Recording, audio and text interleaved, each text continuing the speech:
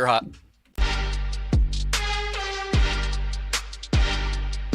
Hey-o!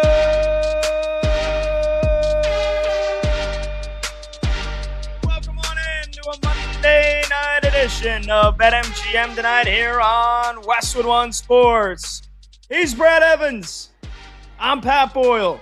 And we are brought to you by BetMGM. Make it legendary. Download the app today. Please gamble responsibly. We're with you every Monday through Friday, 6 to 11 p.m. Eastern, and you can watch the show live on YouTube. Just search BetMGM Tonight and hit that subscribe button. You can watch the show live on Twitter at BetMGM Tonight. And you can listen to the show on the Westwood One Sports app, the Odyssey app, SiriusXM Channel 375, and hundreds of local affiliates throughout North America. Got a great show for you tonight, the Home Run Derby. In 2 hours from now, we'll make our picks and predictions for that. We'll see if either of the two Philadelphia Phillies can bash their way to another title. Plus, we're going to talk Philadelphia Eagles coming up in an hour with Chris McPherson, who covers the team and does digital media work for the Eagles. As we are continuing to go through our three-point stance, we are inching closer and closer to training camp for every team in the NFL. And this week, the Seahawks rookies will report. That'll be the first one. So we technically have training camp beginning this week, baby. Cannot wait for it.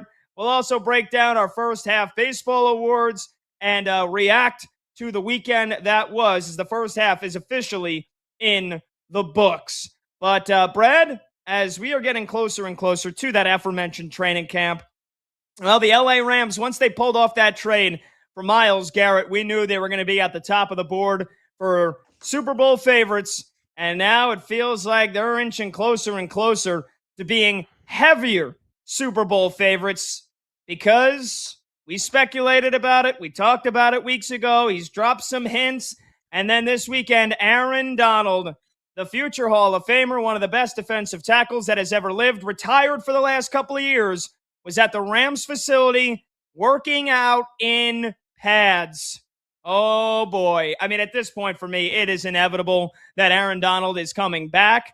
And now I think if it wasn't before, and I know it's tough to say that any NFL team has title or bust expectations, but considering Stafford's window is short for the last couple of years that he's got left here, we thought maybe last year might have been it. He wins the MVP. McVay's one of the best, if not the best coach in the NFL. They get Myles Garrett. And on top of that, Aaron Donald is, in my opinion, definitely coming back.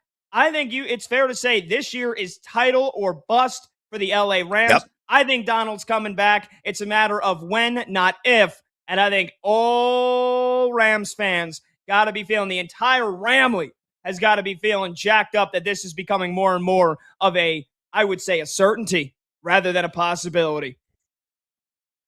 Yeah, I like the Ramley mention there. Ram it home. I think this team is certainly one that, and I've said this before, they seem destined, Pat, to not only win the NFC, but represent in their own facility. Because remember, this year's Super Bowl is at SoFi Stadium, so you couldn't have a better path for them, more favorable path for them to absolutely dominate the NFL landscape this year and just add more color to Aaron Donald's appearance. According to Adam Schefter, this is via the Pat McAfee show earlier today, Schefter said, quote, he wanted to go to the facility, work out to see how he felt, see how he reacted. I think it was a trial method to see how his body reacted and how his mind reacted. I think that's exactly spot on. He wanted to go in and make sure the feels were there, make sure that his body could still, withstand the rigors of training camp and just the physicality of the NFL game.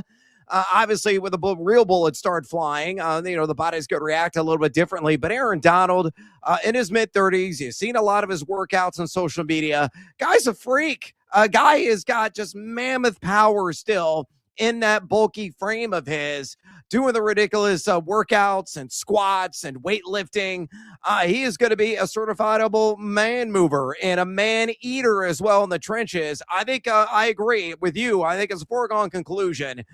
He's got to sign on the dotted line, come back for a year, and try to get another ring. And I think he's, probably destined to get there. He is arguably the most dominant defensive lineman in the interior that we've seen this century. A lot of guys you can, try to double team him. You try to play man-on-man coverage with one of your best offensive linemen, you're going to lose. He collapses pockets. He gobbles up running backs. He just swarms relentlessly, and you pair him with Myles Garrett. My God, it's a tour de force there in the City of Angels. So it is going to be an angelic season, to say the least, in Los Angeles, and that's why I've already wagered on the Rams to have the best record in the NFL. I've already wagered on the Rams to win the Super Bowl. You can still get that at 5-1 currently at BetMGM. And I don't think, and I've said this again, I'm going to quadruple down on it, Pat. I know they have a rigorous and tough schedule, but it's certainly within the range of outcomes that the Rams could be like the 72 Dolphins and go unblemished this NFL season. That's how high I'm in on this team. Oh, I mean, you can't get higher on them than that. A possible undefeated season. 310-840-4910 is our talking text line to join the show. You can call, you can text 310-840-4910. So you think there's a good chance they go undefeated, Brad? You bet on them to win the Super Bowl before these Aaron Donald rumors came out. Remember, I think this is not the first time he was at the facility. Now, he was at the facility in pads on Friday and over this weekend, but I'm pretty sure he made a nice little visit there about a week or so ago as well, if not a little bit before that. And, again, mentioned on Instagram or mentioned on social media, we'll see. I'm thinking about it, when the Rams got Myles Garrett in that blockbuster trade just over a month ago. And so, yeah, it feels like we are creeping. Well, more so now, we are walking. We are briskly walking, if not sprinting towards that official announcement coming from Aaron Donald. So again, you think they're going to go, you think there's a chance they go undefeated. You bet on them to win the Super Bowl before the Myles Garrett trade. You're doubling, tripling, quadrupling down now. So I think, would you be in agreement with me that it's title or bust for the Rams if Aaron Donald comes back? Meaning, and again, I know every coach speak, GM speak, quarterback speak, everybody in the NFL will tell you when they get eliminated from the Super Bowl or when they get eliminated from the playoffs or eliminated from playoff contention, that the goal for every team is to win a Super Bowl every year, right? And if they don't win a Super Bowl, a lot of players or coaches will say, well, we failed. Our goal is to win the Super Bowl. We didn't do that. I think there are more realistic expectations that we set and that teams really do set for themselves behind closed doors. I think for the Rams, coming off the disappointment of getting beaten in the NFC title game last year, everything I mentioned about Stafford, everything we know about Sean McVay, the Myles Garrett trade now on top of it, I think if the Rams don't win the title this season, if Aaron Donald comes back, it is a failure of a season. More so than any other team in the NFL. They are the betting favorite. You mentioned them. 5-1 on BetMGM. And so what does that mean? At the end of the day, is Sean McVay going to get fired if they don't win the Super Bowl this year? Probably not, assuming that they have a pretty good regular season and make it far and win at least a playoff game. But I think for me, in my opinion, with how much of a team that they have built on paper, which I think is better than every other roster, and that doesn't mean that the best roster always wins the Super Bowl. You know that damn well. Everybody does. But I think they've got the best roster on paper in the NFL. They add Aaron Donald, even a couple of years out of retirement. You've said it. If all you do is follow the guy on social media, he's ripped to the gills, still in physical great shape. It comes down to getting into football shape, which you would think a whole year of playing can do that for you for when it really matters in the postseason. If the Rams do not win the title, it is a failure of a season, and Aaron Donald coming back even only accelerates and only adds more fuel to the fire for me that it is title or bust. Would you agree with that? Yeah, I think that's exactly right. Spot on there, mi amigo. And just to echo the sentiment that you threw out about the Rams being the best roster that's out there, it's not just our opinion, but also some informed other analysts' opinion as well. Mike Lade, ESPN, a certified numbers nerd like yours truly, has got this roster projected as number one overall, number one in offense, number one in defense. And he takes it a step further with his projections and all the number crunching, the advanced analytics. Clay has got the LA Rams winning every single game with a win probability of at least 57%. The toughest game on the schedule, on the docket this season, week 16 in Seattle, and it gives them a 57% chance of winning that game. The next toughest game they have on the slate at Denver in week 3, 61% chance of winning that one, followed by the Eagles in week 4 on the road, and he gives them a 62% chance of winning. Look, if everything, fires in all cylinders, everything clicks, and the right bodies stay upright. And we know it's a violent game. The injury imp is always lurking. But if this team can stay, mostly healthy, if Puka Nacua stays upright, Matthew Stafford is under center for 17 games this season. Garrett, and assuming Aaron Donald were to come out of retirement, they're on the field. All of those key components, if they get a good, clean bill of health all 17 weeks, I'm telling you, folks, they're going to be favored every single week. They may lose a game or two. That's certainly an outcome there on the table. But, man, you're exactly right. If they don't win the whole enchilada this season with those key parts, assuming they stay healthy, it will be not just a minor failure, a colossal failure. The expectations, in my mind, are absolutely sky high in the City of Angels. And of course, we're not talking about the Chargers. We're talking about their home compadres there in the LA Rams. I think it's destiny that they hoist the Lombardi Trophy come February. 310-840-4910. So again, is it title or bust for the LA Rams? Even without Aaron Donald, I think you can make the case that it is. And especially with an Aaron Donald comeback now kind of becoming more and more of a possibility here at the Rams facility over the weekend, working out in pads. Schefter on McAfee today saying he told the team he wanted to go there, work out, see how he felt, see how he reacted, all that other good stuff. I mean, again, it's one thing if Aaron Donald shows up to the facility in late August and it's like, all right, well, he's probably not going to be ready to start the season with the team. Maybe this is a thing. They bring him in week 4, week 5. Hell, I mean, like this could have happened in September or October. Hey, Rams dealing with some injuries, or, Rams maybe not off to the. I mean, you look at it both ways. Rams are 7-0. Aaron Donald, this is the time to jump on the wagon. Feels like he could win one more ring. Or the team's 4-3, off to a bit of a sputtering start. There's some injuries. Aaron Donald could jump in and help either way.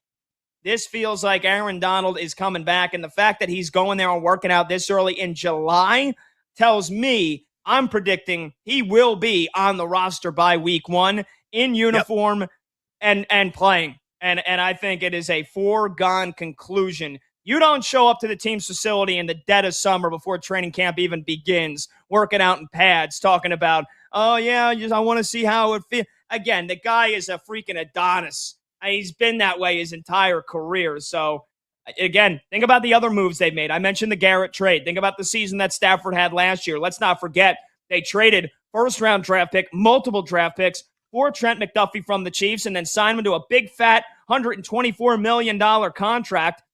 They added Jalen Watson, his other former secondary mate in Kansas City, on a much cheaper 3-year deal, but They sprung many leaks in that secondary last year. That was the biggest reason why they lost to Seattle. It was the biggest reason why you had some doubts about the Rams in the postseason. They've shored that up. They've traded for the best defensive player of this generation, or maybe the second best defensive player of this generation, and they're thinking about bringing back the best defensive player of this generation on top of the offense. Bringing back Puka Nacua, Devontae Adams, again, the running back duo of Kyron Williams and Blake Corum, the 3, 4, 5 tight ends they could feature on any damn play. Sean McVay's genius. I'm hating it, Brad. I'm getting sick to my stomach already thinking about the Rams being 11-0 in November, and everybody has got them at winning the Super Bowl. So I think you even got ahead of some value here. I think you got him back 2 months ago, 3 months ago, before all this happened, before the Trent McDuffie trade. I believe you did. You were saying it since March and April that you thought the Rams are going to win the Super Bowl next year. And everything that has happened since then has only helped their odds and has only added more fuel to the fire that the Rams going into this season are by far the best team in the NFL. Yeah, and apologies in advance of them going 0-17 this year because if you fade the noise, typically you win. And if you follow the noise, typically you wind up hairless in a gutter somewhere in North America. And that probably is a foregone conclusion for the beloved Rams organization. But just speaking of Aaron Donald, to speak to his dominance back in 2023, I was looking this up while you were so eloquently and poetically, issuing your stance on this team. According to Pro Football Focus, he was number 11 overall in terms of defensive grade. He was also a top 10 contributor in pass rush grade. He was also top 15 in run defensive grade. He can literally do everything. So, a lot of people, they tend to forget, and they may knock him because of the age associated with the name, but age ain't nothing but a number, according to Aaliyah. Shout out to her, RIP. So, obviously a guy that is, I've stated before, in impeccable shape. We'll see about the football conditioning, but that's what training camp is for. Get himself up to 8+ speed. He's going to go out there and he's absolutely going to crush it. So, with him and Garrett working together, you mentioned Trent McDuffie at the back end, and they really shored up that back end. Yes, they're going to miss Jared Verse, who, of course, is part of that Myles Garrett trade, who is now in Cleveland. But, they have got weapons galore offensively. This is going to be one of the best, if not the best offensive team in the National Football League. On top of that defense, they're going to be heavily favored pretty much like 95% of the time this season. And what I mean by heavily favored, they're going to be favored by at least 7.5 or more week in, week out. So Los Angeles, no excuses with traffic. No excuses at all. Don't be fair weather fans. There are a lot of them out there. It's a splintered fan base because there are a lot of people from different parts of the country that live in sunny Southern California. But get your butts to SoFi Stadium this year. Pack the house because the Rams are going to have a special season. 310-840-4910. We want to hear from you. You can call, you can text. Is it title or bust for the Rams if Aaron Donald comes back? You're listening to BetMGM tonight with Brad Evans and Pat Boyle. We're sponsored by Progressive Commercial Insurance, protecting your business vehicles 24/7. See if you could save at progressivecommercial.com. All right, we'll get to your calls and your texts. You can also tweet the show at BetMGM tonight when we return. And also, there's a top 10 quarterback list. I think it stinks to the high heavens. We will debate when we return. And also, not a surprise, the World Cup falling in line with the rest of sports, doing the one thing they didn't need to do. We'll talk about it when we come back. He's Brad Evans. I'm Pat Boyle. This is BetMGM tonight on Westwood One Sports.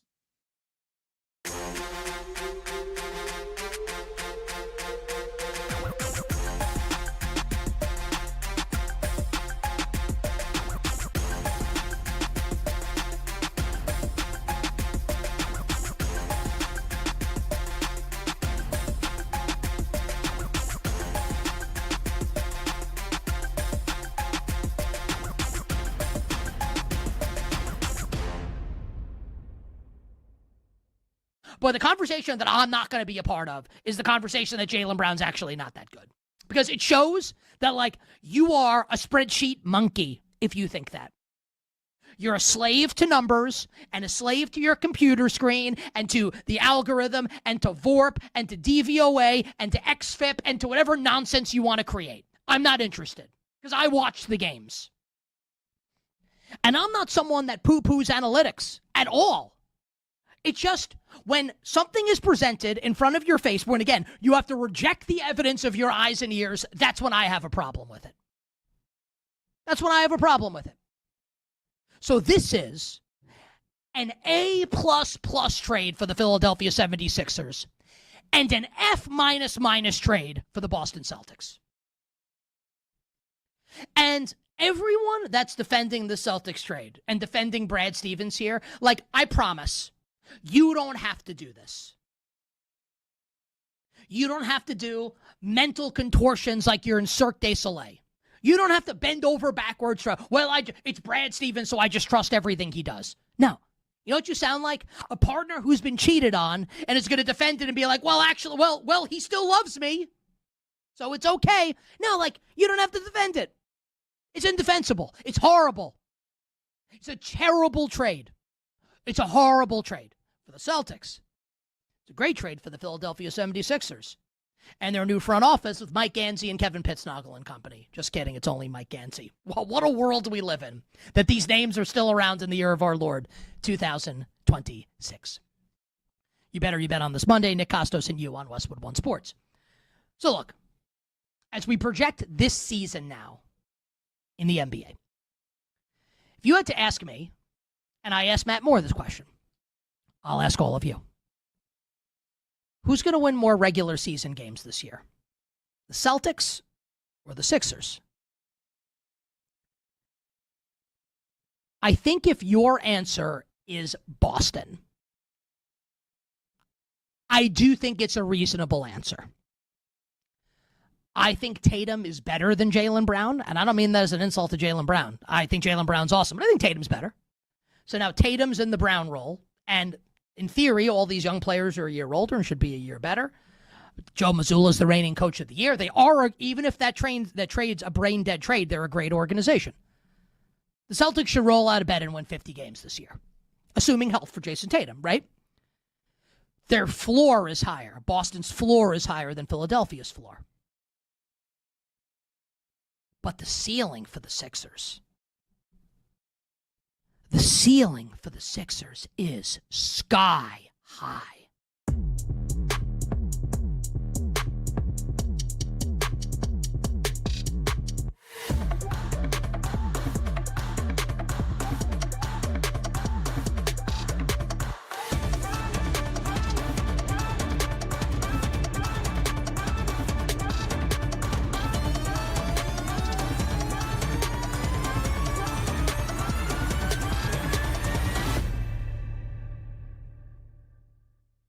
I would say it's true, but I would caution people, and this is a comp that I think is kind of funny because I think there's a lot of comps between this and the NBA playoffs, right? I mean, England is the Knicks, right? They haven't won it in forever. They've got the narrative behind them. They've got the feel-good vibes. The new Maybe they're not manager. as talented. Yes, all these things. And then OKC, right? They're the deep stacked team with the MVP. That's Mbappe in France. Then you've got the newcomers, Spurs, Lamine Yamal. And they're trying to usurp them as the best team in the world. And France is the favorite, but you're like, well, but Spain, they're pretty good. And then they're like, but whoever wins OKC Spurs, like they got the final. And the betting odds for the final will be pretty close to what the odds were for Spurs Knicks. Whoever wins this game is probably going to be just as big of a favorite. And like, I'm not saying that I think England is going to win the World Cup, but I'm saying that, like, I don't know. People tend to be overconfident in like a contest that's like 63-37 or like 66 to, they're like a 2-1 favorite. Okay. But like those teams lose all the time. We literally just watched it happen.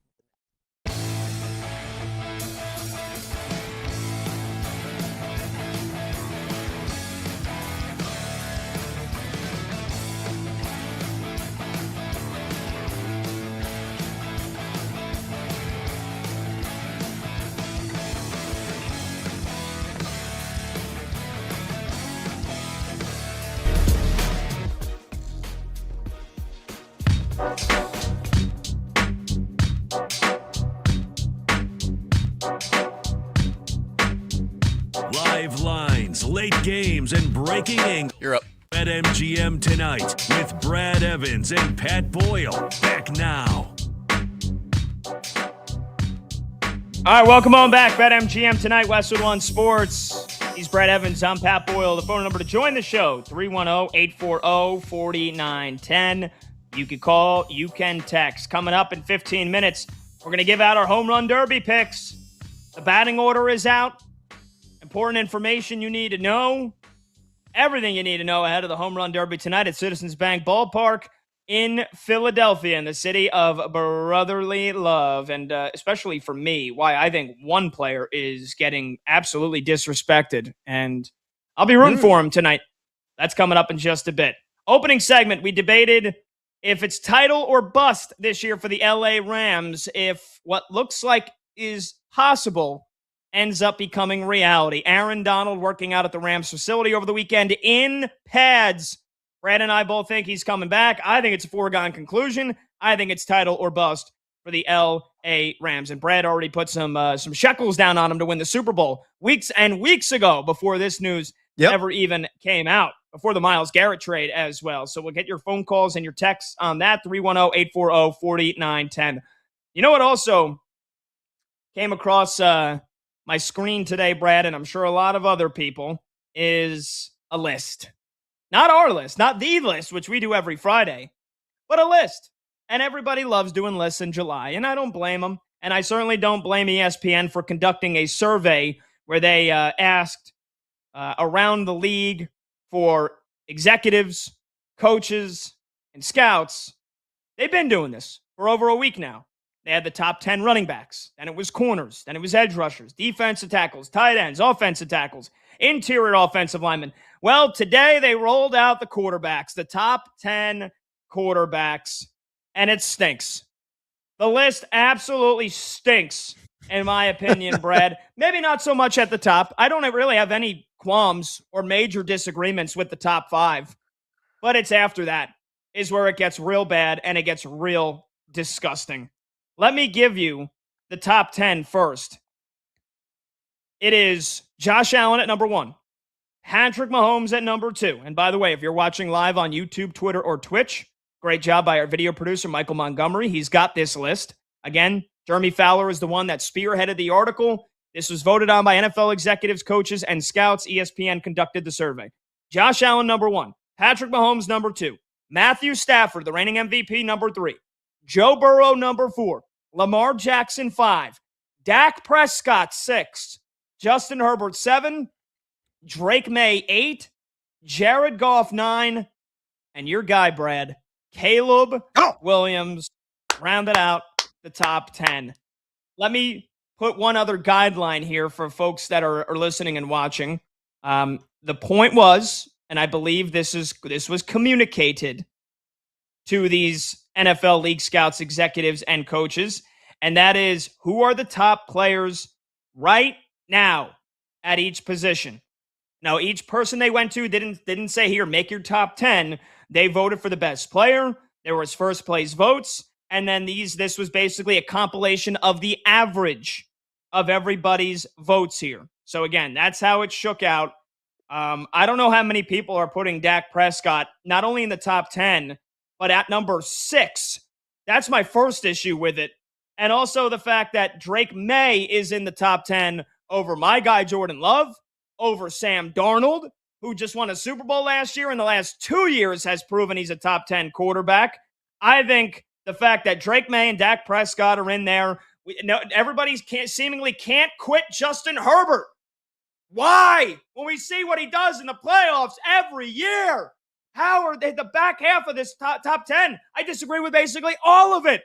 But it starts for me with Dak Prescott and Drake May. I think those are the 2 biggest mistakes. Those guys in the top 8, I think that's terrible. I disagree. I think Dak should be in the top 10.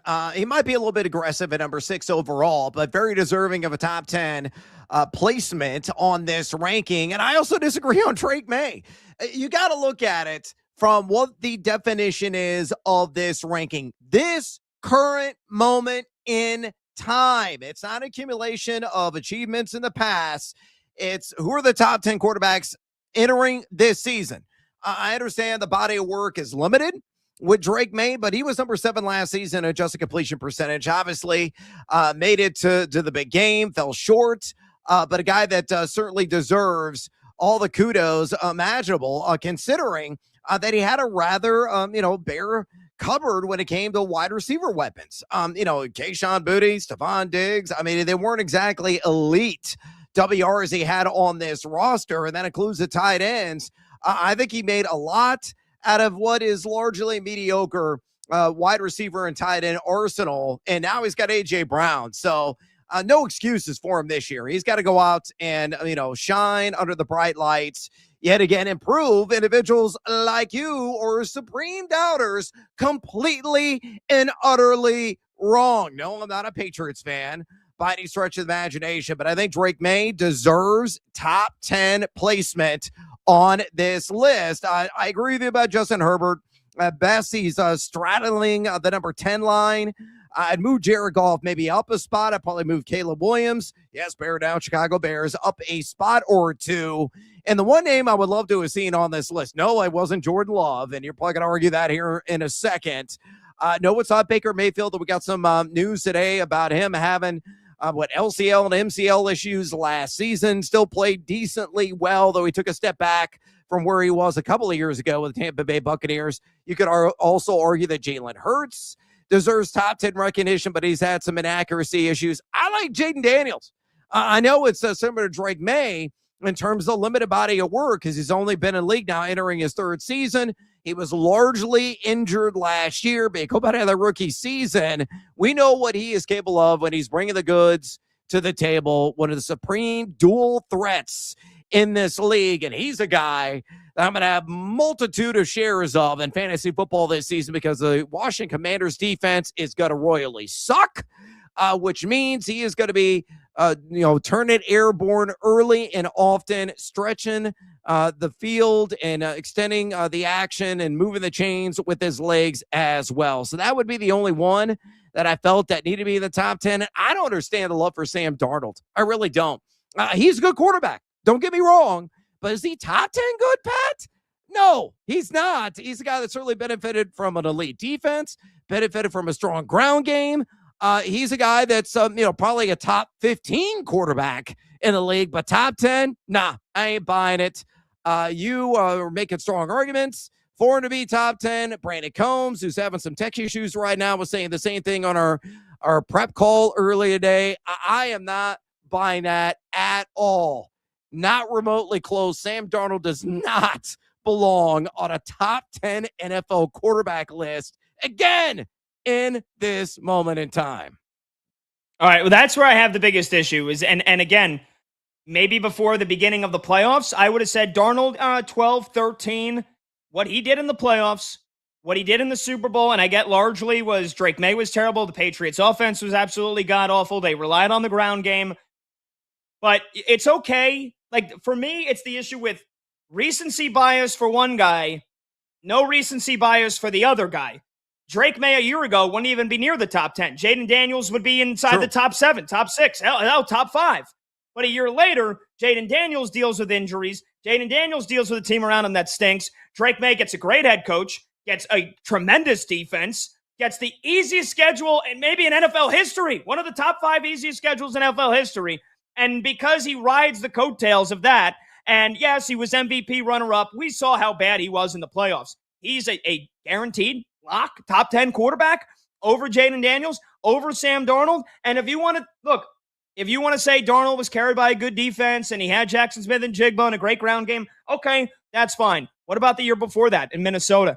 What about the last 2 years for Sam Darnold? Across 34 starts in the regular season, my guy has thrown for nearly 8,400 yards, 60 touchdowns, 26 interceptions, and a 67% completion percentage. You know who has the most wins in the NFL in the last 2 years? Sam Darnold. When he did it with Minnesota, coming into last year, it's all Kevin O'Connell and Justin Jefferson. That has nothing to do with Sam Darnold. Look at what he did in the one playoff game he got into. A year later, he gets back to the playoffs, gets to the Super Bowl, plays great, plays well enough in the Super Bowl that he didn't really need to do much outside of play his game. The rest of his team took care of it. But in the last 2 years, Sam Darnold's got more wins than anybody. He's got top 5 in passing yards. He's top 5 in passing touchdowns. How can we just continue to see what he's done, the revolution he's continued to make, and say, oh, well, it doesn't matter because his team or his coach or his defense or whatever. Sooner or later, winning,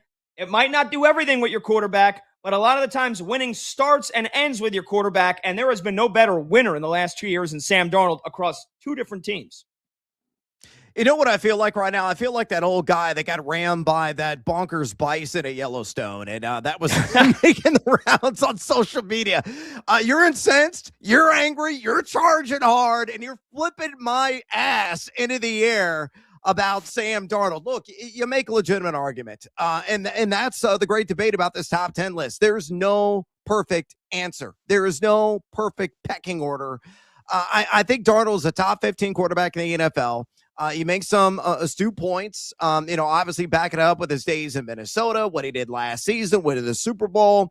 and doing a lot with the weapons around him. Now, obviously, he had an embarrassment of riches to a certain extent with Justin Jefferson and JSN last year, and some of the other contributors overall. The outstanding defense he had with the Seattle Seahawks a season ago there in the Great Northwest. Not so much with the Minnesota Vikings a couple of years ago. He laid out the numerical case. And being the numbers nerd that I am, I certainly appreciate that. He's just not my cup of tea. You look at some of the advanced analytics elsewhere, that kind of backs up my viewpoint with the eye test. Again, top 15 quarterback, maybe straddling the line of top 12, but top 10, you can't sell me, baby. I am too stubborn of a mule to be ridden on Sam Darnold as a top 10 quarterback in the NFL in this given moment. Okay. All right. Can I interest you in some Brock Purdy? Because I think he got just as much disrespected as well. Yeah, by the way, that's fair. Jeremy Fowler, I think, put out was it up to the top 20 in one of his tweets. And according to the voting, again, Caleb Williams was 10, Darnold was 11, Jaden Daniels 12, Jordan Love 13. And he made a point of noting that 10 through 13 was incredibly close.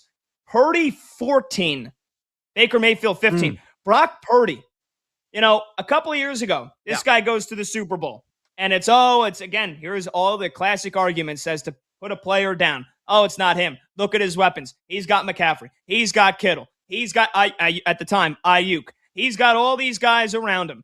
2024, everybody gets hurt. Brock Purdy and the Niners, well, the Niners stunk. They don't make the playoffs. Brock Purdy, you look at the numbers, they're not incredibly appetizing. He does throw for nearly 4,000 yards, 20 touchdowns, 12 picks. Last year, Purdy spent most of the first half of the season hurt. He plays 9 games in the regular season. If you project Brock Purdy's numbers in the 9 games to a 17-game season, he throws for over 4,000 yards. He throws for nearly 40 touchdowns, and he's top 3 in the NFL in completion percentage. And the guy went to a Super Bowl in his first full year as a starter, went to the NFC title game in his rookie year, and last year gets a game away from the NFC title game. We know they got annihilated by Seattle. That game was over before it started. Purdy didn't play. Nobody on San Francisco played well. So over the first 3.5 years of Brock Purdy's career, he's not near a top 10. All the guy's done is win. All the guy does is show up and put up numbers. We saw what any quarterback, any human quarterback looks like when all your weapons around you are hurt. And we've seen him play with a terrible defense. We've seen him play with a mix of having all of his weapons, some of his weapons, none of his weapons. And the guy still puts up tremendous numbers, top 10 quarterback numbers, and wins at a top 5 quarterback rate. And he's 14th? I can't get over that. I can't get over that.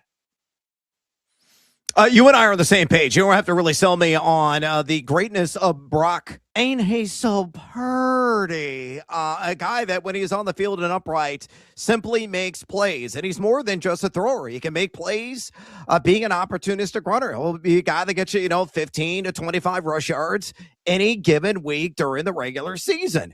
And I know you missed some time last year. He was, really grinding through some of the physical ailments that he was dealing with. But 11 games that he played, Pat, he was number two, only behind Jared Goff and adjusted completion percentage among quarterbacks with at least 10 starts. He was number 1 in deep ball completion percentage, a respectable number 13 in red zone completion percentage, number 3 in clean pocket completion percentage, number 5 in blitz completion percentage. He gets it done, whether under pressure or, with those clean pockets, making clear, concise, and accurate throws on the money. The guy just delivers, and it doesn't matter if he's, got a begrudging, wide receivers to throw the pill to. I'm talking about Brandon Ayuk.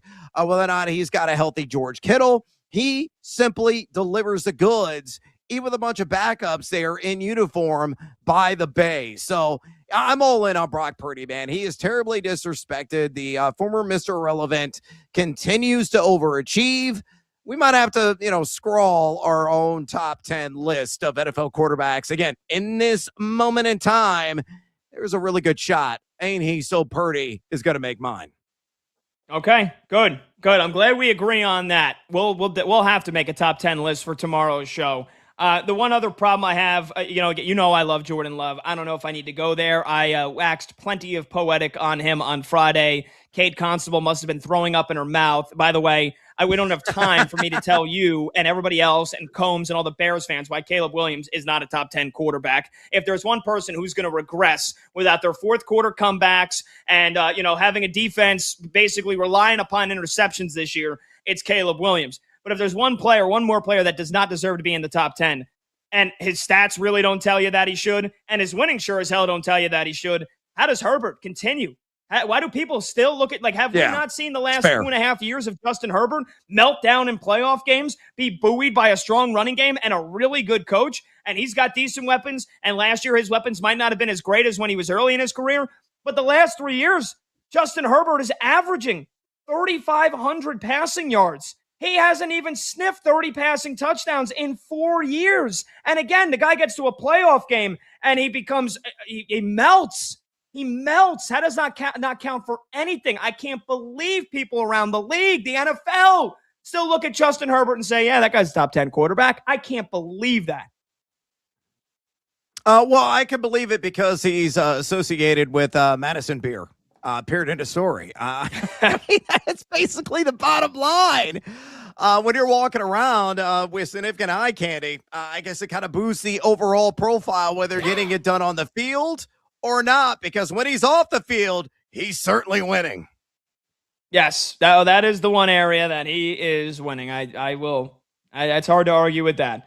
310-840-4910. What issues did you have with this top 10 quarterback list that came out today? Again, polled 2 executives, scouts, and coaches from around the NFL. This is what the league, the brain trusts, the coaches, the top decision makers in the league are saying. I can't believe it. I can't believe that. Back half of that top 5 is an utter disgrace. I got no problems. I think Josh Allen should be 1. I think you could probably put Stafford ahead of Mahomes, but I don't have a lot of quibbles with Mahomes being 2 still based off what he did in the past. Really? Again, right now, that's very subjective because Mahomes right now, Stafford just had one of the great seasons ever. But I don't have a problem with that, and I think Burrow should be ahead of Lamar Jackson in any list, and I do think Lamar should not be in the top 4, but really the back half of that top 5 for me is just basically a mishmash, throw as much as you can at the wall and see what sticks. All right, we got to take a break. When we come back, we're going to make our picks for the Home Run Derby. 310-840-4910. He's Brett Evans. I'm Pat Boyle. This is BetMGM tonight on Westwood One Sports.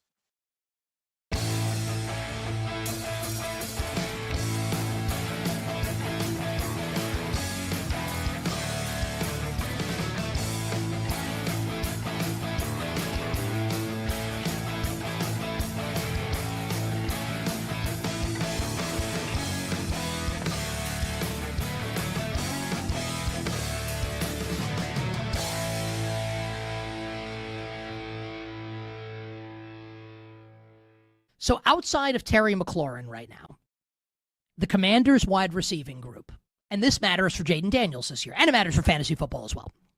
The Commanders wide receiving group behind Terry McLaurin is Treylon Burks, one-time, draft bust of the Tennessee Titans, and maybe he can resuscitate his career to some degree.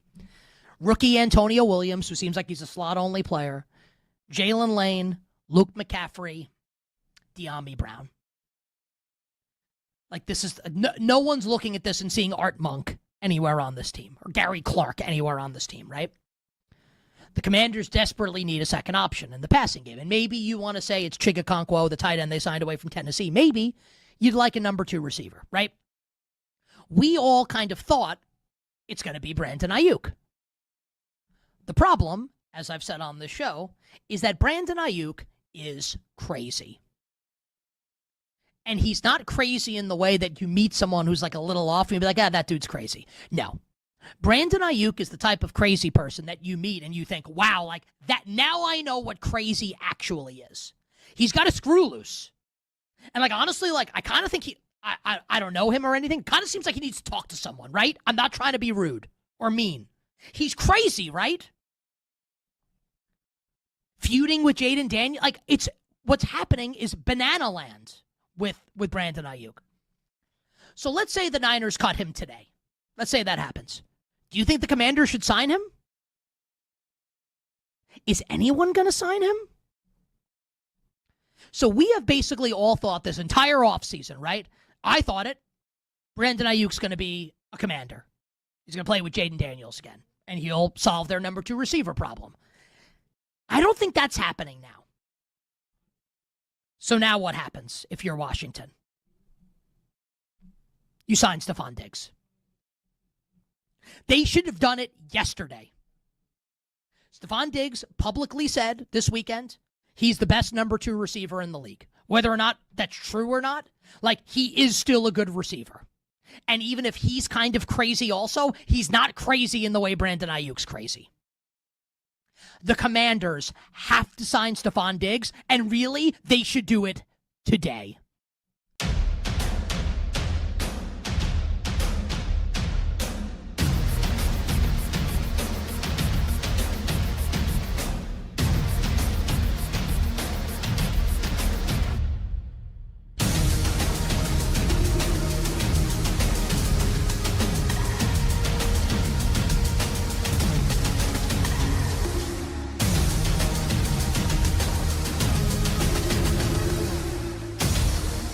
France and Spain tomorrow might as well be Arizona and Michigan. Final Four Saturday night a couple months ago, where I felt winner of that game wins the national championship. Remember Arizona? Good performance in that game against Michigan. This is, for all intents and purposes, the Rams and the Seahawks in the NFC Championship game this year.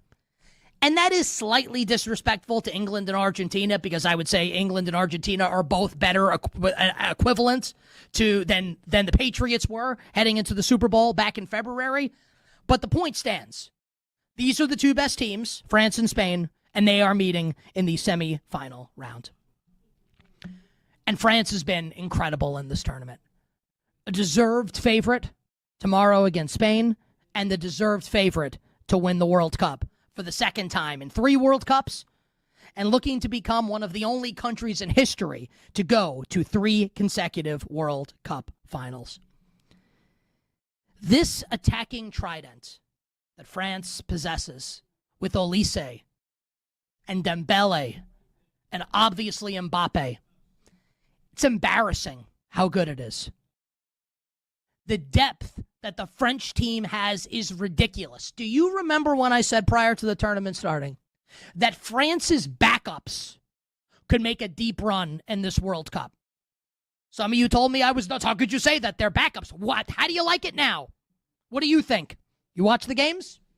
You don't think their backups are awesome? They don't miss a beat when guys are subbed out, when important players are subbed out. They just keep on rolling. They are unbelievable. And they're the best team. But I have to acknowledge, Spain's not far behind. And as someone who bet France to win this World Cup, Spain absolutely terrifies me.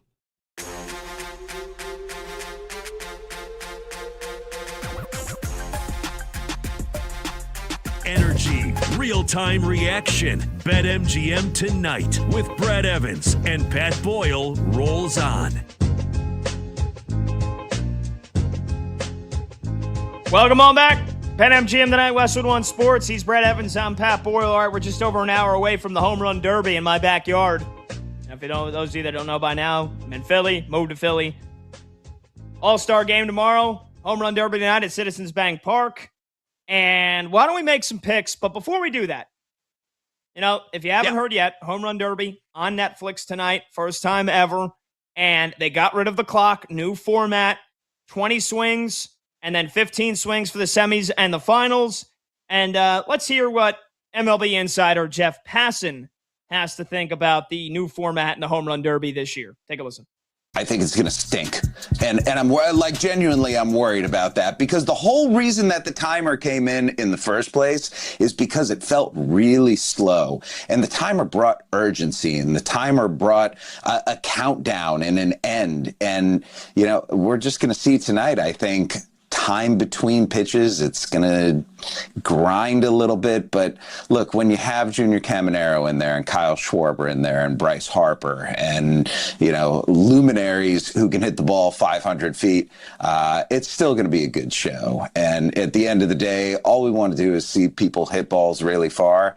And I think we're going to see that tonight.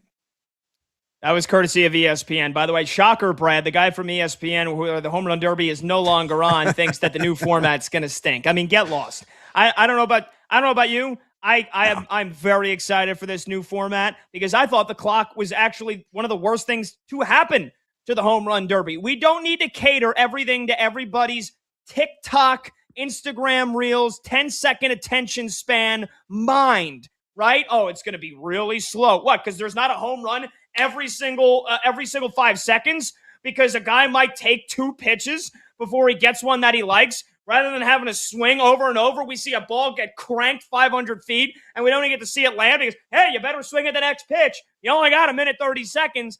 I think it's nonsense. I think getting rid of the clock is one of the best things Major League Baseball and Rob Manfred, who's made a ton of bad decisions, I think it's one of the best things they've done in the last decade. Yeah, I totally agree. The prior format with the shot clock, it was frenetic. I mean, the cameraman, couldn't even keep up on the national broadcast. It was home run, home run, home run, home run, and you couldn't watch it majestically fly into the stands because there was another one following. And as a result, guys were just spent. They were physically exhausted after the first round. So you generally saw a deterioration in some of those long balls as you got later on in the exercise because guys were wiped out. They were dog tired. You're not going to get that tonight. I think there's going to be an emphasis on exit velocity and bat speed. Guys are going to be pickier. They're going to be choosier with the pitches they swing at because they have a limited amount of swings. So it's going to maximize, I think, the launch angle, the overall bat speed, and those majestic bombs they're going to drop in the Citizens Bank Park stand. So I think it's the right move. It's not just about frenetic and speed hacks. It's all about being pickier. And as a result, those guys got to put on a show. So, yeah, let's just take a step back. Go ahead and close your laptop. There's no reason to be firing up the TikTok or anything else, as you mentioned. I got 2 Gen Zers in the house, both my sons in their late teens, and they need instant gratification. But you know what, boys? Tonight, you're going to take a chill pill and you're going to watch this glorious exercise. Exercise a little patience, and I promise you will be duly rewarded. So I like the change to the number of swings. I disagree with my former Yahoo Sports colleague, who I absolutely love and adore, in Jeff Passan. It's not going to stink. It's going to smell wonderful and glorious, unlike me, pretty much every day of my life. I'll tell you, all right, we only got a minute. So we either have to fly through our picks or we save them for next hour, about 45 minutes from now. Brad, what do you think? We save them? Because we really would have to fly through them. Drama, man. Let's build it. Let's go ahead and save those. We'll put them in cold storage, and we'll reveal them in Seg 5 because we got an interview coming up. That is right. All right, I will. Let's get out the list one more time here. The list of Home Run Derby participants. And you got the 2 Philadelphia Phillies, Kyle Schwarber and Bryce Harper in Philadelphia, repping the home team. Junior Caminero from the Rays, who put on an absolute show last year. Munetaka Murakami, who everybody wants to say, by the way, I was crying watching that clip of him and McAfee singing that song, Strokin'. That was tremendous. So if you missed that, classic. At some point later tonight, definitely not during our show, seek that out on social media. Jordan Walker, who's having an incredible breakout year, part 2, I guess, if you will, for the St. Louis Cardinals.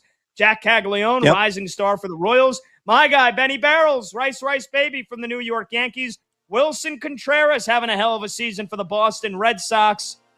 That is your list of 8. Schwarber, Harper, Caminero, Murakami, Jordan Walker, Caglione, Rice, and Contreras. We'll give you all of our picks. Who's going to win it? What are some good plays with our friends at BetMGM in a little bit. But coming up next, we're going to talk Philadelphia Eagles with Chris McPherson right here on BetMGM tonight.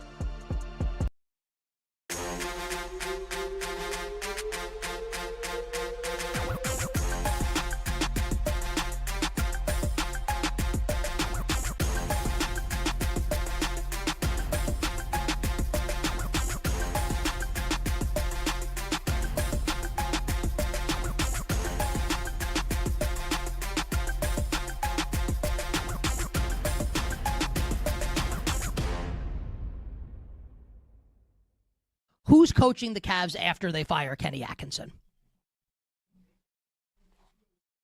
If you think that Kenny Atkinson is making it through the season coaching this Cavs team, if they sign LeBron James, I got a bridge in Brooklyn to sell you. There's no way.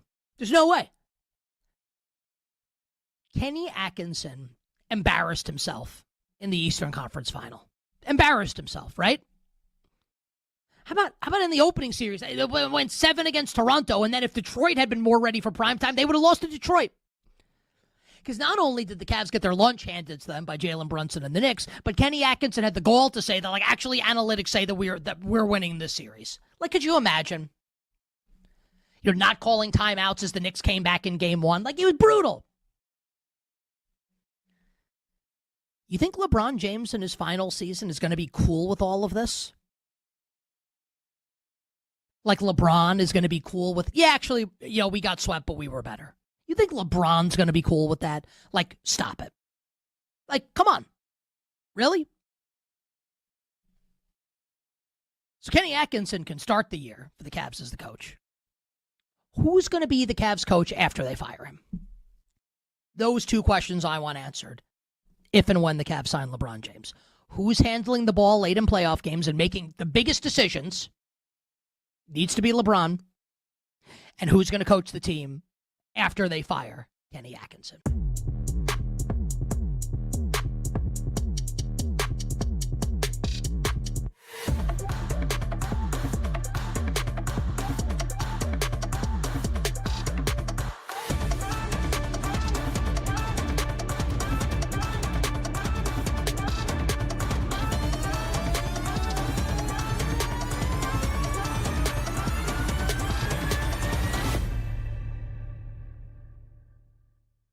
Do you believe, sincerely, I'm talking to you,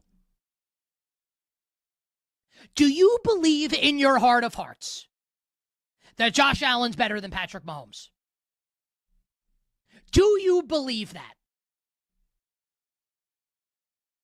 I'll ask the question a different way. Now, hopefully this never happens, because this is the kind of stuff that horror movies are made of.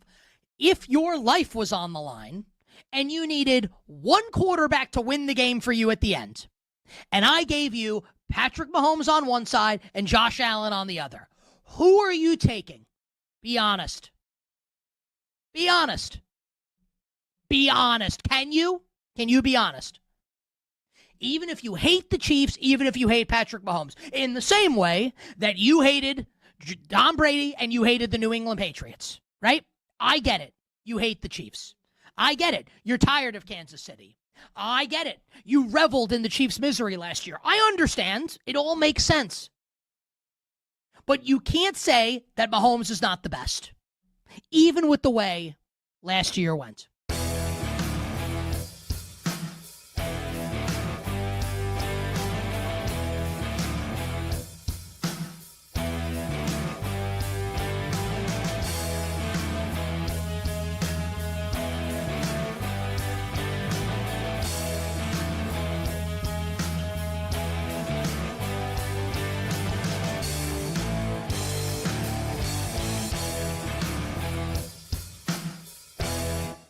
My problem, though, with Jannik Sinner, and my problem, honestly, and it's not tennis's fault, but with men's tennis as a whole right now, is with Carlos Alcaraz out.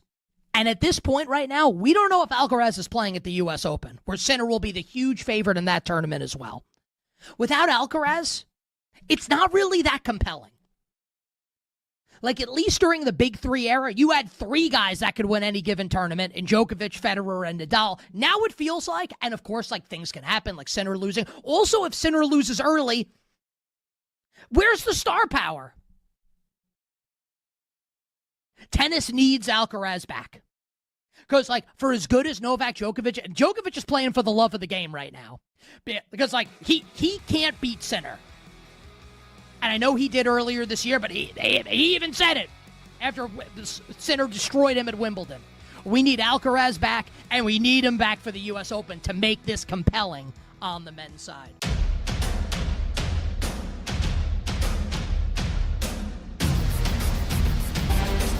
The day shuts down. The games light up. This is BetMGM tonight. Mics are hot. With Brad Evans and Pat Boyle on Westwood One Sports. Hey, welcome on back to BetMGM tonight here on Westwood One Sports. He's Brad Evans. I'm Pat Boyle, and we are brought to you by BetMGM. Make it legendary. Download the app today. Please gamble responsibly. Hour number 2 of this Monday night extravaganza kicks off right now. You can watch the show live on YouTube. Just search BetMGM tonight and hit that subscribe button. You can watch the show live on Twitter at BetMGM tonight. And you can listen to the show on the Westwood One Sports app, the Odyssey app, SiriusXM Channel 375, and hundreds of local affiliates throughout North America. Let's talk some football, shall we? It's going to be a very interesting year for the Philadelphia Eagles. And while the All-Star game for baseball is going on tonight in Philly, we know that everybody's going to have their attention turned to the birds in a short amount of time. So to talk some Eagles, let's bring in Chris McPherson here on our guest line. He covers the Eagles for PhiladelphiaEagles.com. Chris, it's Pat and Brad. It's good to have you, man. How you doing? Pat and Brad, I cannot believe that we are just over 2 weeks away from the start of training camps. And like you said, it's funny that you're like, it's an interesting year for the Eagles. When has it not been? Every year is interesting for the Philadelphia Eagles. There's always something going on in the offseason with this team, which makes it such an outstanding team to cover.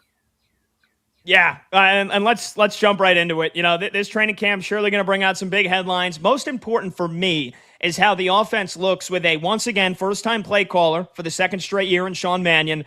I thought, this is my opinion, I thought the number one issue last year was Kevin Patullo, and that's not to shoulder the blame off of Hurts or Saquon or the receiving core or Sirianni or the O-line, but from what you've gathered thus far, as we are just around the corner from training camp, how much, and I know it could change and it will evolve, but how much of this offense is Sean Mannion's to do as he wishes, considering he is a first-time play caller, and how much is it collaboration with Sirianni and the rest of the offensive staff? Basically, in other words, how much load is going to be put on the shoulders of Sean Mannion? I think certainly a lot. It's going to be a collaborative effort between Nick Sirianni and Sean Mannion trying to blend what has worked well over the last 5 years, a 5-year period in which the Eagles have made 2 Super Bowl appearances and won one, coming off back-to-back division titles. But also what intrigued the Eagles was having someone from the Sean McVay, Kyle Shanahan tree in a Sean Mannion who was basically a fast riser in the Packers organization. They figured that he was going to be an up-and-comer and probably an offensive coordinator with LaFleur entrenched as a head coach at some point soon. So the Eagles said, well, why don't we just jump the gun a little bit here and let's bring on Mannion, a former backup quarterback who is well-versed in a variety of schemes, but certainly in what McVay and LaFleur and Shanahan have done over the years. Basically, the Eagles' offense just got too static last year. Now, when you have a dominant offensive line, when you have Pro Bowlers pretty much from left to right, that's all fine and good. But one of the effects of the Super Bowl season was the wear and tear on the offensive line. They lost Lane Johnson midway through last season, one of the game's best right tackles for over the last 15 years. Cam Jurgens, the Pro Bowl center, was just never himself. Left guard Landon Dickerson had knee surgery during training camp and still didn't miss opening day, week 1 of the season. The offensive line was just never right. And then on top of that, when you have an offense that's too static and too reliant on winning one-on-one matchups on the outside, which the Eagles, when you have an A.J. Brown and the Devontae Smith, you can do a lot of time. But defenses just caught on to that. And as you saw down the stretch, as good as the Eagles' defense was, the Eagles just couldn't score enough points. I mean, you're going down the stretch of the season, and you're just trying to get to 20 points in a game, and they're only able to do that 3 times following a Week 9 bye. That's 10 games after the bye week, including the playoff loss to the 49ers. And when you look at the quality of teams they did against, yeah, it's not anything to sing about. So I think basically a confluence of factors, but at the end of the day, the Eagles look at this roster and said it's just too talented to underperform the way they did, and they needed to get some fresh new ideas and enter Sean Mannion, who is working with with new members of the staff to implement the things that he wants to do to bring his vision to the table, but also working in concert with Nick Sirianni to make sure that they don't lose everything that they've done and what's worked for them during this 5-year successful run. Yeah, so not to ask you to be an X's and O's guy here or give us a definitive answer, but I guess what do you think the core principles of this offense will look like? Considering Mannion does come from the McVay tree and coached under Matt LaFleur and the Packers. What do you think the core principles of this offense will kind of look like? I still think some of it remains to be seen, because a lot of people instantly are like, are we going to see more pre-snap motion? I would expect to see more than what they've done at the very least. That's not a very high bar to cross. Are you going to see some more outside zone? I think Saquon Barkley is certainly expecting so. He's studied Todd Gurley tape this offseason to kind of get a sense of what he thinks he would look like in this type of offense. So I think he's certainly expecting that. The offensive line, I'd mentioned Lane Johnson, the one tackle, Jordan Mailata, the other tackle. The one thing that they're excited about is they're going to get some help in protection. The previous scheme pretty much left them on an island at all times. So they're happy that it's not going to be all incumbent upon them all the time on every single snap against the plethora of pass rushers that we see across the league. So definitely some of these elements are going to be mixed in. More under center with Jalen Hurts, okay? We've seen a lot of that in the spring, so I certainly would expect more. But again, these are things the Eagles just have not done a whole lot of. They pretty much said, look, our talent is better than your talent, or we're going to go out there on a weekly basis and we're going to be able to win. And largely that has worked. But it's gotten to the point now where they said we need to scheme it up. And it was just so hard watching the Eagles offense last season. They just made things so difficult for themselves. And when you have to win games like 13-12 against the Bills, or the Packers game or the Lions game, they're getting these marquee wins against quality playoff teams, but they're doing so largely because Jalen Hurts isn't turning the ball over and the defense is making key stops when needed. So with all that being said, we are definitely going to see some new implementations with Sean Mannion and what he's going to bring.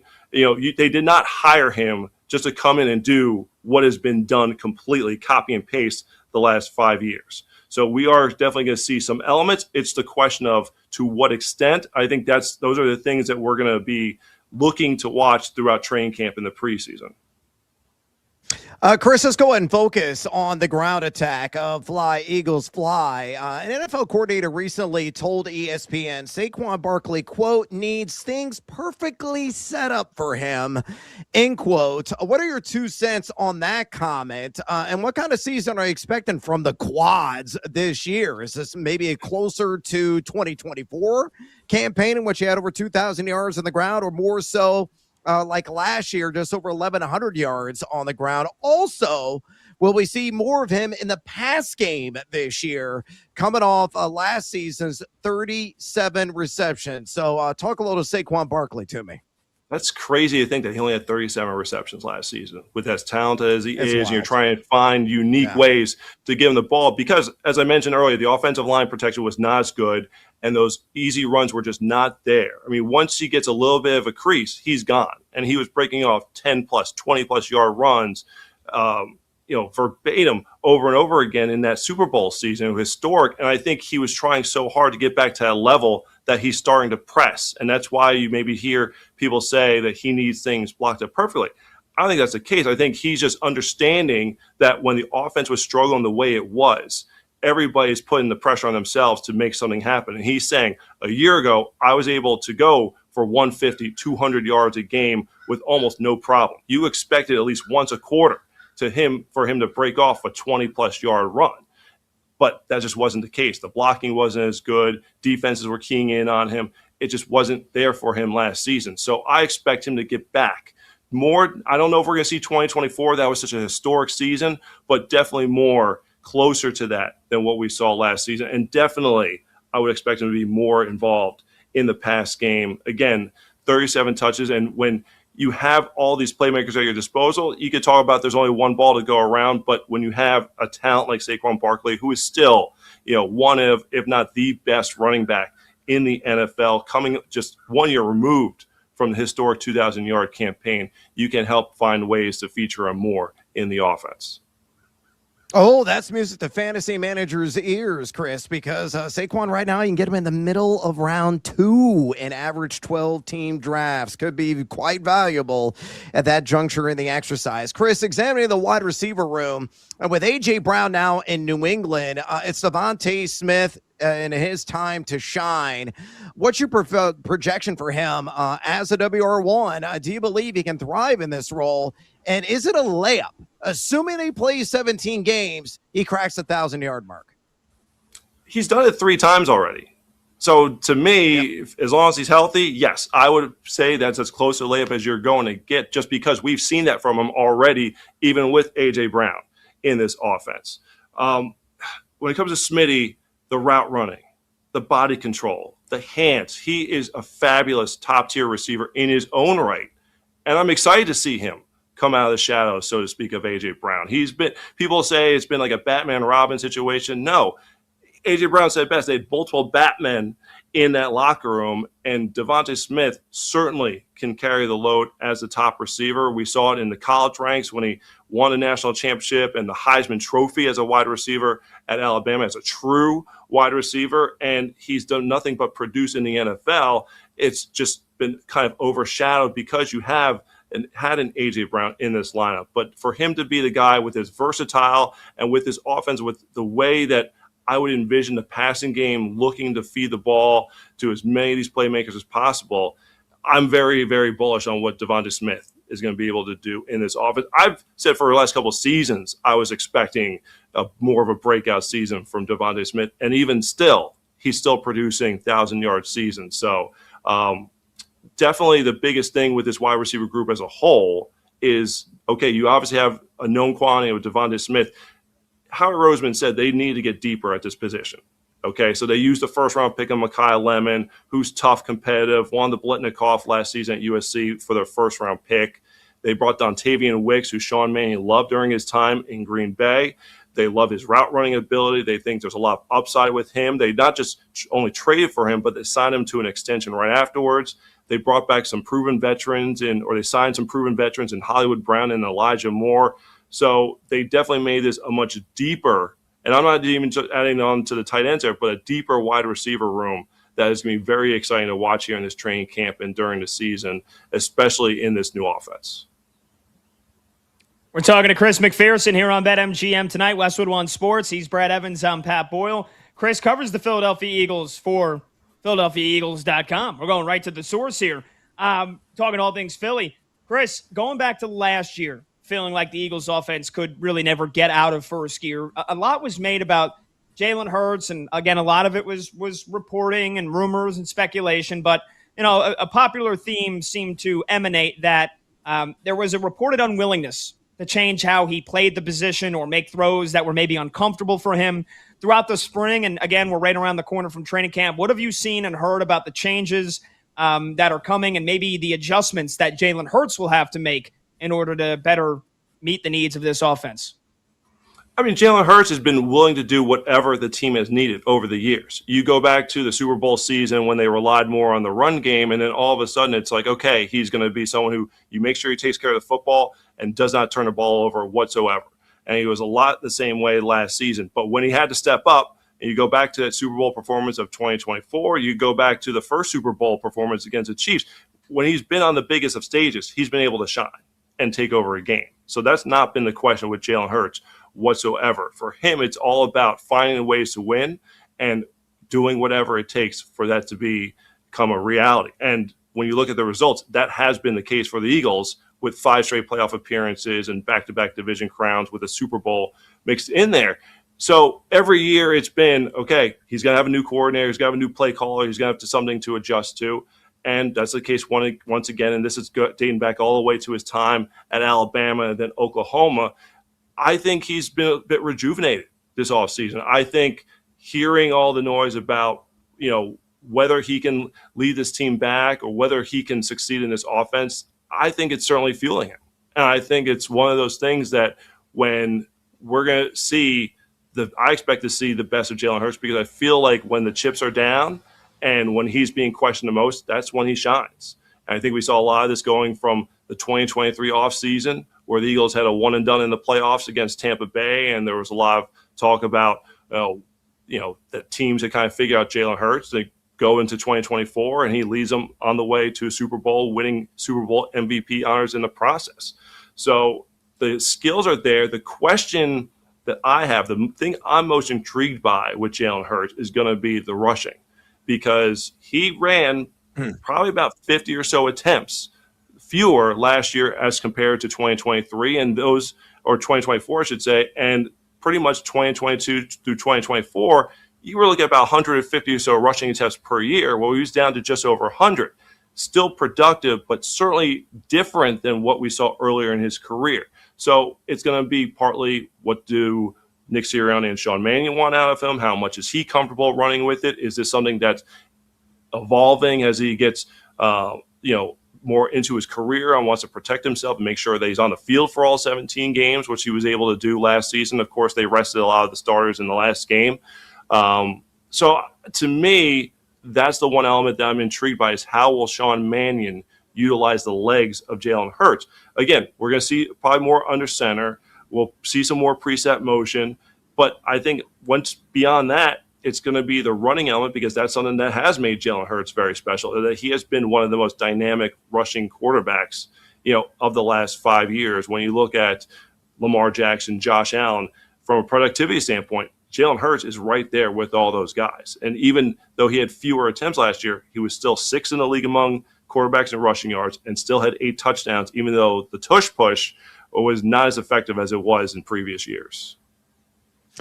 Yeah, no doubt about it, Chris. It'll be really interesting seeing how he is utilized on the ground. The dude can squat elephants, though. Man, he is such a load to bring down in the open field. Let's go back to the pass catchers. You mentioned Mekhi Lemon. Again, they spent the high first-round draft capital on his services. He was limited throughout OTAs and minicamp with that hamstring setback. What is the latest on his availability for training camp? Is it going to be all systems go?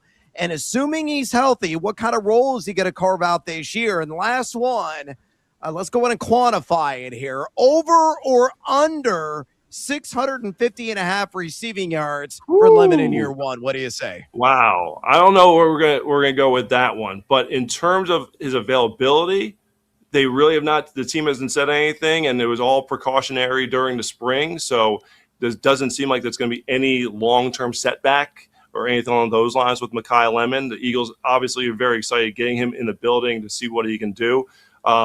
He's going to be a versatile chess piece for this offense. Again, someone who's really good with the ball in his hands. They're going to try to find ways to feed him in the short intermediate game. Someone who's really good at contested catches for his size. Not the biggest guy in the world, but can win those 50-50 balls. Just really, really competitive, speedy, great in and out of his breaks.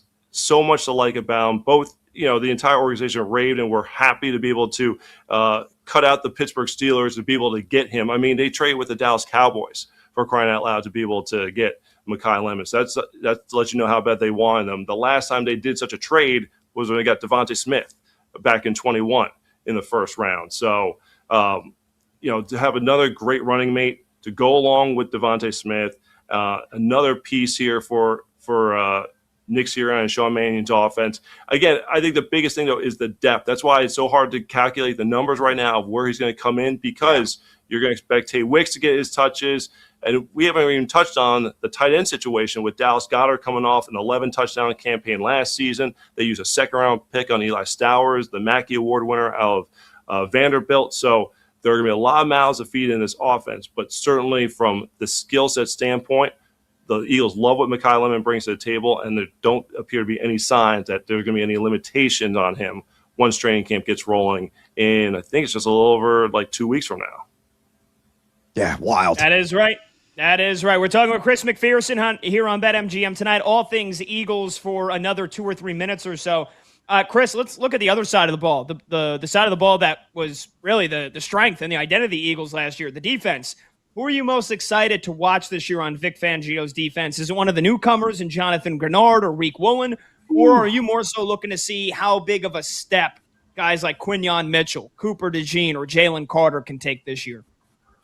That's a great one. I would love to see Jalen Carter just go to become the down, dominant player that we've seen in flashes at times in his first couple of years in the league. You go back to the playoff run in 24 when he basically won them the Rams game. I mean, everyone's going to remember Saquon Barkley's performance, the franchise rushing record in the snow and all that stuff, and it was phenomenal. But on that last drive, Jalen Carter just took over on back-to-back snaps, sacking Matthew Stafford, then forcing the errant pass on fourth down, forcing a fumble earlier in that game. I mean, you go back to last year against the Rams as well.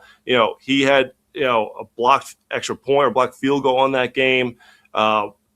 He was hampered by a shoulder injury during the season, and so he was never quite 100%. We start to saw some of him come on at the end of last season, but I really think that with the offseason he's had, getting his strength right, getting himself right, I think Jalen Carter, alongside Jordan Davis, alongside Moro Ojomo there in the interior of that defensive line, I mean, we're ready to see a wrecking ball come on with Jalen Carter. But of the newcomers, I mean, Reek Woolen, seeing him in the spring, you don't see true 6'4" corners out there. And with elite speed and ball skills on top of it, he was making plays all over the field. I mean, you have Quinyon Mitchell, who's one of the league's best as an all-pro already. The only thing Quinyon Mitchell hasn't gotten is that first regular season interception. That's like the knock. That's the only reason he's not, I think, discussed as, the number one corner in the league right now. Cooper DeJean is an all-pro at the nickel, arguably the best slot corner in the game, so versatile. To get someone of Reek Woolen's stature and status, as well as stature, opposite of Quinyon Mitchell, is going to be huge for Vic Fangio, and he could tell he's very excited. But Vic Fangio, this is a guy who came on after the 2023 season, a season where the Eagles gave up or were 30th in points allowed, and in one season turned them into the number 2 scoring defense. They were the number 5 scoring defense last year, holding opponents to fewer than 20 points per game. And, you adding Reek Woolen, you get Jonathan Grenard, who was outstanding the last couple seasons for the Vikings. And the Eagles defense definitely going to be fun to watch once again, especially when you have the mastermind that is Vic Fangio orchestrating that unit. So they're going to do their part to keep the Eagles offense in games. It's just a matter of can they get enough points on the board this time around to come out with some more victories and make a deeper playoff run this time around. Chris, awesome stuff, man. I do want to ask you one more question. You've been so great with your time here. I will put you on the spot, so you feel free if you want to keep this one to 30 seconds. You could stand on business here. You mentioned the O-line.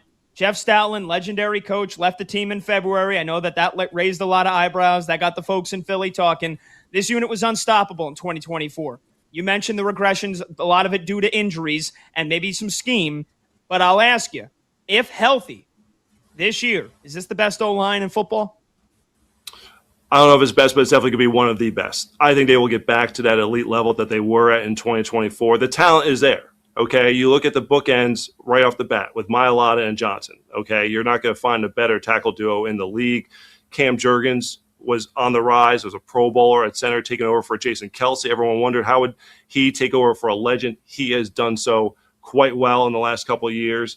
And then you're solid at the guard position with Leonard Dickerson making 3 straight Pro Bowls until last season when, the way that Jurgens and Dickerson battled at the end of that Super Bowl year, just to be able to get them through to the Super Bowl. Again, like I said earlier, the success of the Super Bowl, the one downside was the health of the offensive line going into last season. They've had more time to rest. They've had more time to rejuvenate. Chris Cooper, who's a new offensive line coach, he played in the league for Denver. He's got experience with the Minnesota Vikings the last couple seasons. The players are buying into what his program, what he's bringing to the table. Like I said, you're going to definitely see some tweaks that the players are embracing. So it is going to be a different voice in that room. It's going to be a different scheme, but the talent is still there, and I expect them still to flourish once again here in 2026. Chris, awesome stuff, man. That was really great. We appreciated having you on, and we can't wait to catch up with you again here hopefully soon once the boys start cracking those pads together. So thanks for joining us. Likewise, gentlemen, have a great night. Enjoy the rest of the summer. See you, Chris. There you go. Chris McPherson Excellent. covers the Eagles for PhiladelphiaEagles.com. All right, we're going to take a short break. The phone number to join the show, 310-840-4910. We'll do our three-point stance on the Eagles. Best fantasy value, our favorite player prop play for the year, and whether or not the Eagles are going to win the NFC East. Do you think they're an 11-win team or more? We'll debate when we come back. He's Brad Evans. I'm Pat Boyle. This is BetMGM tonight on Westwood One Sports.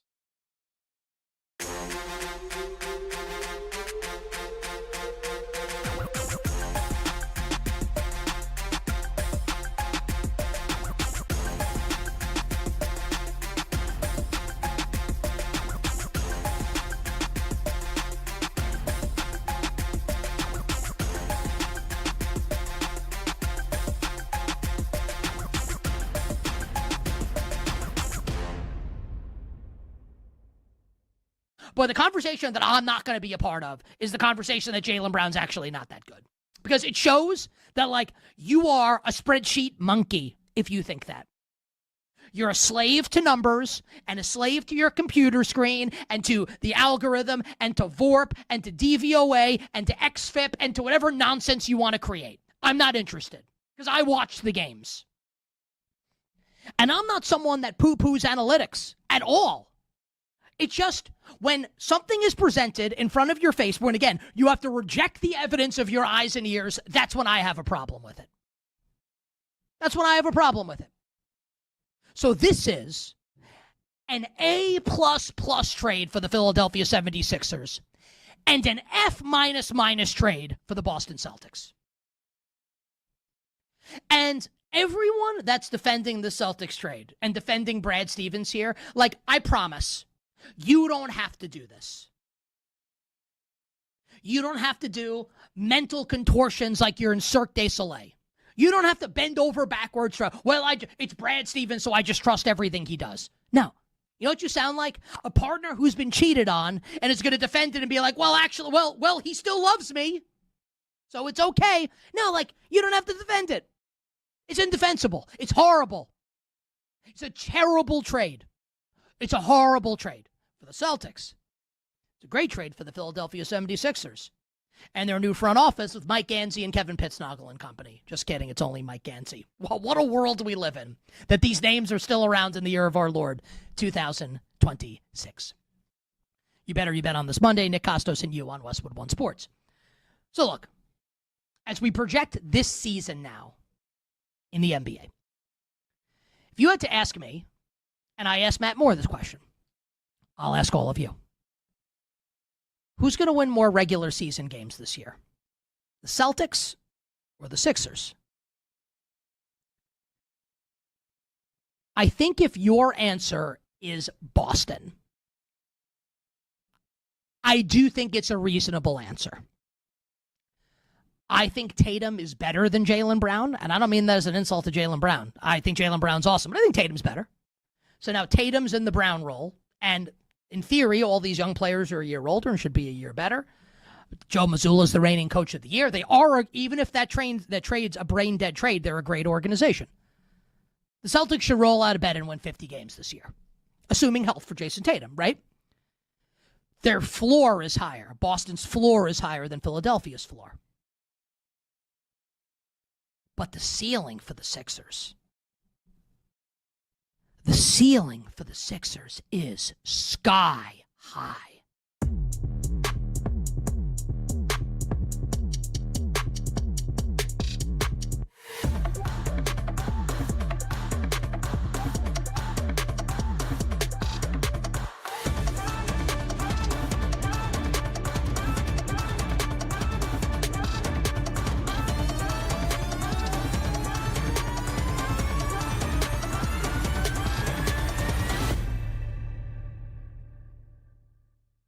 I would say it's true, but I would caution people, and this is a comp that I think is kind of funny because I think there's a lot of comps between this and the NBA playoffs, right? I mean, England is the Knicks, right? They haven't won it in forever. They've got the narrative behind them. They've got the feel-good vibes. The new Maybe they're not manager. as talented. Yes, all these things. And then OKC, right? They're the deep stacked team with the MVP. That's Mbappe in France. Then you've got the newcomers, Spurs, Lamine Yamal, and they're trying to usurp them as the best team in the world. And France is the favorite, but you're like, well, but Spain, they're pretty good.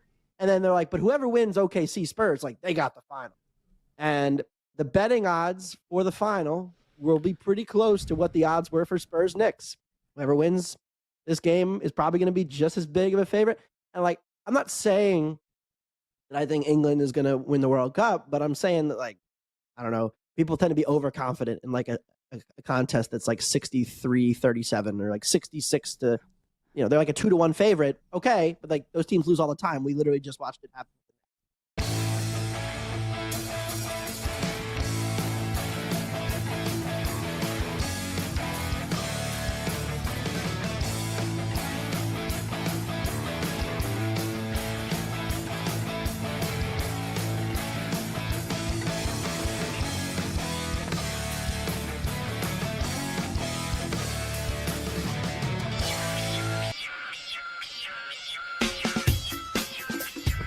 Live lines, late games, and breaking angles. You're hot. BetMGM Tonight with Brad Evans and Pat Boyle. Back now. All right, welcome on back. BetMGM Tonight, Westwood One Sports. He's Brad Evans. I'm Pat Boyle. Huge shout out to Chris McPherson for joining us last segment. Covers the Eagles for PhiladelphiaEagles.com. Really great answers, really good stuff. Insight that you're not going to find a whole lot elsewhere. Covers the Eagles for Eagles.com. He's a guy that is around the team all the time. Thought he gave us a lot of good insight as to how this offense is going to look and what players to look out for on what is always an interesting season, but nonetheless one in 2026 coming up for the Philadelphia Eagles. 310-840-4910. This segment is sponsored by Progressive Insurance. Save on commercial auto insurance from Progressive. Get a fast quote at progressivecommercial.com. All right, that brings us to our three-point stance here, Brad. We're almost two-thirds of the way through the entire NFL as we have been churning away at this for over a month now. We are just over a week away from everybody entering training camp. And so, this biggest or best fantasy value, favorite player prop play of the season, over or under team wins. Let's get it cracking with the Eagles. First and foremost, Brad, who brings you the most fantasy value on the Birds this year?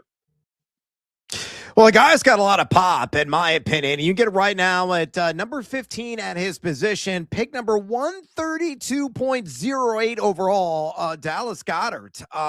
We didn't even talk about him with Chris really last segment, though Chris brought up the 11 touchdowns that he had last year. He is grossly undervalued, in my opinion. So if you're going to play the weight on a tight end card, he needs to be a top priority. The projection right now by Mike Clay, ESPN's got him going for 93 targets, 70 catches, 724 yards, and 6 touchdowns. That's tight end 8. Again, his projection in terms of, or his ADP right now is tight end 15.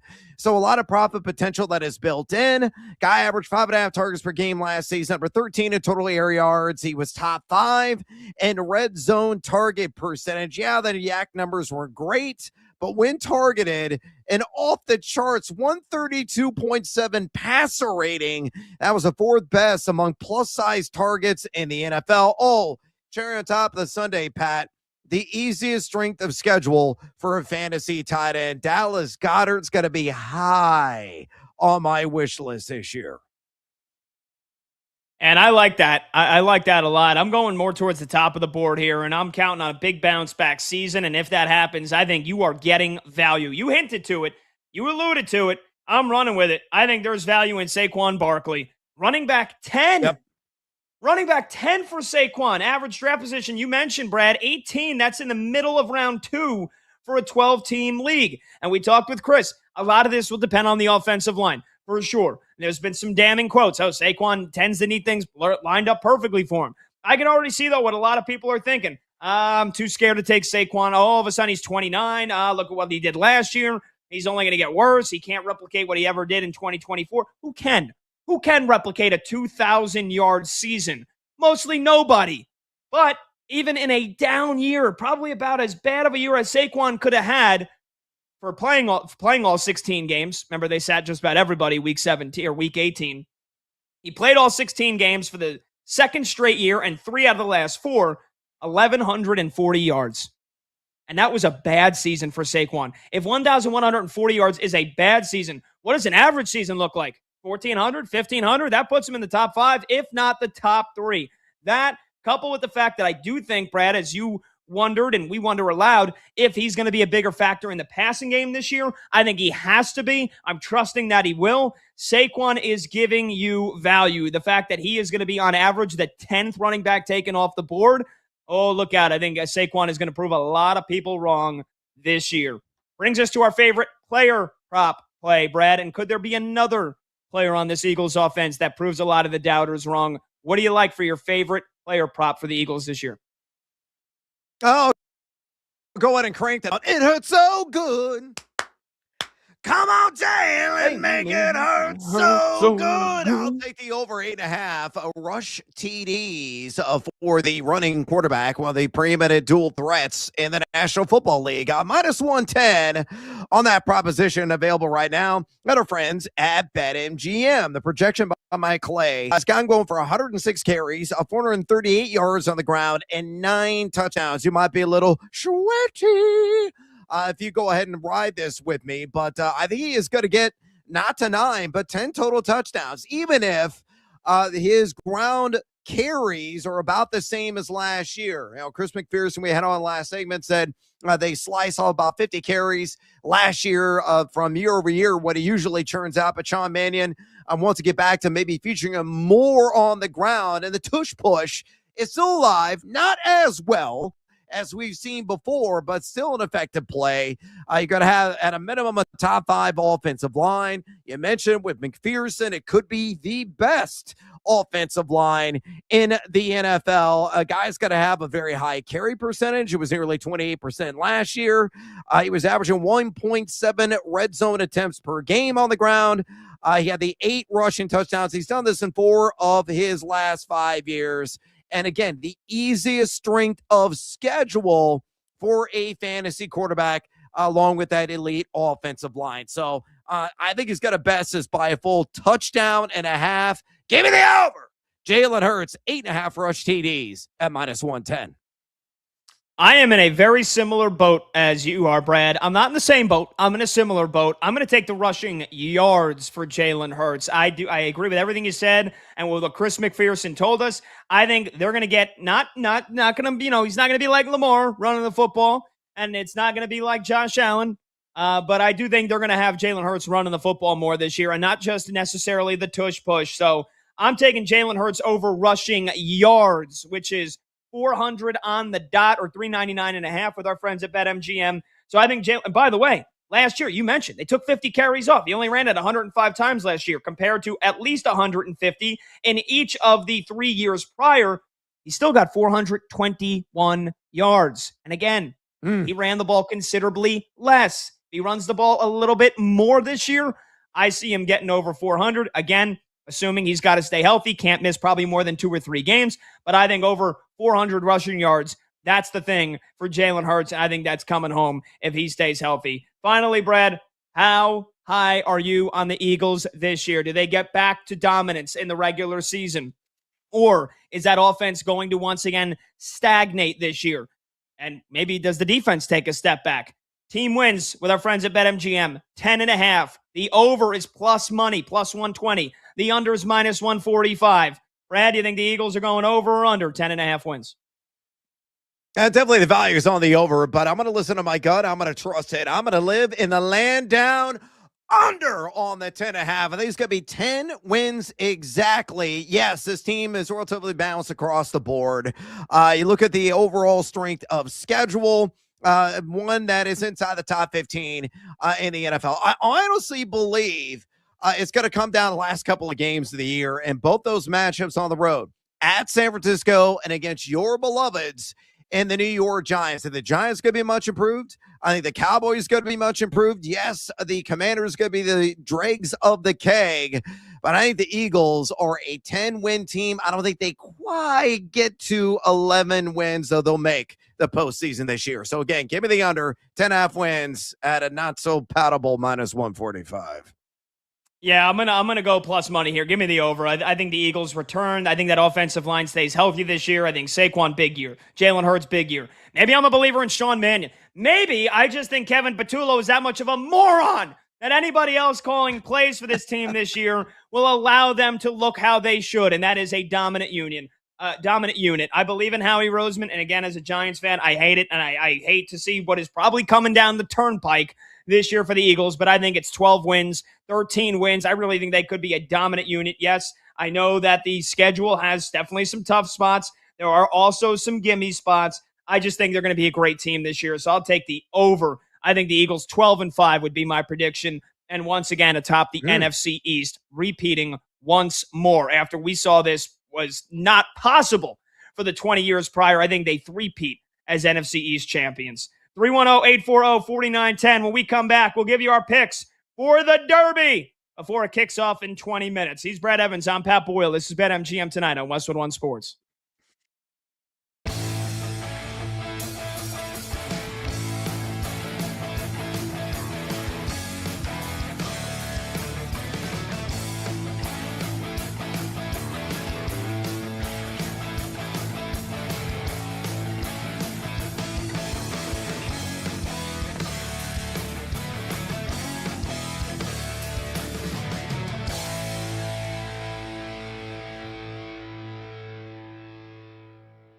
So outside of Terry McLaurin right now, the Commanders wide receiving group, and this matters for Jaden Daniels this year, and it matters for fantasy football as well. The Commanders wide receiving group behind Terry McLaurin is Treylon Burks, one-time, draft bust of the Tennessee Titans, and maybe he can resuscitate his career to some degree. Rookie Antonio Williams, who seems like he's a slot-only player, Jalen Lane, Luke McCaffrey, De'Ami Brown. Like, this is no one's looking at this and seeing Art Monk anywhere on this team or Gary Clark anywhere on this team, right? The Commanders desperately need a second option in the passing game. And maybe you want to say it's Chigakonkwo, the tight end they signed away from Tennessee. Maybe you'd like a number 2 receiver, right? We all kind of thought it's going to be Brandon Ayuk. The problem, as I've said on this show, is that Brandon Ayuk is crazy. And he's not crazy in the way that you meet someone who's like a little off and you be like, that dude's crazy. No. Brandon Ayuk is the type of crazy person that you meet and you think, wow, like that. Now I know what crazy actually is. He's got a screw loose. And like, honestly, like I kind of think I don't know him or anything. Kind of seems like he needs to talk to someone, right? I'm not trying to be rude or mean. He's crazy, right? Feuding with Jaden Daniels. Like what's happening is banana land with Brandon Ayuk. So let's say the Niners cut him today. Let's say that happens. Do you think the Commanders should sign him? Is anyone going to sign him? So we have basically all thought this entire offseason, right? I thought it. Brandon Ayuk's going to be a Commander. He's going to play with Jaden Daniels again, and he'll solve their number 2 receiver problem. I don't think that's happening now. So now what happens if you're Washington? You sign Stephon Diggs. They should have done it yesterday. Stephon Diggs publicly said this weekend he's the best number 2 receiver in the league. Whether or not that's true or not, like he is still a good receiver. And even if he's kind of crazy also, he's not crazy in the way Brandon Ayuk's crazy. The Commanders have to sign Stephon Diggs, and really, they should do it today.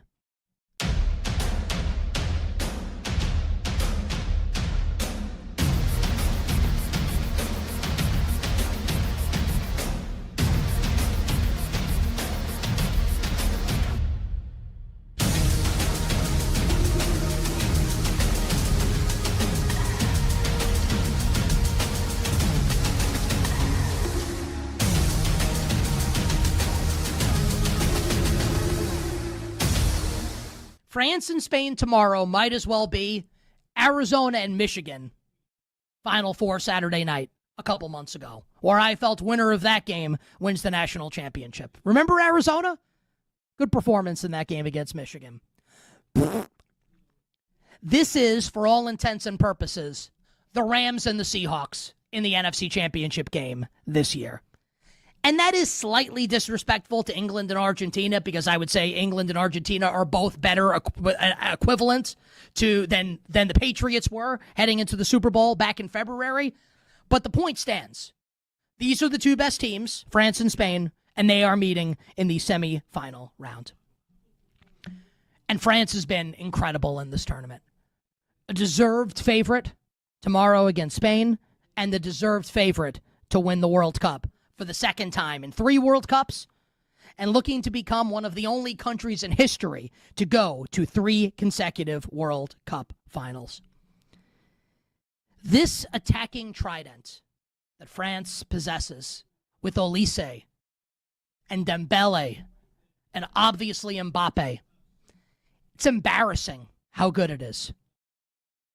The depth that the French team has is ridiculous. Do you remember when I said prior to the tournament starting that France's backups could make a deep run in this World Cup? Some of you told me I was nuts. How could you say that? They're backups. What? How do you like it now? What do you think? You watch the games? You don't think their backups are awesome? They don't miss a beat when guys are subbed out, when important players are subbed out. They just keep on rolling. They are unbelievable. And they're the best team. But I have to acknowledge, Spain's not far behind. And as someone who bet France to win this World Cup, Spain absolutely terrifies me.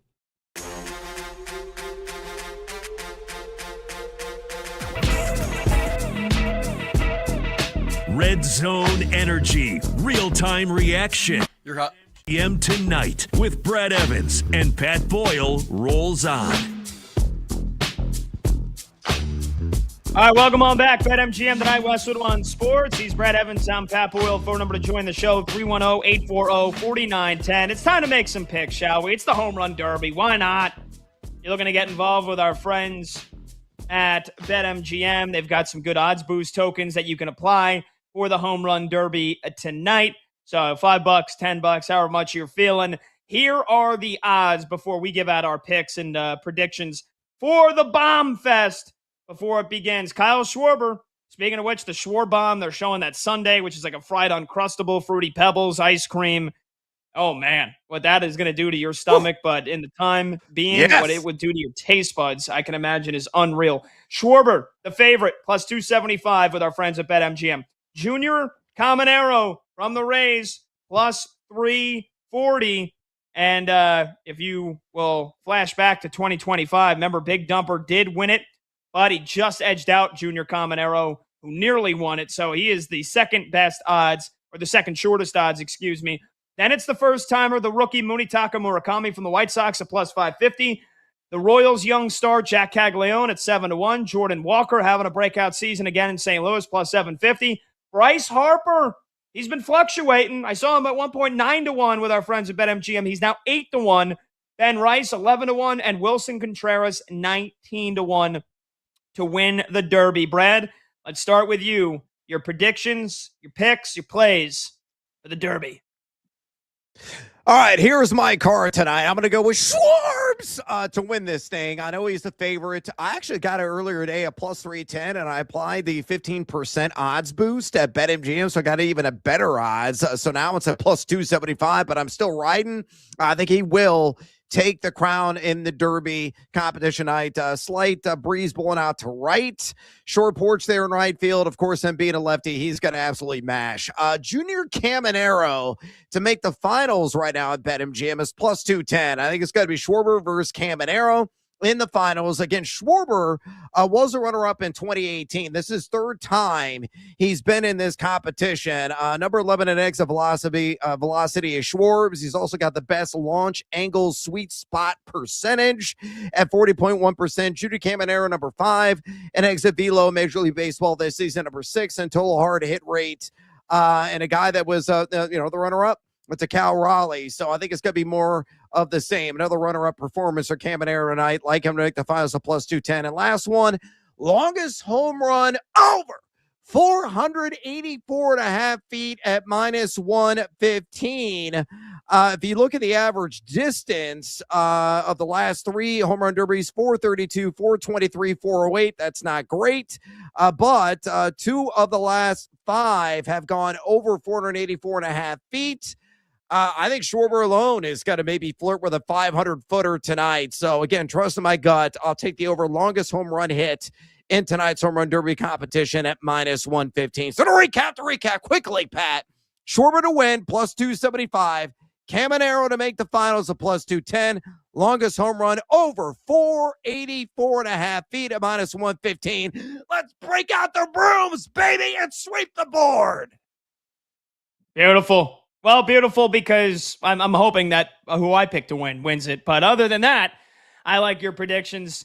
Give me old man Harper. Like, what is this disrespect here? Give me Bryce Harper to win the damn thing. It was 9-1. Now it's 8-1. I mean, what? Have we forgotten that the guy won it in his home ballpark before? 2018, Washington, D.C. Now he's 33 years old. Bryce Harper, he's too old to win. Come on. Get real. He's got the third longest odds. I think that's nuts. Give me Harper, the lefty in that power haven with the bank in right field, short porch out in CBP. Harper's going to be hitting nukes over that wall all night long. And the fact that the format got rid of the clock, I don't think you worry about fatigue. I don't think you worry about him, 33 years old. What an old man wearing down. Harper to win it. It's now 8-1 with our friends at BetMGM. And Harper to make the semis. If nothing else, maybe he does wear down. Maybe I'm wrong. But he's going to put on a show in round one. He's making it to the semifinals. Even money, +100. Bryce Harper to make the semifinals. That's what I love. In his home ballpark. He said he wasn't going to do it if he wasn't serious about it. He's looking to win it. His dad ain't pitching to him, but I still think he would not have done this competition if he wasn't going to saddle up and try to win it. Harper to make the second round even money. Harper to win it, now 8-1, was 9-1. That's my favorite play. I'm going with the hometown guy. Let's go to producer Brandon Combs. Combs, your favorite play for the Derby? All right, let's go to Monty. I don't know if Combs is having some technical issues, so let's go to our video producer, Michael Montgomery. Monty, the owner and operator of batters-box.com. Check out his website. He's got a nice little special going for you in the All-Star break. Make sure you sign up with Monty's website. Get all your great analytical tools that you need for fantasy purposes, sports betting purposes for the rest of the season. Monty, what do you like to win the Derby? What's your favorite plays? Yeah, I'm going Junior Caminero, like you mentioned, runner-up last season, just losing to Cal Raleigh. I think he's been vocal about wanting to win. He's got the same pitcher as he did last year. Rays Major League Field coordinator Tomas Francisco. So I like that lining up. He's got the highest fast swing rate in Major League Baseball at 88%. So that's swings greater than or equal to 75 miles per hour. You can get that at Baseball Savant, StatCast stat they have. He's got the highest one. So kind of all the stats line up for him there. So I like him. And then a round one play I really like. Kyle Schwarber, over 10.5 home runs in the first round, +105 at BetMGM. I think that's crazy value. I think the books don't know how to price this first round and this Derby with the 20 swings. It's different than something we've seen in a while. 11 out of 20 is nothing. Like, you're telling me he only needs 11? Like, that's not – Schwarber hit 3 straight in a row in the All-Star Game swing-off last year. So if he gets hot, he's going to hit 15 or 16 or 17 of these as home runs. And I only need 11 at plus money. This is by far my favorite bet. I also bet the over for Munetaka, I think at the same price as this. I bet Bryce Harper over 8.5, -140, so I don't like the play as much. But, again, 9 homers for Bryce Harper when – Pat, like you said, he wants to put on the show. So those are my favorite plays for this, and Caminero to win.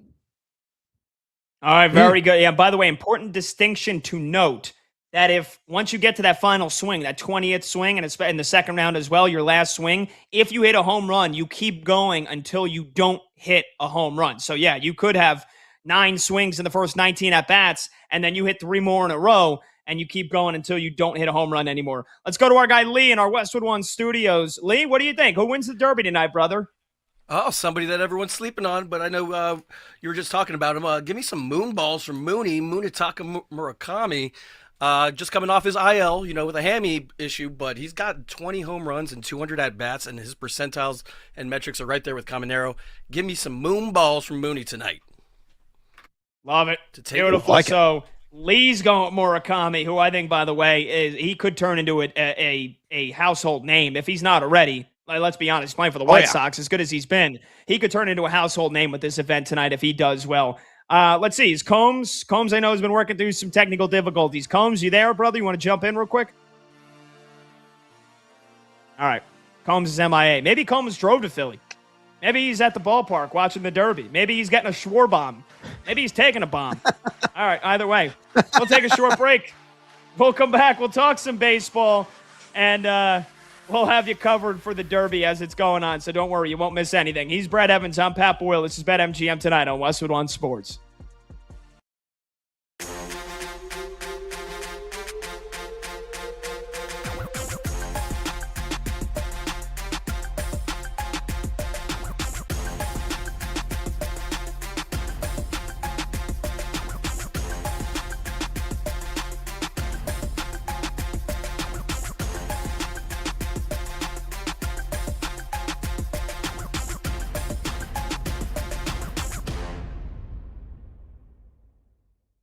Who's coaching the Cavs after they fire Kenny Atkinson? If you think that Kenny Atkinson is making it through the season coaching this Cavs team, if they sign LeBron James, I got a bridge in Brooklyn to sell you. There's no way. There's no way. Kenny Atkinson embarrassed himself in the Eastern Conference Final. Embarrassed himself, right?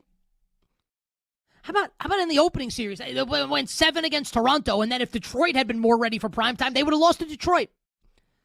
Because not only did the Cavs get their lunch handed to them by Jalen Brunson and the Knicks, but Kenny Atkinson had the gall to say that, like, actually analytics say that we're winning this series. Like, could you imagine? You're not calling timeouts as the Knicks came back in game 1. Like, it was brutal. You think LeBron James in his final season is going to be cool with all of this? Like LeBron is going to be cool with, yeah, actually, we got swept, but we were better. You think LeBron's going to be cool with that? Like, stop it. Like, come on. Really? So Kenny Atkinson can start the year for the Cavs as the coach. Who's going to be the Cavs coach after they fire him? Those two questions I want answered if and when the Cavs sign LeBron James. Who's handling the ball late in playoff games and making the biggest decisions? Needs to be LeBron. And who's going to coach the team after they fire Kenny Atkinson?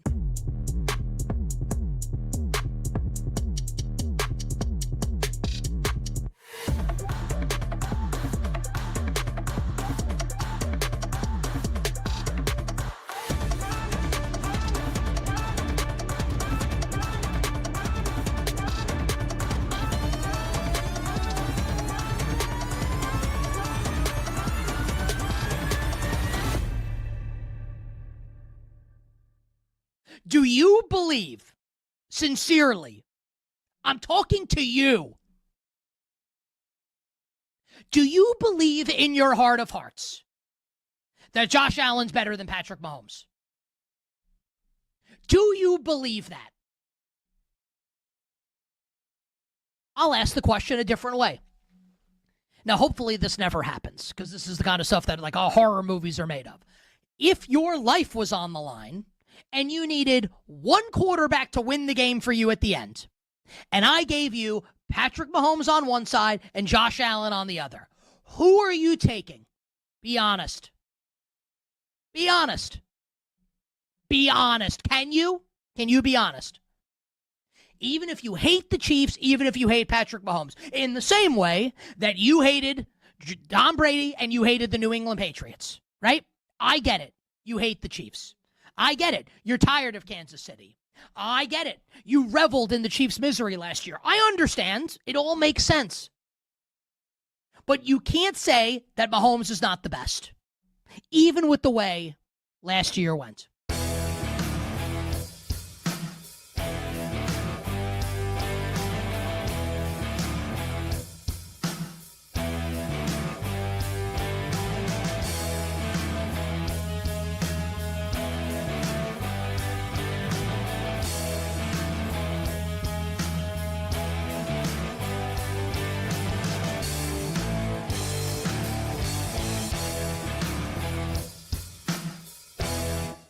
My problem, though, with Yannick Sinner, and my problem, honestly, and it's not tennis's fault, but with men's tennis as a whole right now, is with Carlos Alcaraz out And at this point right now, we don't know if Alcaraz is playing at the U.S. Open, where Sinner will be the huge favorite in that tournament as well. Without Alcaraz, it's not really that compelling. Like, at least during the Big Three era, you had three guys that could win any given tournament in Djokovic, Federer, and Nadal. Now it feels like, and of course, like, things can happen, like Sinner losing. Also, if Sinner loses early, where's the star power? Tennis needs Alcaraz back. Because, like, for as good as Novak Djokovic is playing for the love of the game right now. Because, like, he can't beat Sinner. And I know he did earlier this year, but he even said it after Sinner destroyed him at Wimbledon. We need Alcaraz back, and we need him back for the U.S. Open to make this compelling on the men's side.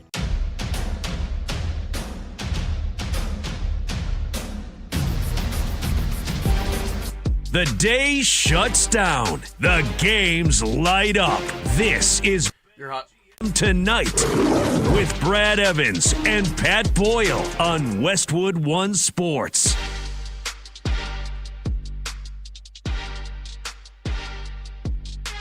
Hey, welcome on back to BetMGM tonight here on Westwood One Sports. He's Brad Evans. I'm Pat Boyle. And we are brought to you by BetMGM. Make it legendary. Download the app today. Please gamble responsibly.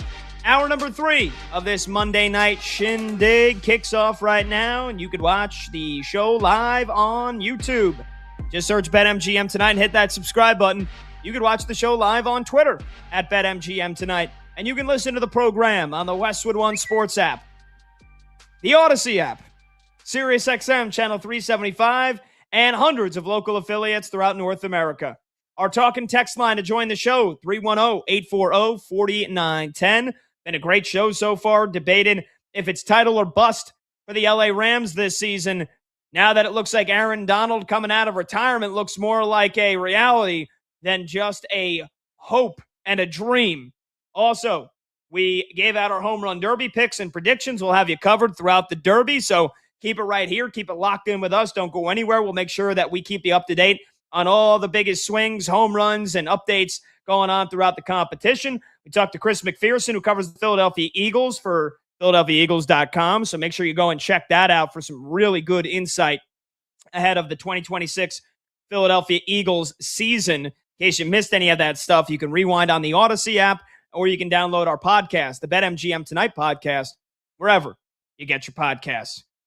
One swing can change the game and bring the action to another level. Get in on that excitement with the MLB. With this MLB Home Run Boost token.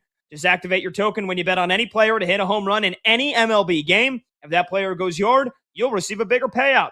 The action is on deck at BetMGM, the best place to bet the long ball. Well, we got plenty of long balls coming at you tonight, and hopefully you got it in on time. You had a nice odds boost token from our friends at BetMGM to place a wager on the home run derby. But Brad, like I said, we'll be covering the derby. We'll keep you posted. We'll keep you posted all throughout the All-Star game tomorrow. But the first half is officially in the books, and we've got a bunch of takeaways to get to. But let's start with a team who's going to have the most headlines, most questions to answer in just about 2 weeks from now, and that is the Detroit Tigers, especially as it pertains to their guy, Tarek Skubal, because boy, oh boy, are the Tigers not dead yet. They did just drop the series finale to the Phillies yesterday. Skubal looked very human, gave up 2 runs across 5 innings as Wheeler shoved and dominated, but felt like it wasn't long ago. We were all counting the Tigers out. They were 13 games under 500, 14 games, under 500, and here they are. All of a sudden, they've won 9 out of their last 12 going into the break. They're only 6.5 games, out of first place in the AL Central, and just about everybody's in the race for the wild card at the All-Star break. But, yeah. Tigers have to answer the question on what they're going to do with Skubal, and I think we'll get a much clearer picture as to what team they're going to be after that. But a little bit of a heater going into the break here, Brad. Does that make things easier or more difficult for the Detroit Tigers now in the next couple of weeks? What do you think? I think it makes it easier. I mean, honestly, I think they are going to be a playoff team. I think they're going to sneak in, whether they take the division, they catch the Guardians or the White Sox, we'll see. But I think at a minimum, they're going to earn a wild card position. I don't think they're going to trade School. I really don't, because you look at this staff right now, it's pretty damn good, man. Framber Valdez started off the season with a rocky start. He's righted the ship, is pitching really good ball. He's not walking nearly as many guys, miss a lot of bats, striking out a ton of guys. In the process, Casey Mize has been a rock solid quality start machine. Jack Flaherty has pitched better here the last couple of starts, and really all they need out of him is go anywhere between 5 to 6 innings per game, give up a couple of earned runs, just get that quality start. And then really the surprise sensation has been Troy Melton. Has been, pretty good K per 9, highly reliable on the back end of that staff. You look on the season, Detroit's number 7 in team ERA at 3.68 in all of Major League Baseball. The middle of the pack in WRC plus offensively, number 16, but they have the 5th easiest remaining strength of schedule. So again, if they come out of the gates, storming white hot to start the second half, I think it's just going to, solidify their stance of, we're not going to, throw our chips in, throw the cards in on Tariq Skubal. We're going to hang on to him and we're going to let this thing ride. And they may be buyers instead of sellers at the deadline. So I am a buyer of the Detroit Tigers. It wouldn't remotely shock me if they won division. I don't know if it would shock me either, because I still don't know who the hell to trust in this AL Central. The White Sox, right. They've been a great they've been a great story, and I know we keep asking, I feel like each and every passing week, how much longer can it go on before they finally come back down to earth? And they haven't. They've got the best run differential. They got the best record. They've got the second most runs scored in the AL Central. They're atop the division along with the Guardians. I don't really trust either of those teams, nor would I ever trust the Minnesota Twins. So I'll say I'm not giving up on the Tigers season just because I feel like the AL Central is going to continue to be mid. Not that it's mediocre. That's more so making it, to be negative. Whereas, the AL West has been mediocre. I mean, you got one team that's over 500 and it's the Rangers, and they're only 2 games over 500. The AL Central, you do look at the average wins. It's not the best division in baseball, but so far it's just about been the tightest. And the Tigers, they got out over that injury to Skubal. Like you mentioned, all the good news they received on him, the loose body, he came back. I didn't think he would make as many starts as he did going into the All-Star break. For me, it never makes sense for them to trade him. I'm in full agreement with you because of the cloud that hangs overhead at the end of the year with the lockout. And if there's a salary cap, if there was ever a time to then commit a contract to Tarik Skubal, if you're the owners of the Tigers, it's hoping that there is a maximum that you can pay him because of a salary cap. And then why the hell wouldn't you? Because then we get closer to baseball becoming like the NFL, where there are rigid set out markets for pitchers for every position, including the best pitchers in the game. Without that, you can make the argument Skubal should get a $450 million contract. He ain't getting that if there's a salary cap. So I think it's wise for the Tigers to hang on to him, not only for the future, but also for the present. Because like you said, and I'm in agreement, I can't give up on the Tigers. I can't say that they're dead. They've played much better. The rest of the AL Central is mid, in my opinion. So I think they'd be dumb, foolish, idiotic to trade Tarik Skubal. And assuming that he can stay healthy the rest of the way, you mentioned the rest of that rotation looking pretty good. I'm looking at this lineup here. Riley Green hitting like a monster in the month of July.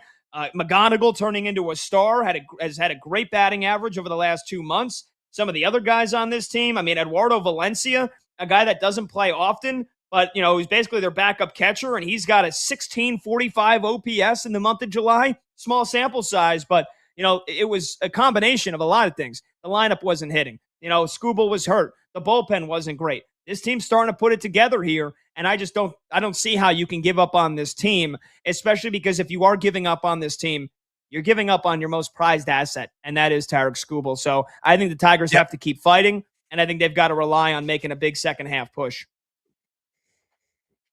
Yeah, I think you're exactly right. That's why I don't feel Skubal is going to get dealt. It's going to take a back up the truck load that has to be dumped on this organization for them to trade their ace, despite, the contract and everything that's aligned with it, knowing that free agency is pending, I just don't think Scooble's going to move because I do frankly believe, truthfully, the Tigers going to make a run. People have been sleeping on them. As you mentioned, the American League outside of maybe a couple of teams has just been terribly mundane, horrifically mediocre. So everybody and their great grandmother is still alive in the wild card race. And the Tigers, again, are very much alive there in the Central because the Guardians and White Sox are just not running away with it. So don't sleep too hard on the Kitties there in Detroit. They're going to come alive. They're going to bare their teeth, and they're going to sink into the skin in the second half. Let's talk about another team here that looked like they were dead in the water a couple of months ago, and now all of a sudden they're the hottest team in baseball, and that is the Boston Red Sox, Brad. Man, they fired Alex Cora. This season looked like a absolute unmitigated disaster, and not even just that long ago. I mean, three weeks, June 22nd, hell, June 24th, losing a series to the Rockies that put them 14 games under 500. Wouldn't you know it? Sweeping my New York Yankees has since turned everything around. They have won 14 of their last 17 games. They are even better. They've won 14 out of their last 16. And they're probably one of the only teams that hates that the All-Star break came when it did, because they're on a 9-game winning streak to start the second half. All of a sudden, they're 2 games under 500. They're a half a game out of a wild card spot. Wilson Contreras having a season of a lifetime. Masataka Yoshida hitting the absolute cover off the ball as of lately. And even though other guys on the team aren't necessarily hitting for high averages, I think what the Red Sox were supposed to be under Alex Cora, they have now said, screw it. We're just going to be the analytical team that we don't care if we strike out. We're going to just try to hit home runs and doubles and drive runs in. And so you're seeing low batting averages from Jarren Duran, and you're seeing low batting averages from guys like Wilyer Abreu lately, but they're driving guys in. They're scoring runs. Yeah. And that rotation has been dynamite lately. So, with the Red Sox, a big question mark is, are they going to trade Wilson Contreras, who's having an awesome season? He's in the home run derby tonight.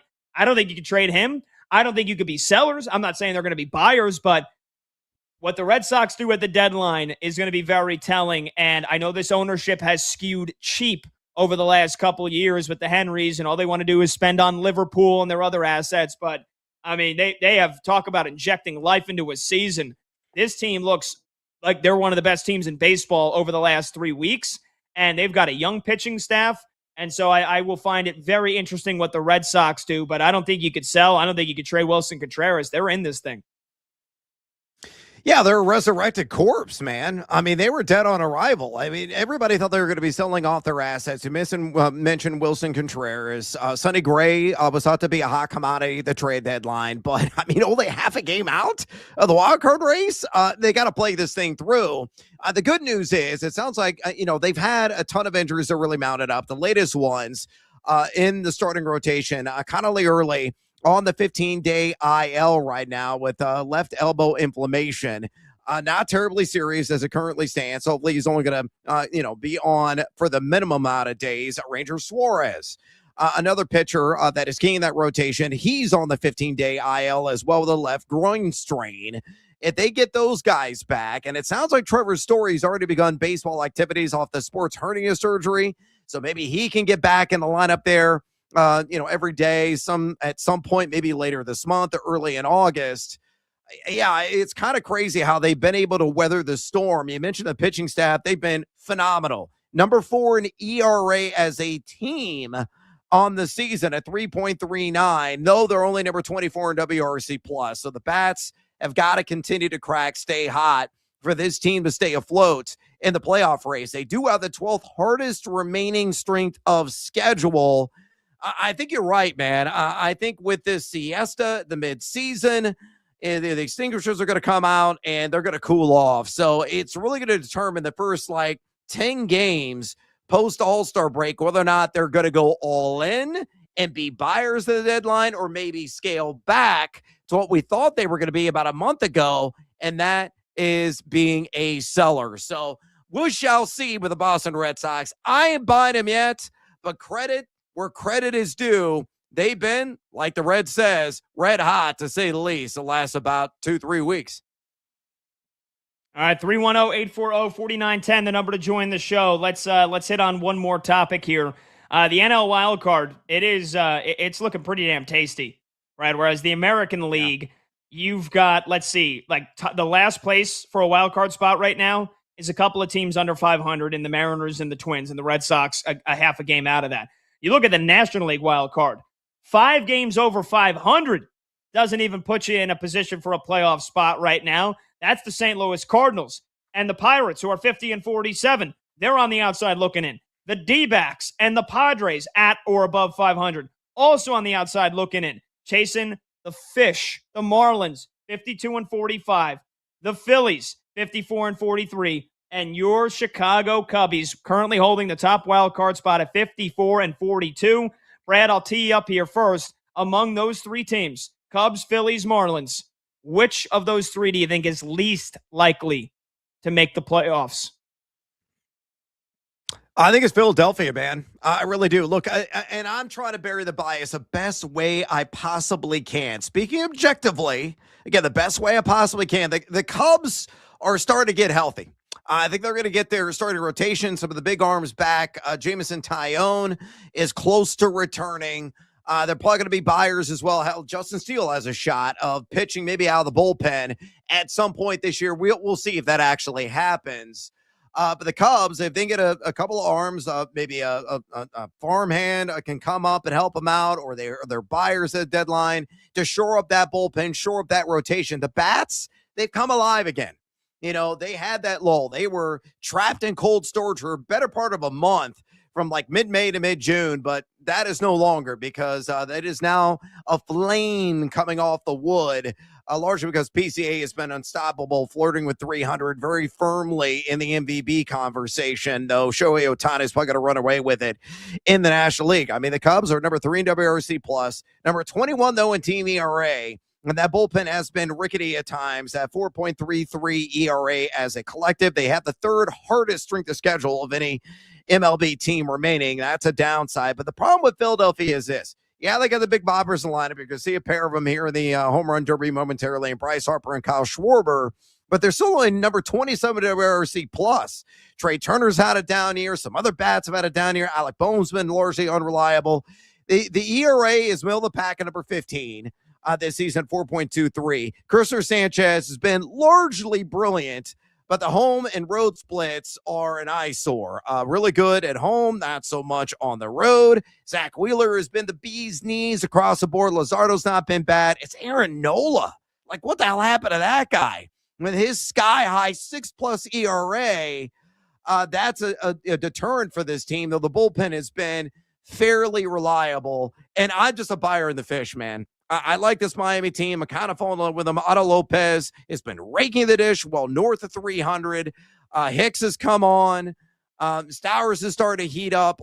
And the staff has been great. Max Meyer has been incredible. This is a team that is number 10 in team ERA at 4.02, number 11 in RBRC+. They are balanced across the board, though they have the 8th hardest remaining strength of schedule. Nobody's going to games in SoFla, but they should, because Miami is a team to believe in. They're exceeding expectations, and I think they're going to continue to roll in the second half and somehow, some way, make the wild card. I agree on the Fish. I mean, it is very easy to discount that team when there's not a lot of household names. Heriberto Hernandez, I'm sorry that I'm even potentially having to guess at his name. Heriberto Hernandez. This guy's been hitting the freaking cover off the baseball in the last couple of weeks. He's one of the best hitters in baseball. And Otto Lopez, who's an all-star, I believe he's an all-star, rightfully so, having an awesome season as well. Both of those guys with OPS over 1,000 in the last 3 weeks. You mentioned the pitching staff. They're 1 through 5. They're solid. I mean, you get quality start out of every one of those guys most of the time. I'm a believer in the Fish, man. I think they're going to be a playoff team this year. I said the Phillies were dead in April. They made me immediately eat those words. I'm not going to kill them again. I think the lineup's got too much experience. I think making the switch to Donnie Baseball has worked. I know there's some big-time question marks in the rotation, right? You can't just keep relying on Wheeler and Sanchez, and the back end of that rotation's got to come through. I believe they will. I still have my question marks about them in October, especially the bullpen, as always is the case when that rears its ugly head. I'm sorry, man. I think your Cubbies. If I had to pick one of the three to not make the playoffs, I think it's your Cubbies. And I know the lineup has been incredible. I know it's Really? been sensational. I just can't. I can't buy into all the injuries that they have suffered this year. A lot of those pitchers that are not coming back this year. You know, you look at Javier Assad. Him and Ben Brown, they've been the best pitchers on this team, the best starters on this team over the last several weeks here. I just don't think that's going to continue. Imanaga, one start, he looks good. If the conditions aren't in his favor, the wind's blowing out a little bit, it's a hot day, he's liable to give up 7 runs in the first 2 innings. Colin Reyes, a huge question mark for me, and Cabrera's been terrible. Edward Cabrera has been awful. So I just don't trust the pitching. And when we saw when that lineup, when they're not all mashing or not collectively mashing 1 through 9, you know, the team that had 2 10-game winning streaks and then almost lost 10 in a row. So they're very streaky. I feel like the fortunes are bound to run out for the Cubs if they really can't afford. They can't afford any more injuries. And the rate that they've been having them this year, it just doesn't spell good. It does not spell good luck for them going down the rest of the season. But again, maybe all 3 of those teams do hang on to a wild card spot. But if I'm picking one that right now has it and will not, it's going to be your Cubbies. You say the Phillies. What say you? 310-840-4910 is the number to join the show. Predictions for the second half, any and all takeaways on your team or baseball as a whole in the first half. We'll take your reactions when we come back. And we'll also give you out some first half awards. Who's our Cy Young winners? Who's our MVPs? We'll go through when we return. He's Brad Evans. I'm Pat Boyle. This is BetMGM Tonight, right here on Westwood One Sports.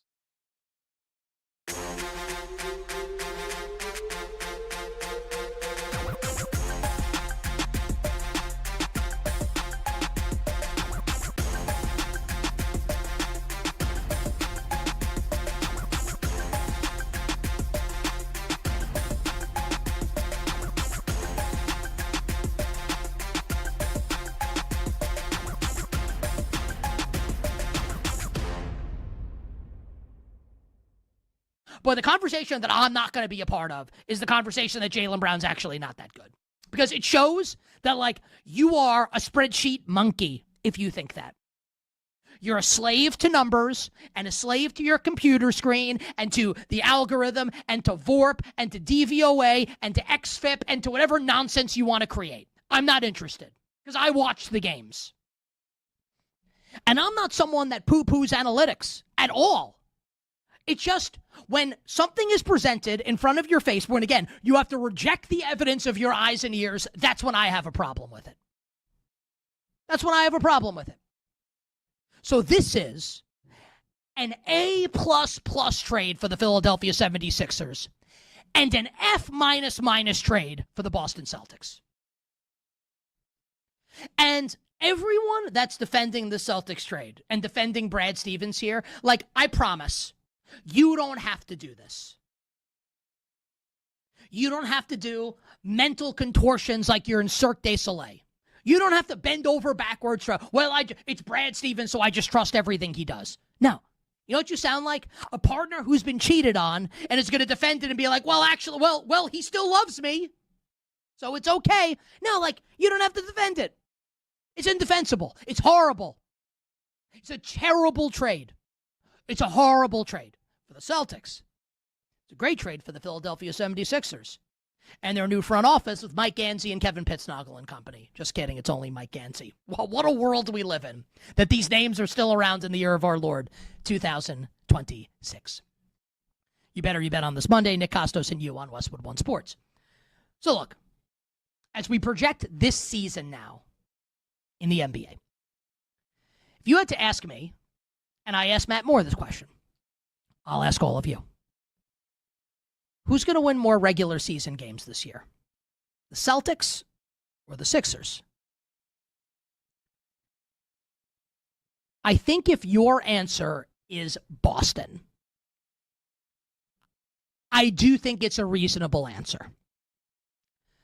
I think Tatum is better than Jaylen Brown, and I don't mean that as an insult to Jaylen Brown. I think Jaylen Brown's awesome, but I think Tatum's better.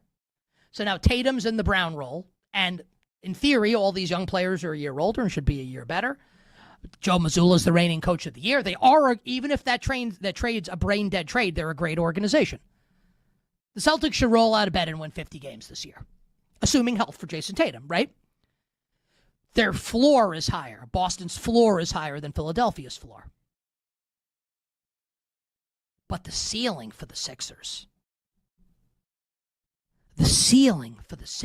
is sky high.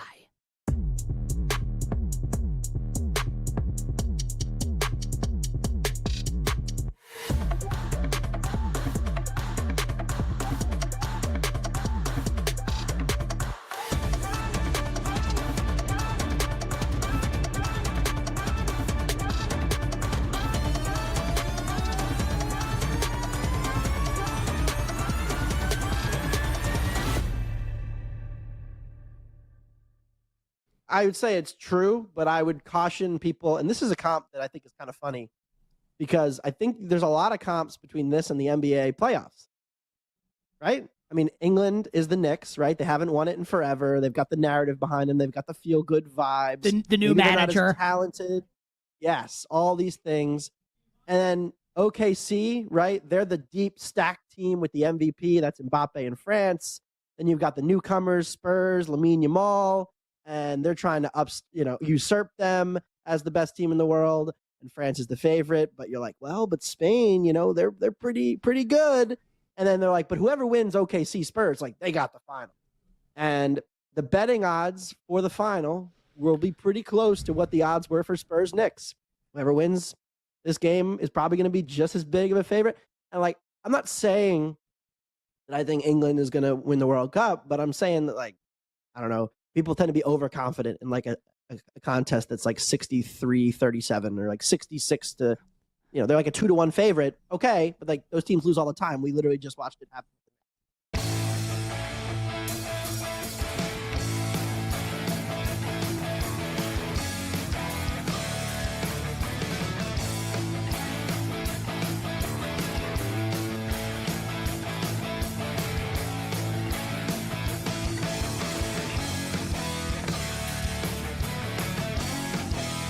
Zone Energy, real-time reaction. BetMGM tonight with Brad Evans. You're hot.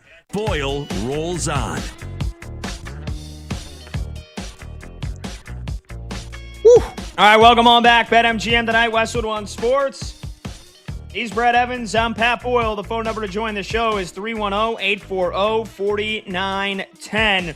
Keeping you updated here during the Home Run Derby. And Wilson Contreras has started us off, and he's got 3 bombs in his first 6 swings. So that's a good start for Wilson Contreras. Hey, Brad, Pat, we already cashed a ticket, baby. We just cashed a ticket. Wilson Contreras had over 484.5 feet for the longest home run. He's already got one tape measure at 487. The first dude. I'm telling you, man, somebody's got to hit a 500-foot bomb tonight. Hell, it might be Wilson Contreras who's unloading right now. Oh, my God. He just hit another one, 487. Wow. Oh, my God. Yeah, He is hitting some nukes. Oh, baby. Dude, that might have gone 500 feet right there. You nailed it. Literally on one of his first swings. I think so. One of his first swings, the longest home run of the night with our friends at BetMGM was, 482.5? And Wilson Contreras does it right away. Incredible. Good start for you. Hot start. What a start. All right. Let's give out some first half awards here. And this is just me and Brad's opinion. Doesn't necessarily matter what the hell the odds say, what our friends at BetMGM says. This is what we think. And so we're going to give out our first half Cy Young, first half MVP as well. So let's start with probably the one that has the I would say probably the smallest amount of debate so far because he's been that damn dominant. But, Brett, I'll let you go a little bit deeper on him. Who is, right now, your National League Cy Young Award winner here at the halfway break? It is a Miz, Jacob Mizorowski, who has been the shiz, to say the least, for the Milwaukee Brewers. I mean, this is a layup. Significant minus money right now at our friends at BetMGM to take home the coveted honor, and for all the right reasons. I mean, he's number 1 among all MLB starting pitchers in total WAR at 4.4. He's got a microscopic 1.62 ERA, 13.54 K per 9. That's outrageous. 2.19 walks per nine. So great command overall with the slider. And of course, the heater that's touching 103, close to 104, sometimes deep into games, sometimes over 100 pitches. It could be pitch 102, 103, still smoking the gun at 103 and change miles an hour. Not really giving up a lot of long balls, 0.73 home run per nine. Every single advanced metric matches up what you were seeing and live and living color every time he toes the rubber every fifth day. So Jacob Mizorowski, without question, the unrivaled. It's practically the L word. It's practically the G word. It's definitely easy money, though you have to shell out for it. He is going to win the Cy Young as long as it remains upright. Yeah, well, again, you threw out that near L word. That's the one thing of caution here moving forward if you're hoping that Mizorowski wins the Cy Young for the full season and not just a first half award, which, they don't give out awards for just half the year. We're giving them out, but Major League Baseball doesn't.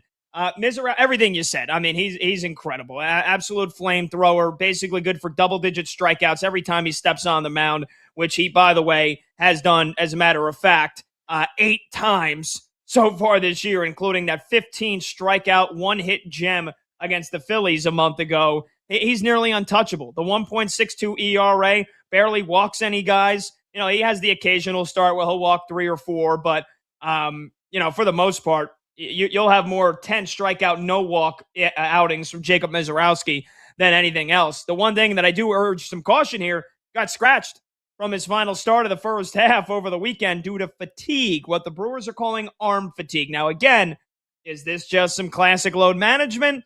Probably, but he is likely to resume throwing on Tuesday, is not expected to start during Milwaukee's first series after the All-Star break. So all of a sudden, not starting the last start before the break, not going to start the first start out of the All-Star break. I chalk it up, Brad, to probably some load management here. That is the only thing that could take him down in this running, because as great as Christopher Sanchez has been, as electric as Chris Sale has been with the strikeout numbers, again, Wheeler is coming on. You can't take Chase Burns and even Skeens completely out yet, as human as Skeens has looked. I mean, if there's anybody that's capable of getting themselves right back into this legit race, it would be Paul Skeens. Yeah, for me, it's Mizorowski, massive favorite. He stays healthy. It's maybe a bit of an asterisk now with this latest injury news, but he stays healthy. He's winning the award. He is that damn freaking good. AL Cy Young, first half. Brad, if you gave the award today, who would you be giving it to? Well, I'm not giving it to your guy. You're going to make a very fiery argument, I'm sure. I think Dylan Cease, honestly, should get it, of the Toronto Blue Jays. Number 3 right now in WAR among all MLB starters, including the National League guys. Excellent on the surface numbers, 2.58 ERA, a K per 9. That's nearly identical to Mizorowski at 13.55. The walks aren't always an issue with him. He can be wildly effective at times. 4.03 walks per 9 this year. Not giving up a lot of long balls. 0.46 home runs per 9. I know the Blue Jays as a collective have been a bit of a letdown, but Dylan Cease has absolutely delivered. He would get my vote for AL Cy Young. And of course, your bias is bleeding through. And why do I say that, Pat? Is it bias that's bleeding through right now, or is it the fact that he's been the best pitcher in the American League in the first half? And that is my guy, Cam Schlittler from the New York Yankees in his first full rookie season. I did say this guy was going to have a great shot at winning the Cy Young back in March, and damn it, I wish I put a couple of bucks on it, because he's the odds-on favorite with our friends at BetMGM. Although it has gotten real damn close with Dylan Cease nearly throwing a no-hitter in his last start. But Schlittler, far and away, the best ERA in the American League at 2.05. Sonny Gray and Cease are a full half a point in terms of ERA away from that. Schlittler also, he's logged the innings, second most innings pitched in the American League. You look at the strikeouts, 137. That's only behind Dylan Cease. The guy has been automatic.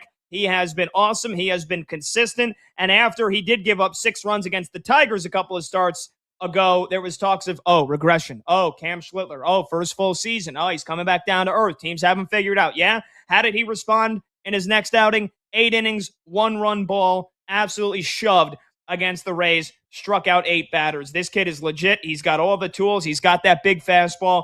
The breaking stuff has been phenomenal. He's a gamer, and I think he's only going to continue to dominate in the second half. So I'm giving him the first half American League Cy Young Award, and I think he's going to win the damn thing when everything is said and done in October, or I guess November, whenever the hell they give out the award.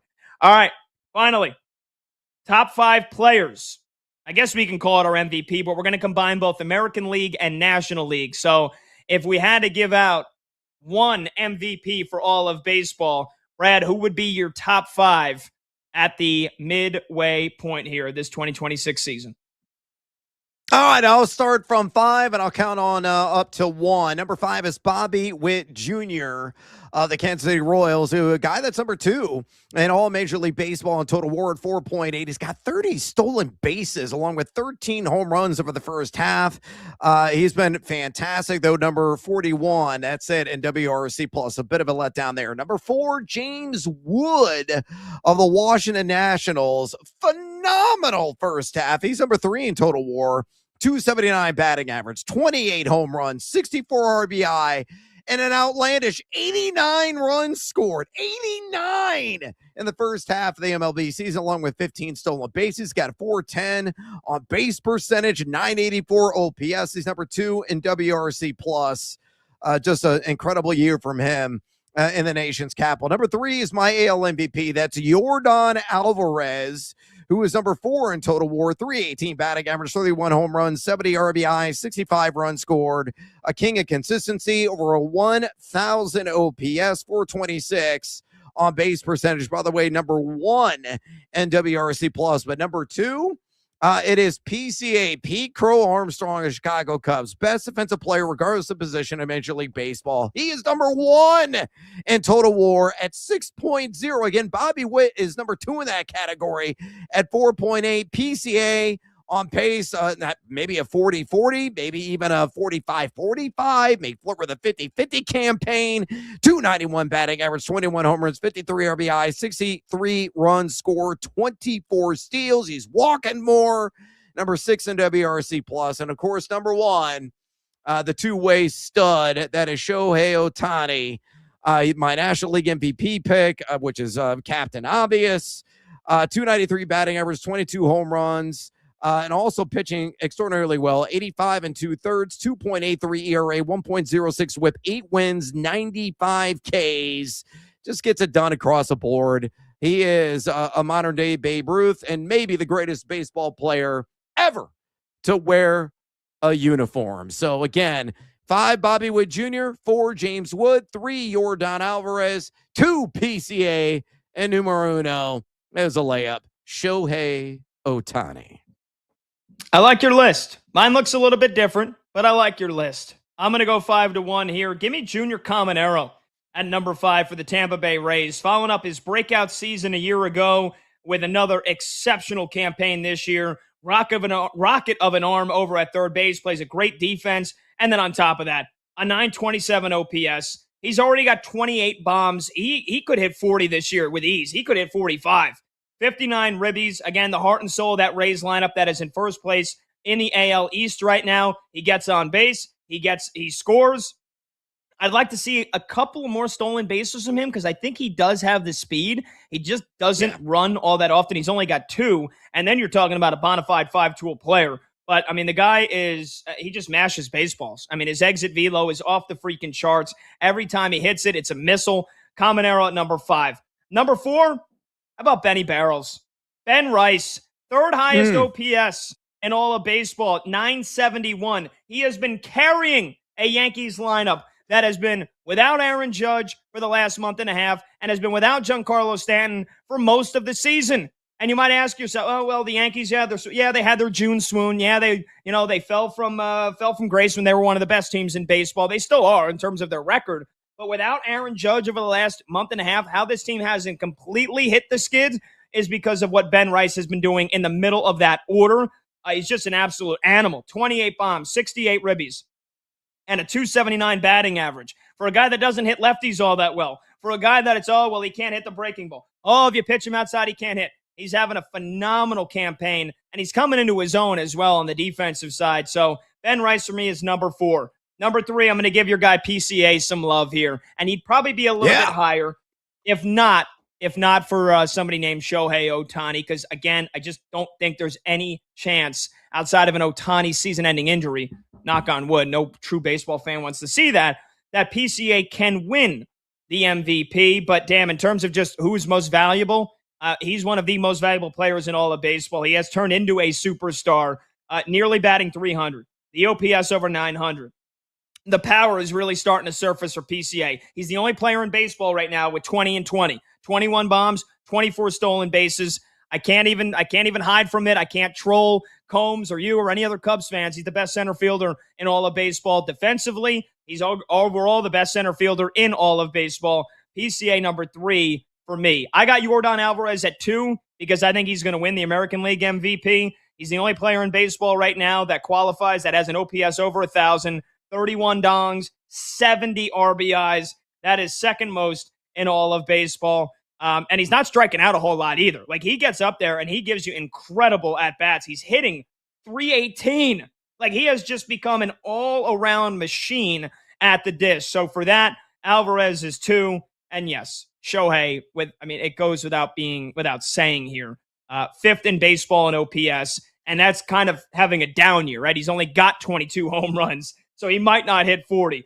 58 ribbies. The stolen bases are a bit down. He's hitting 293, but he's still a top 5 hitter in baseball this year in just about every category, on top of having a really, really great year on the mound with what he's doing for the Dodgers on the bump as well. Ohtani, he's the best player on the planet. He's going to be the greatest player of all time. He already is the greatest player of all time. He's the most valuable player in baseball. So for me, Junior Caminero from the Rays at 5, Ben Rice from the Yanks at 4, PCA from the Cubbies at 3, Yordan Alvarez at 2, Shohei, just like you, Brad, at number 1. Yeah, as it should be. By the way, I'm watching nothing but piss missiles off the bat of Jordan Walker. The first 2 batters of this home run derby have been bonkers. Wilson Contreras, he was, you said nukes. They were definitely atomic. The longest shot that he had was 490 feet.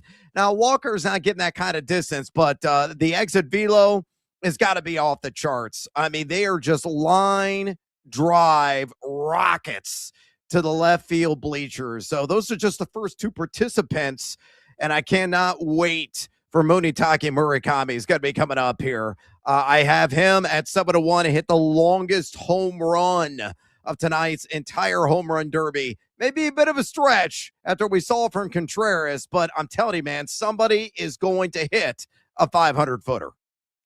Yeah, it doesn't seem like we're far off from that happening. Walker, I think, hit 13, and Contreras had, 13 or 14? So, yeah, these 14, guys... 14, I think it was for him. Yeah. Yeah, these guys, these first 2 have put on an absolute show. Monty says they're both at 13, and Monty also adds, I wish 13. I would have bet the round 1 over for every guy. Based on the first 2, it seems like the books, our friends at BetMGM, seems like everybody was way off in terms of these round 1 projections. Or it's just that Contreras and Walker are going to be heading into the semifinals without much of a sweat. But we'll give you an update when we come back on the Derby. Plus, we'll get an update on how Brad's Scott Fish fantasy draft is going. It's nearly complete. We'll judge his team when we come back. 310-840-4910. He's Brad Evans. I'm Pat Boyle. This is BetMGM tonight on Westwood One Sports.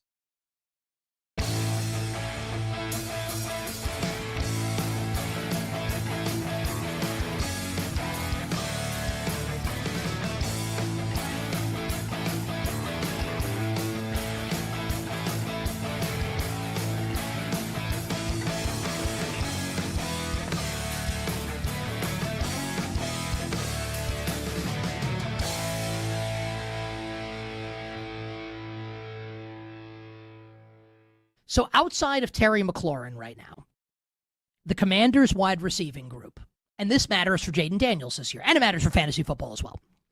The Commanders wide receiving group behind Terry McLaurin is Treylon Burks, one-time, draft bust of the Tennessee Titans, and maybe he can resuscitate his career to some degree.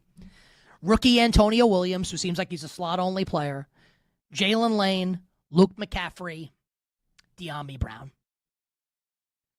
Like, this is no one's looking at this and seeing Art Monk anywhere on this team or Gary Clark anywhere on this team, right? The Commanders desperately need a second option in the passing game. And maybe you want to say it's Chigakonkwo, the tight end they signed away from Tennessee. Maybe you'd like a number 2 receiver, right? We all kind of thought it's going to be Brandon Ayuk. The problem, as I've said on this show, is that Brandon Ayuk is crazy. And he's not crazy in the way that you meet someone who's like a little off and you be like, that dude's crazy. No. Brandon Ayuk is the type of crazy person that you meet and you think, wow, like that. Now I know what crazy actually is. He's got a screw loose. And like, honestly, like I kind of think I don't know him or anything. Kind of seems like he needs to talk to someone, right? I'm not trying to be rude or mean. He's crazy, right?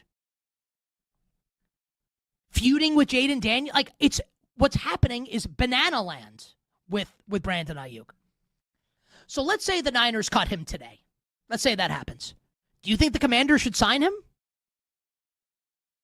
Is anyone going to sign him? So we have basically all thought this entire offseason, right? I thought it. Brandon Ayuk's going to be a Commander. He's going to play with Jaden Daniels again, and he'll solve their number 2 receiver problem. I don't think that's happening now. So now what happens if you're Washington? You sign Stephon Diggs. They should have done it yesterday. Stephon Diggs publicly said this weekend he's the best number 2 receiver in the league. Whether or not that's true or not, like, he is still a good receiver. And even if he's kind of crazy also, he's not crazy in the way Brandon Ayuk's crazy. The Commanders have to sign Stephon Diggs, and really, they should do it today.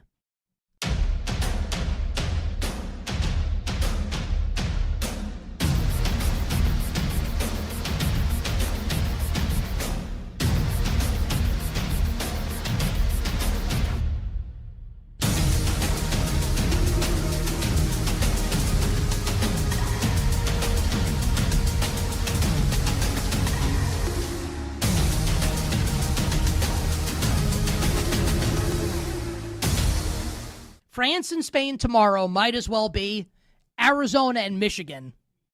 Final Four Saturday night a couple months ago, where I felt winner of that game wins the national championship. Remember Arizona? Good performance in that game against Michigan.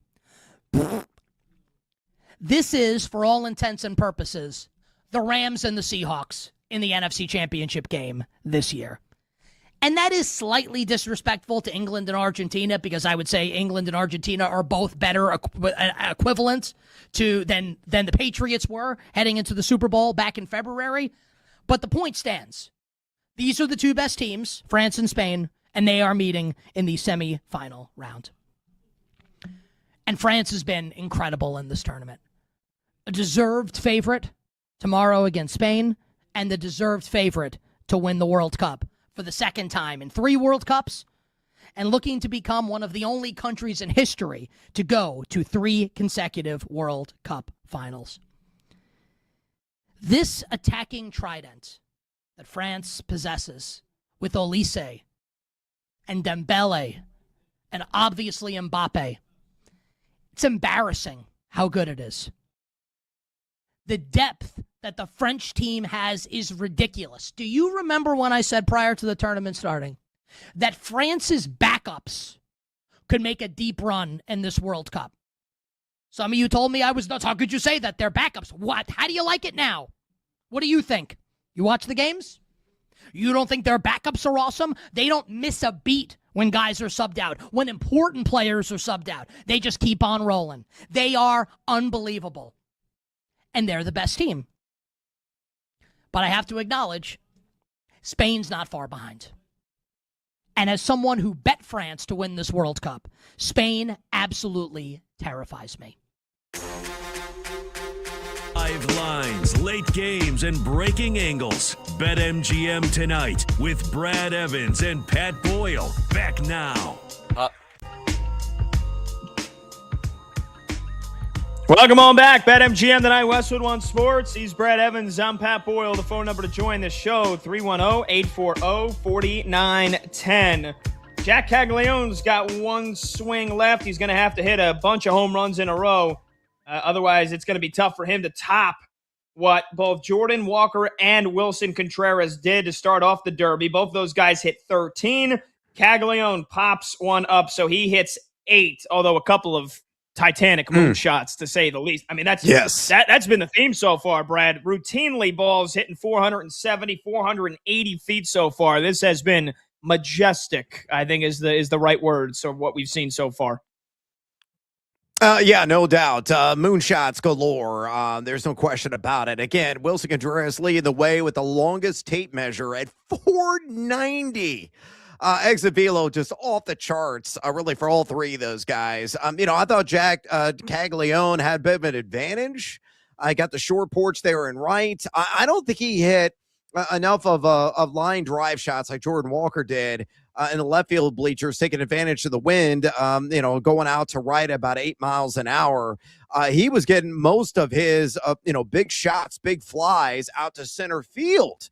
Hit one over the hedge of the batter's eye in center field. That was ridiculous. He did have a very upper decker because there's 2 upper decks at Citizens Bank. He hit it in the tallest one out to right. And I think it was like 477, 478 officially measured there by the Netflix broadcast. But Caglianone on the outside looking in, I blame his dad. Yeah, I mean, he also hit a lot of line drives that just never got up.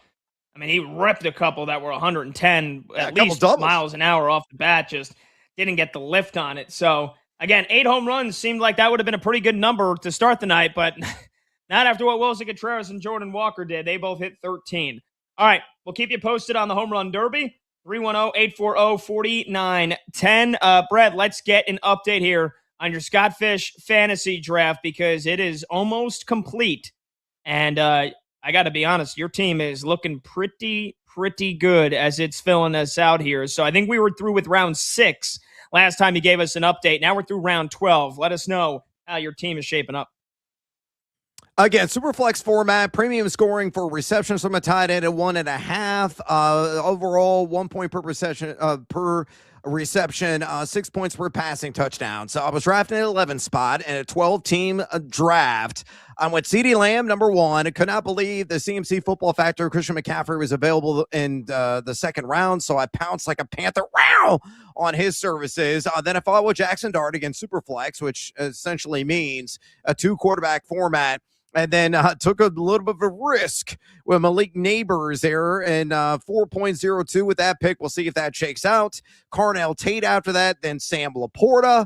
Again, premium scoring for a tight end. That was in round 6. Round 7, Mandatory Montgomery at Jackals. I thought that was a great value. Round 8, Baker Mayfield is my second quarterback. I love that selection. And then I paired that with Kenneth Gainwell, who I think is going to be more valuable this season than his tag team partner and Bucky Irving there in Tampa. Fall with another tight end and Britton Strange, my second one. Cam Ward, you want to have at least 3 starting quarterbacks in a super flex. He's my pick in round 11. And then Jaden Higgins of the Houston Texans in round 12 to round out so far. And I got another 6 more rounds to go. I like Higgins' upside, the downside of CJ Stroud, but everything clicks. That's a guy that could be sneaky good as a red zone weapon. Could be a 6 to 8 touchdown season. Could be a breakout campaign for Higgins this year. So Kenneth Gainwell, Pat, I want to get your thoughts on him. Is it crazy to think what I just laid out to our audience that he outplays Bucky Irving coming off that shoulder injury this year?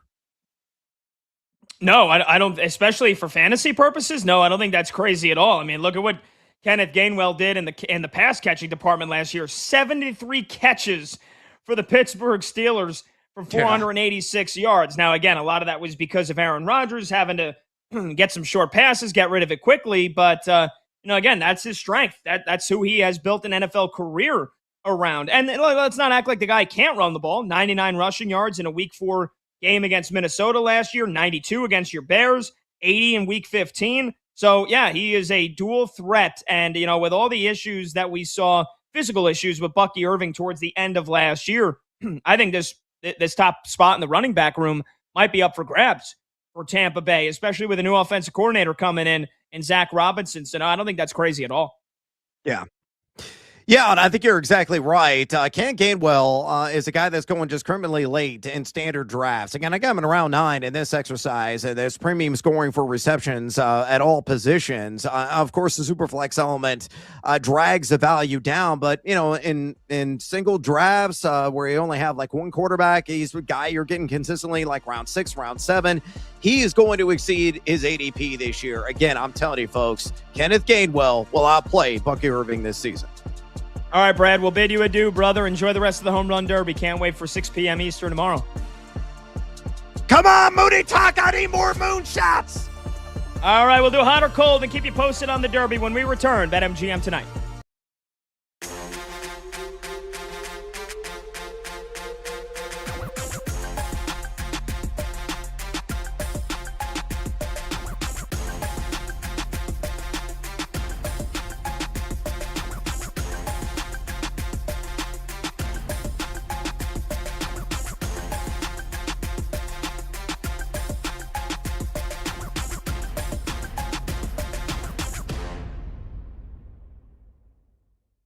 Who's coaching the Cavs after they fire Kenny Atkinson? If you think that Kenny Atkinson is making it through the season coaching this Cavs team, if they sign LeBron James, I got a bridge in Brooklyn to sell you. There's no way. There's no way. Kenny Atkinson embarrassed himself in the Eastern Conference Final. Embarrassed himself, right? How about in the opening series? It went 7 against Toronto, and then if Detroit had been more ready for primetime, they would have lost to Detroit.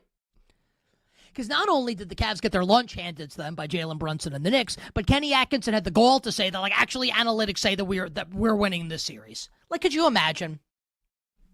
You're not calling timeouts as the Knicks came back in game 1. Like, it was brutal. You think LeBron James in his final season is going to be cool with all of this? Like LeBron is going to be cool with, actually, we got swept, but we were better. You think LeBron's going to be cool with that? Like, stop it. Like, come on. Really? So Kenny Atkinson can start the year for the Cavs as the coach. Who's going to be the Cavs coach after they fire him? Those two questions I want answered if and when the Cavs sign LeBron James. Who's handling the ball late in playoff games and making the biggest decisions? Needs to be LeBron. And who's going to coach the team after they fire Kenny Atkinson?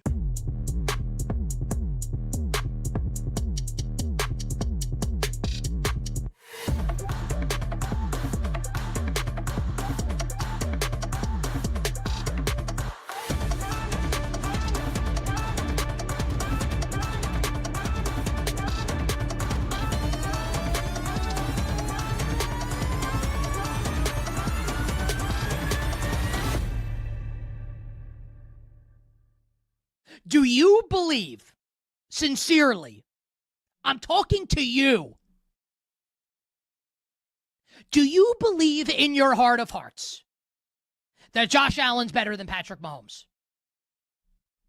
Do you believe that? I'll ask the question a different way. Now, hopefully this never happens, because this is the kind of stuff that horror movies are made of. If your life was on the line and you needed one quarterback to win the game for you at the end, and I gave you Patrick Mahomes on one side and Josh Allen on the other, who are you taking? Be honest. Be honest. Be honest. Can you? Can you be honest? Even if you hate the Chiefs, even if you hate Patrick Mahomes, in the same way that you hated Tom Brady and you hated the New England Patriots, right? I get it. You hate the Chiefs. I get it. You're tired of Kansas City. I get it. You reveled in the Chiefs' misery last year. I understand. It all makes sense. But you can't say that Mahomes is not the best, even with the way last year went.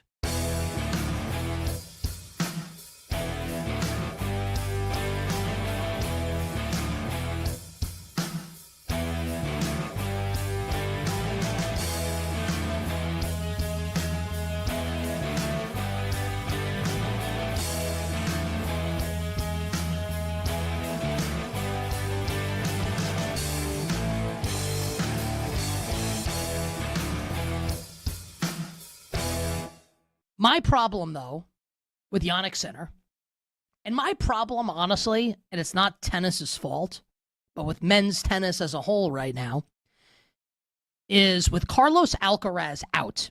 And at this point right now, we don't know if Alcaraz is playing at the U.S. Open, where Sinner will be the huge favorite in that tournament as well. Without Alcaraz, it's not really that compelling.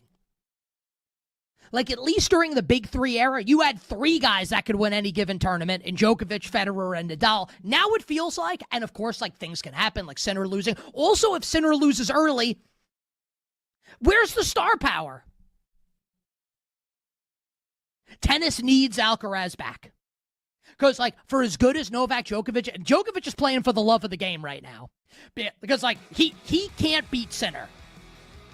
And I know he did earlier this year, but he even said it after Sinner destroyed him at Wimbledon. We need Alcaraz back, and we need him back for the U.S. Open to make this compelling on the men's side. Shuts down. The games light up. You're hot.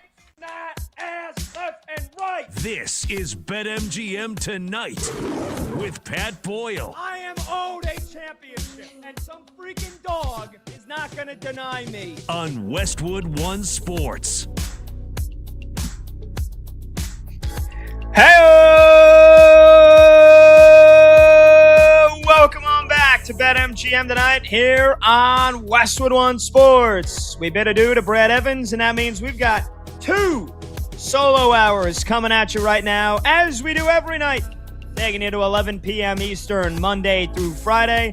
I'm Pat Boyle, and we are brought to you by BetMGM. Make it legendary. Download the app today. Please gamble responsibly. Hour number 4 of this Monday night showdown kicks off right now, and you can watch the show live on YouTube. Just search BetMGM Tonight and hit that subscribe button. You can watch the show live on Twitter at BetMGM Tonight. And you can listen to the program on the Westwood One Sports app, the Odyssey app, SiriusXM Channel 375, and hundreds of local affiliates throughout North America. Great show so far. Awesome show. And we are right in the thick of the Home Run Derby. We're keeping you posted, keeping you updated on that. Munetaka Murakami, decent showing. I'd say unlikely he's going to make the semifinals. He hit 9 home runs, including a 466-foot bomb. But tough to follow the first 2 acts of the night. Wilson Contreras of the Red Sox at 13, including a 490-foot home run. And Jordan Walker of the Cardinals hit 13 home runs as well. Jack Caglione of the Royals hit 8. And Murakami, the White Sox rookie sensation, just hit 9. So we're keeping you posted on the Home Run Derby. Schwarber's going to be up next. You still have Ben Rice. You still have Junior Caminero, the reigning finalist. And you still have Bryce Harper, the 2018 champion, in his home ballpark this year in Philadelphia, still to come.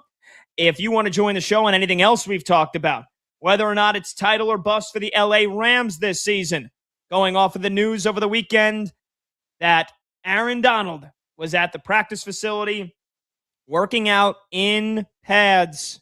You add that on to the fact that they went to the NFC title game last year. Stafford, the reigning MVP. They traded for Myles Garrett. They traded for Trent McDuffie. I think they've got the best roster on paper. I think it's hard most years to say that any NFL teams is title or bust.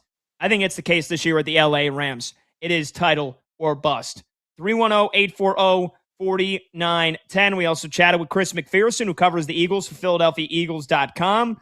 Brad and I did our 3-point stance. We talked some baseball. So, again, if you want to get in on the phones, you can call, you can text 310-840-4910. But we're going to do hot or cold here an hour earlier than we normally do. And to be fully honest, to be fully transparent with you, the listener, the viewer, I feel like we've had some fiery debates in hot or cold. We've had some fiery debates once we get a little bit later on into the show. I mean, I don't know. Maybe it's, the creatures come out at night. So we're going to do hot or cold here to kick off hour number 4. And that means that everybody's favorite Cubs, Bears, Homer, and everybody's favorite producer gets in on the show here. And that is Brandon Combs. Combs, what's going on, brother? How are you enjoying the Derby so far? What do you think of the new format?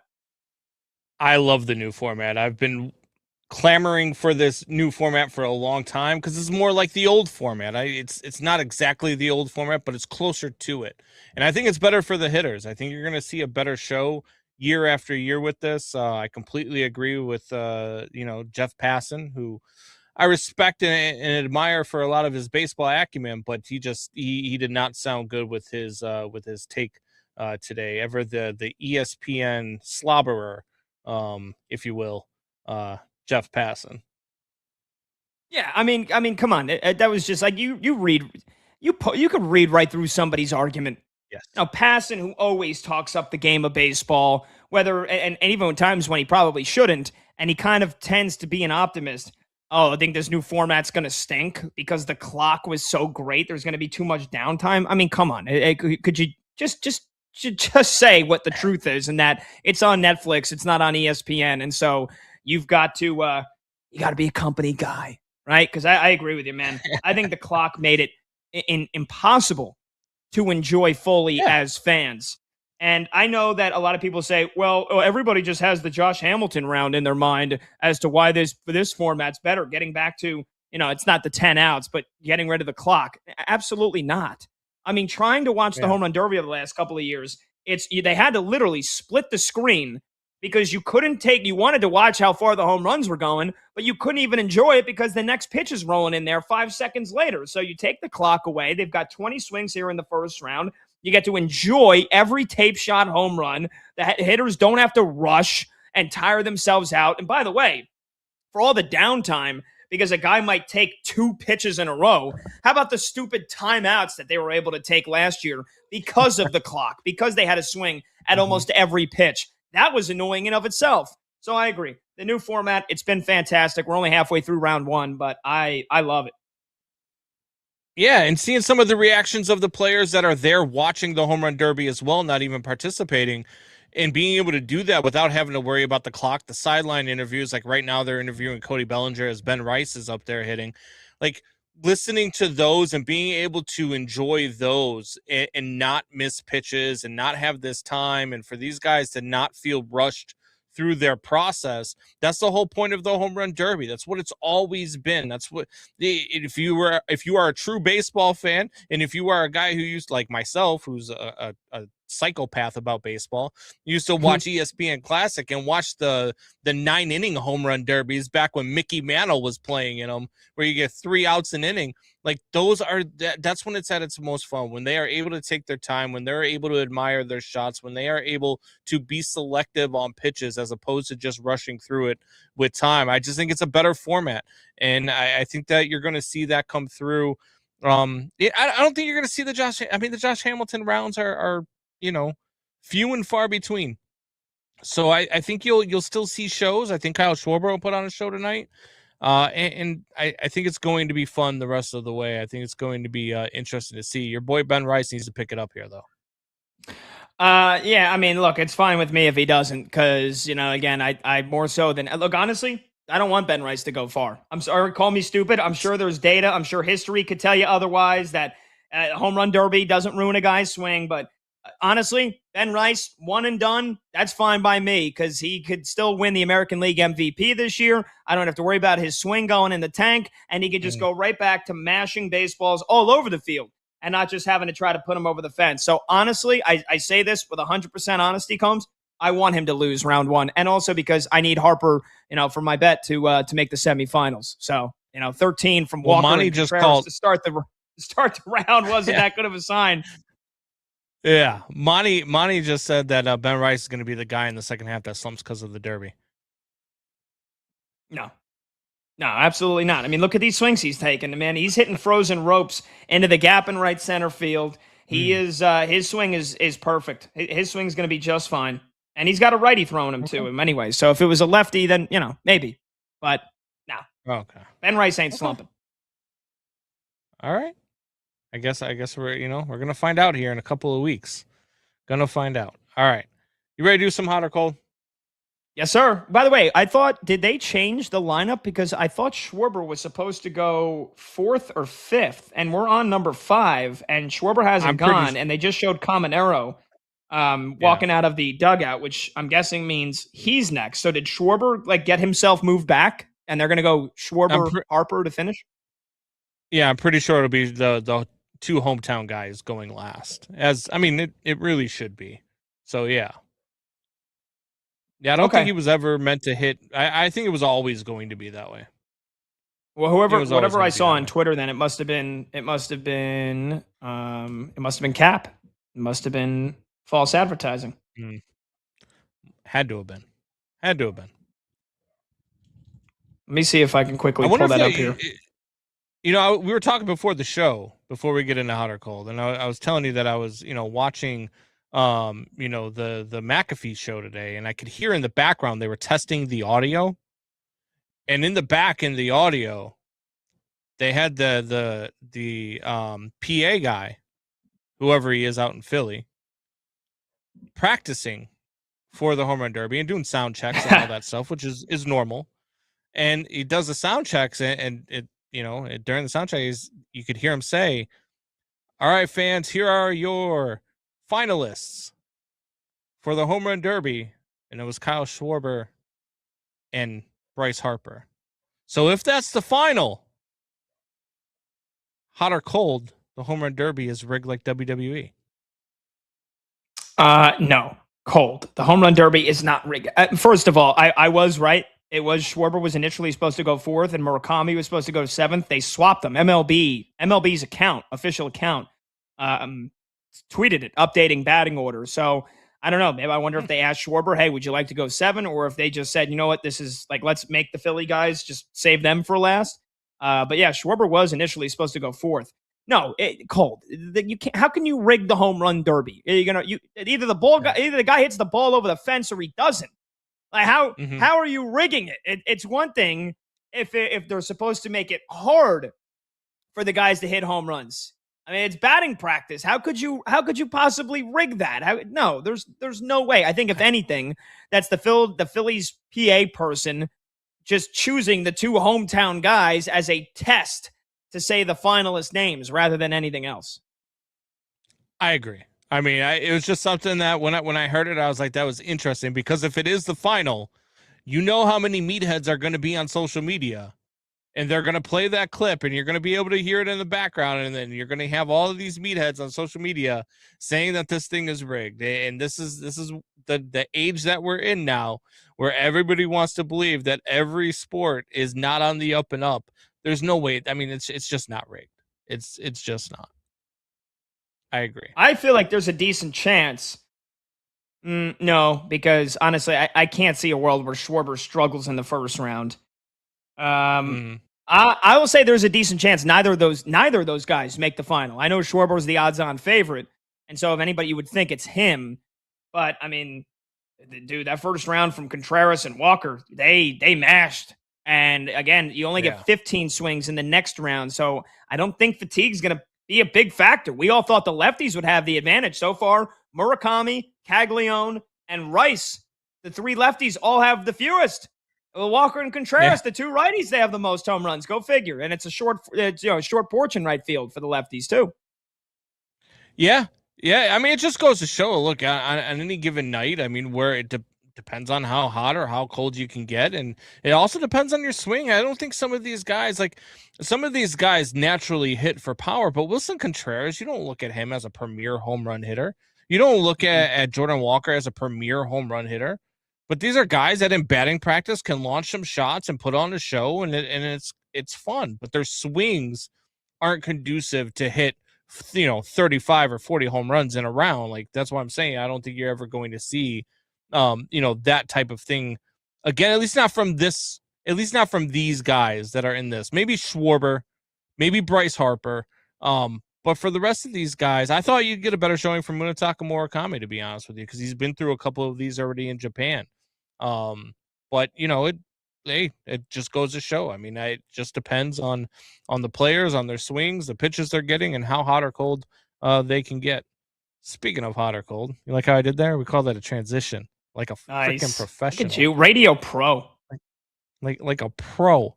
All right, last week you said, as Justin Verlander announced his retirement, and I think you were a prisoner of the moment, but maybe you still believe this 4 or 5 days later, You said you said Justin Verlander was a top 5 pitcher of all time? 10. Top 10. Is that what you said? Top 10. Okay. All right. Well, I'm gonna go hot or cold, and I'll just go ahead and answer because you just said you're hot on it. You think he's a top 10 pitcher of all time. Hot or cold, Justin Verlander's a top 10 pitcher of all time. And I'm gonna say cold as ice, and you are out of your freaking mind. Look, I know he's put up some good numbers. Hold on. You posed the question as Justin Verlander. All right, never mind. Monty changed it because Monty's a pro. You initially had not a top 10. So you're saying Justin Verlander is a top 10 pitcher of all time, and you're saying that is ice cold, a.k.a. Verlander is not a top 10 pitcher. I would love to hear why. I know I cut you off, but continue, please. Look, I know he's put up Hall of Fame numbers. I know he's been very good. He's been great throughout his career. I understand that. But top 10 of all time in pitchers is just wild to me. Because not only that, I don't even know that he's top 10 in his era of pitchers. But top 10 all time. So I want you to stop me when you get to a name on my list, on my top 10 list, that you think he is better than and you would take him over. Okay? You good with that? Let's do that. Yeah. Yeah. Cy Young. Would you take him over Cy Young? I mean, I already see where this is going to go. Cy Young pitching in the dead ball era, but sure, he had 511 career wins. They named the award after him. Sure, you can have that one. I won't fight you on the first one, although I should. 700 and something complete games. Yeah, I mean, How about again, Walter different Johnson? game. Completely different game. I understand, but you're talking about all time, so you have to put all time in there. You have to. Walter Johnson, who he had velocity that a lot of people say back then he was throwing 100 miles an hour. He had a 100-mile-an-hour fastball, people say, and holds the all-time shutout record. Would you take him over Walter Johnson? People say. I mean, there's no proof. It's like this is like Are you one of those guys that doesn't think Babe Ruth existed because there's no proof? No, I do, but you're saying people say Walter Johnson threw 100 miles an hour. There's actually there's zero proof that he threw 100 miles an hour, and he pitched in the 1910s and the 1920s. So no, I'm going to stop you there. People say better than Walter Jesus Johnson. died and then rose 3 days later. Do you not believe it because you weren't there to see it? Well, depending on your religion, I can answer that one of two ways. All right, so let's go with some more modern pitchers that are on my list. Greg Maddux. Is he better than Greg Maddux? No. Why are you thinking so long? All right. Is he better than Randy Johnson? No. Is he better than Roger Clemens? No. Is he better than Pedro Martinez? Close. Oh, my. He's better. Pedro Martinez. His peak might be the best peak in all of baseball history. And you're saying he might be better than Pedro Martinez? I'm saying it's close. You are out of your mind. You are out of your frame. I think at this point you realize that you're getting close to 10, and at some point you're going to have to squeeze them in there. So you're just going to be like, it's close. But it's really not. We're getting close to like the 10th, 8th, 9th, 10th best pitchers of all time, and Verlander he's now in the conversation. Okay. Is he better than Tom Seaver?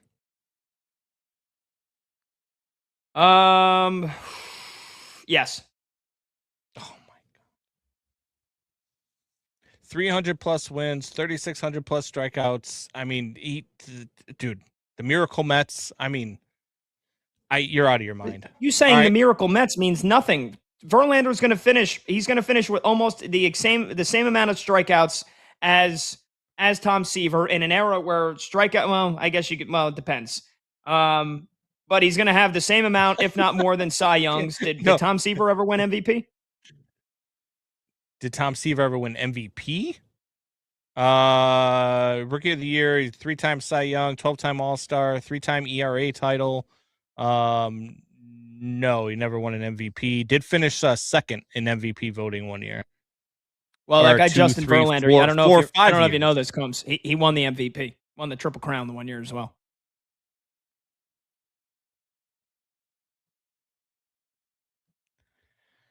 Pat, he's not better than Tom. Verlander's a better pitcher than Seaver. Is Verlander better than Sandy Koufax? Probably because Sandy Koufax. Here's the thing. Is peak Sandy Koufax better than peak Justin Verlander? Probably. Sandy Koufax had a half of a career. So Verlander, the longevity and his peak and his all-time ranks and his postseason dominance and the fact that he won an MVP. Yes, he's got a better career than Sandy Koufax. I think you're crazy. And then 10th on my list, Nolan Ryan. I would probably put Nolan Ryan ahead of Verlander, but I would say I'll take him over Koufax. I'll take him over Seaver, and I'd say it's close between him and Pedro. Dude, it's not. You also threw out Walter Johnson and Cy Young. I know you were young. From I know you were a 20 years baby. ago. I know you were a baby when Pedro Martinez was pitching, but I mean, Pedro Martinez was. To me, Pedro Martinez, personally, pitchers that I've watched, is the greatest pitcher I've ever watched pitch.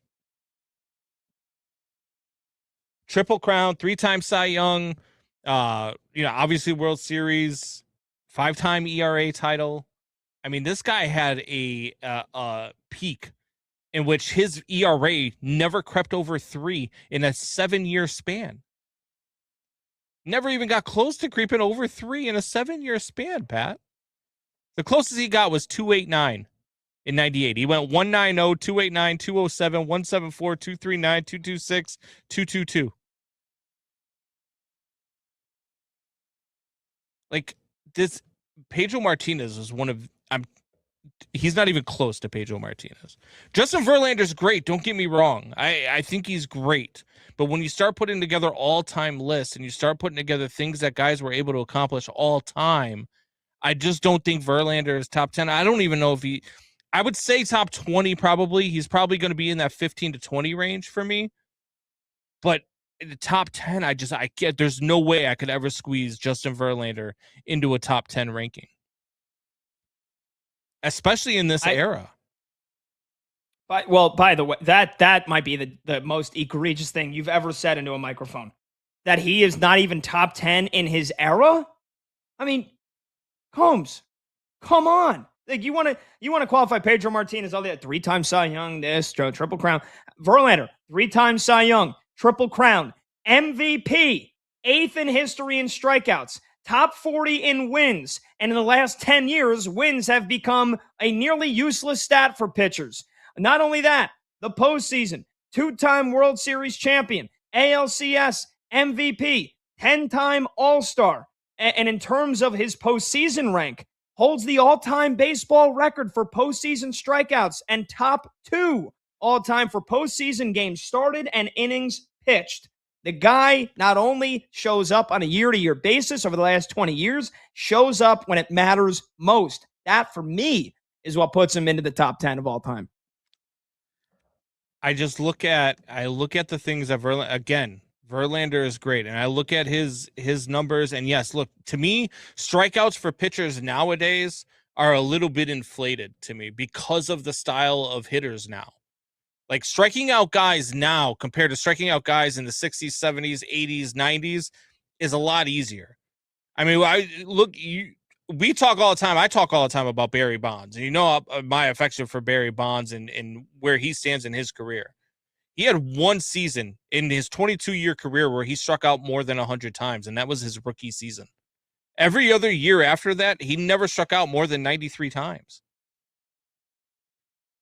And you've got guys now, Shohei Ohtani struck out more than 150 times in 7 straight seasons.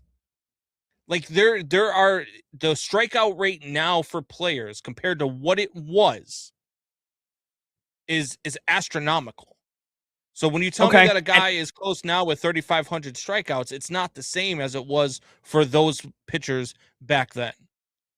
But how many of those, like, when would you say we got what year would you like to put it at as, like, all right, like, this is the year when we look back in history, this is the year of the line of demarcation as to when strikeouts really started to skyrocket? Because Verlander has had one season in the last 6 years with more than 150 strikeouts. He did the majority of his damage from the years 2007 to 2019. So even if strikeouts really have significantly risen here in just the last 5-6 years, he really hasn't had that many strikeouts during that time frame. I would tell you about 2015 is probably about that range where it really took off, because I think if you look back at it, I think like 2010 strikeout rates were at like 17%, maybe even 16% in Major League Baseball. When you look at 2015, I think they were close to like 20% in Major League Baseball. And then I think now, if you look at it, it's probably, I would guess that if I looked at it now, it's probably somewhere around 25 to 28% for strikeout rates in Major League Baseball. I just think that Kyle Schwarber is just finding a groove right here with one swing left. I just think that you're looking at a different era of baseball, where if you're pitching in the 90s or even in the early 2000s, I mean, I remember watching a guy like Aramis Ramirez. I loved watching Aramis Ramirez, and the guy wouldn't strike. He never struck out, I don't think, more than 75 times in a season. And I mean, that was a guy who was a free swinger, but he just put bat to ball. I think if I look at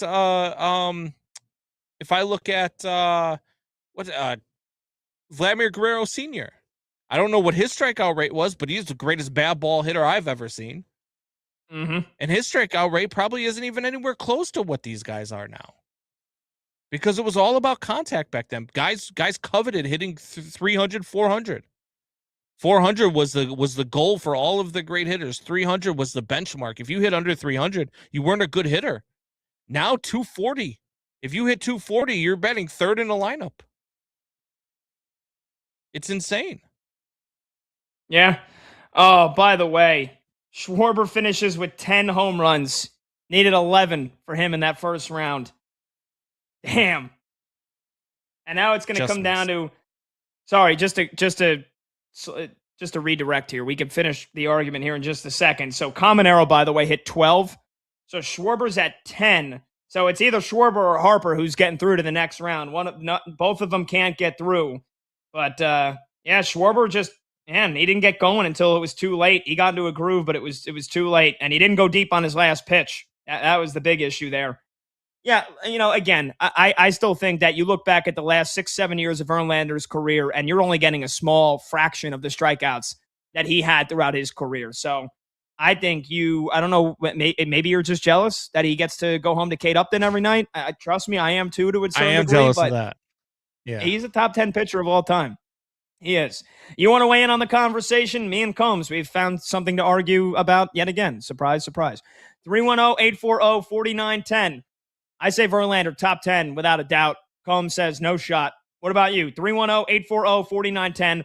We'll hit some more hot or cold stuff when we return. I'm going to give you my thoughts on Jannik Sinner winning Wimbledon yesterday, his 5th Grand Slam title already, and we'll get you another Home Run Derby update when we return.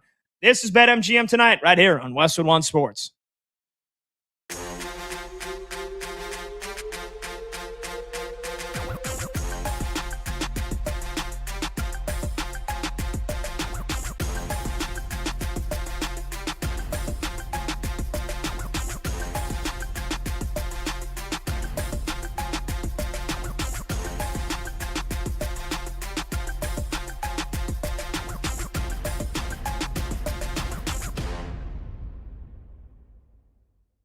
But the conversation that I'm not going to be a part of is the conversation that Jaylen Brown's actually not that good. Because it shows that, like, you are a spreadsheet monkey if you think that. You're a slave to numbers and a slave to your computer screen and to the algorithm and to VORP and to DVOA and to XFIP and to whatever nonsense you want to create. I'm not interested because I watch the games. And I'm not someone that poo-poos analytics at all. It's just when something is presented in front of your face, when again, you have to reject the evidence of your eyes and ears, that's when I have a problem with it. That's when I have a problem with it. So this is an A++ trade for the Philadelphia 76ers and an F-, trade for the Boston Celtics.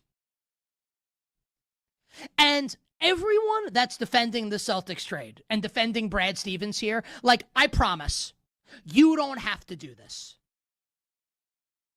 You don't have to do mental contortions like you're in Cirque du Soleil. You don't have to bend over backwards. It's Brad Stevens, so I just trust everything he does. No.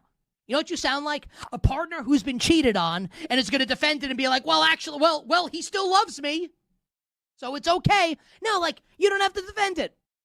It's indefensible. It's horrible. It's a terrible trade. It's a horrible trade for the Celtics. It's a great trade for the Philadelphia 76ers and their new front office with Mike Gansey and Kevin Pittsnoggle and company. Just kidding. It's only Mike Gansey. Well, what a world we live in that these names are still around in the year of our Lord, 2026. You bet on this Monday. Nick Costos and you on Westwood One Sports. So look, as we project this season now in the NBA, if you had to ask me, and I asked Matt Moore this question, I'll ask all of you. Who's going to win more regular season games this year? The Celtics or the Sixers? I think if your answer is Boston, I do think it's a reasonable answer. I think Tatum is better than Jaylen Brown, and I don't mean that as an insult to Jaylen Brown. I think Jaylen Brown's awesome, but I think Tatum's better. So now Tatum's in the Brown role, and in theory, all these young players are a year older and should be a year better. Joe Mazzulla's the reigning coach of the year. They are, even if that trade's a brain-dead trade, they're a great organization. The Celtics should roll out of bed and win 50 games this year, assuming health for Jason Tatum, right? Their floor is higher. Boston's floor is higher than Philadelphia's floor. But the ceiling for the Sixers is sky high.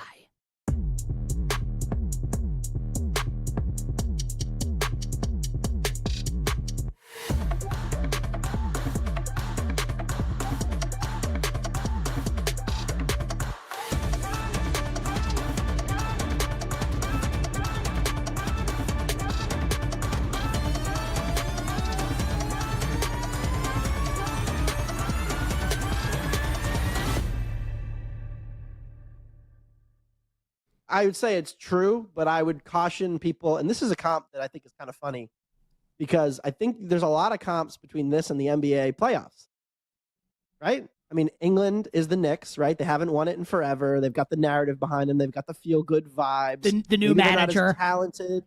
Yes, all these things. And then OKC, right? They're the deep stacked team with the MVP. That's Mbappe in France. Then you've got the newcomers, Spurs, Lamine Yamal, and they're trying to usurp them as the best team in the world. And France is the favorite, but you're like, well, but Spain, they're pretty good. And then they're like, but whoever wins OKC Spurs, like they got the final.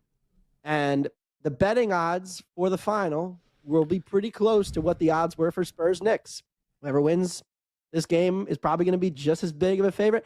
And like, I'm not saying that I think England is going to win the World Cup, but I'm saying that, like, I don't know, people tend to be overconfident in like a contest that's like 63-37 or like 66 to, they're like a 2-1 favorite. Okay. But like those teams lose all the time. We literally just watched it happen.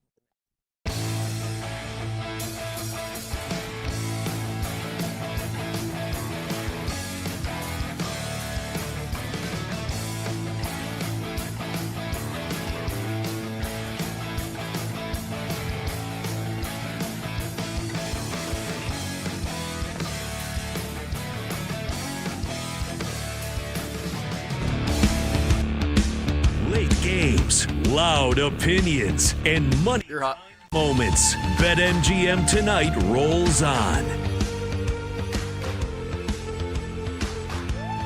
Welcome back, BetMGM tonight, Westwood One Sports. I'm Pat Boyle. Phone number to join the show, 310-840-4910. Again, that's 310-840-4910. We will hit on some more hot or cold here in just a second, but we are in the final couple of swings of Bryce Harper's round to finish off round number 1. And so far, no matter what, Wilson Contreras, Jordan Walker, they're both going through. They started the night, both hit 13 back-to-back. It looked like we were set for a one hell of a derby when that happened. And look, we still are, but those are the top 2 numbers. Junior Caminero is through to the semifinals again. He hit 12, and then it's down to the 2 Phillies to see which one is going to go to the semifinals. Schwarber hit 10, and Bryce Harper is at 8 with 1 swing left. If you hit a home run with your last swing, you keep going. So he's got to hit 2 in a row here, and then if he finishes at 10, it would come down to who hit the furthest home run, which I don't know who that was, but it's not going to matter anyway because Harper's done. He finishes with 8.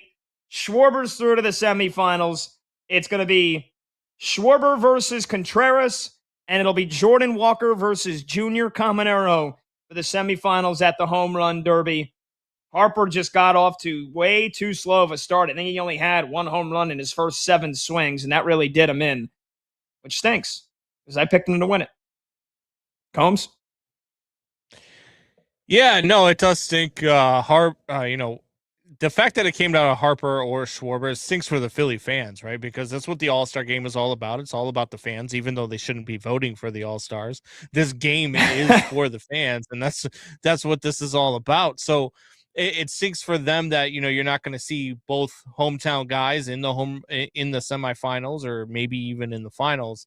But hopefully for them, Schwarber, and I love me some Kyle Schwarber, so kind of rooting for Schwarbs as well, and we'll see how it goes. I mean, it does stink, man, because I do like him as well. But my guy's out too. I had Munetaka Murakami. Yeah, what I worried about Murakami is the fact that he just came off the IL on Friday with the hamstring injury. I'm surprised the White Sox allowed it. Right? That's what I was thinking. That was crazy. I thought that we mentioned that on Friday. I think me and Kate when we were talking about it. You were off, and I was like, this is kind of crazy. The White Sox are going to allow him to hit in the home run derby. He just came off the IL from a grade 2 hamstring strain. You're going to let him go up there and try to crank home runs? I mean, they definitely told him, hey, tone it. Dude, you better not go nuts here. You better tone it down. Look, I don't know. How can you tell somebody to, let's say, try 70% in a home run derby? I mean, again, I would think it's hard for a guy that's an elite athlete like him and most of these guys in the home run derby to sustain or suffer an injury during the derby. But when you're only a few days removed from getting cleared to play baseball because of a grade 2 hamstring strain, I always thought that was kind of nuts. But I'm sure the White Sox ownership deep down, they're probably like, whoo, thank God we did not want him winning that thing. Yeah, no, absolutely not. Yeah, it's been I'm sorry, I'm caught off guard by this tweet that has since been deleted that went out. I'll tell you about it during the break, and we'll decide whether or not we should bring it to air. But very, very interesting, to say the least. So yeah, I think that when you're watching a home run derby, and I think that, Murakami, for everything with the injuries, you want to watch your guys go, and the White Sox deserve to have Murakami as a representative in the All-Star game. I just might have had him sit this one out. I mean, we've had other players. I mean, Vladimir Guerrero Jr. decided to sit the All-Star game out. And he's healthy. Sometimes you just need that break, and where Murakami, 1, coming off an injury, 2, playing his first year in a season where you're going to play 162 games. Now, granted, he just had 2 months off, so he's not going to play 162 games, but that wears on your body when you're playing later into a year than normal. So, yeah, it's definitely, for White Sox fans and for the White Sox, if you're telling him to tone it down, maybe he tones it down a little bit, but you're not going into a competition like that. These guys want to win, man. They're competitors. There's not one of these guys are agreeing to do the home run derby thinking, yeah, you know what, I'll just, I'll take it easy though. No, they want to win. Every single one of these guys, every single one of these 8 guys who are competing tonight, the 4 guys who aren't in the semifinals are probably pissed they're not in the semifinals. That is true. That is very true. Yeah, and Harper's kid, I think, was crying. Yes. Crying because his dad didn't make the semifinals. Like, it's the home run derby.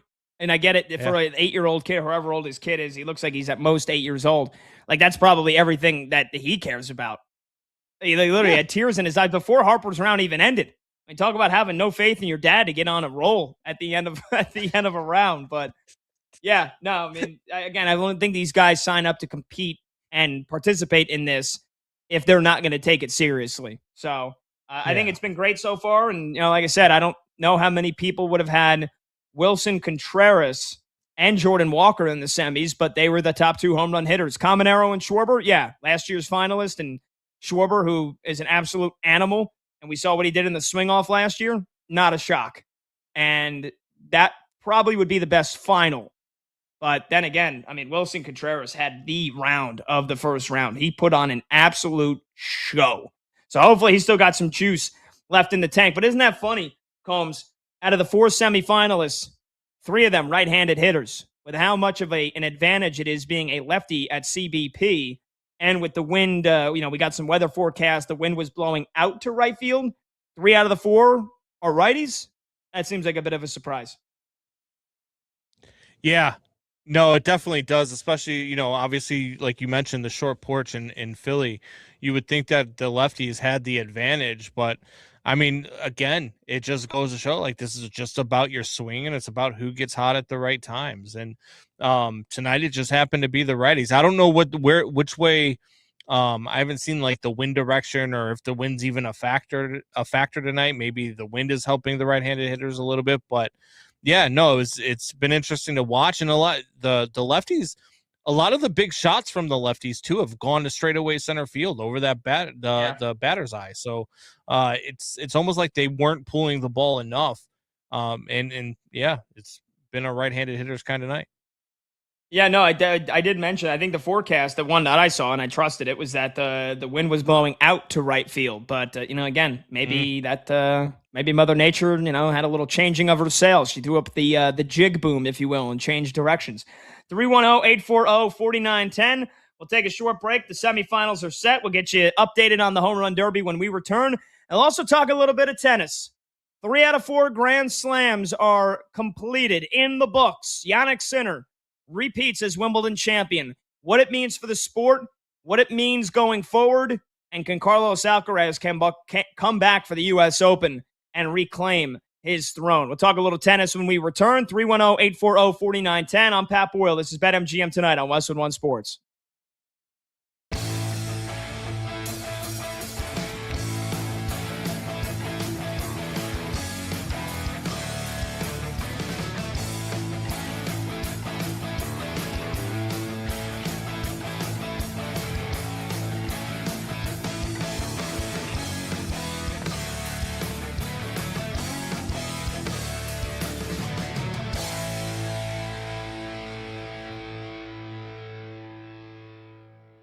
So outside of Terry McLaurin right now, the Commanders wide receiving group, and this matters for Jaden Daniels this year, and it matters for fantasy football as well. The Commanders wide receiving group behind Terry McLaurin is Treylon Burks, one-time, draft bust of the Tennessee Titans, and maybe he can resuscitate his career to some degree. Rookie Antonio Williams, who seems like he's a slot-only player. Jalen Lane, Luke McCaffrey, De'Ami Brown. Like, this is no one's looking at this and seeing Art Monk anywhere on this team, or Gary Clark anywhere on this team, right? The Commanders desperately need a second option in the passing game. And maybe you want to say it's Chigakonkwo, the tight end they signed away from Tennessee. Maybe you'd like a number 2 receiver, right?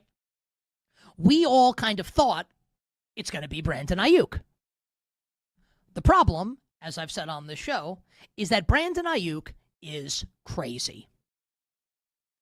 And he's not crazy in the way that you meet someone who's like a little off and you'll be like, that dude's crazy. No.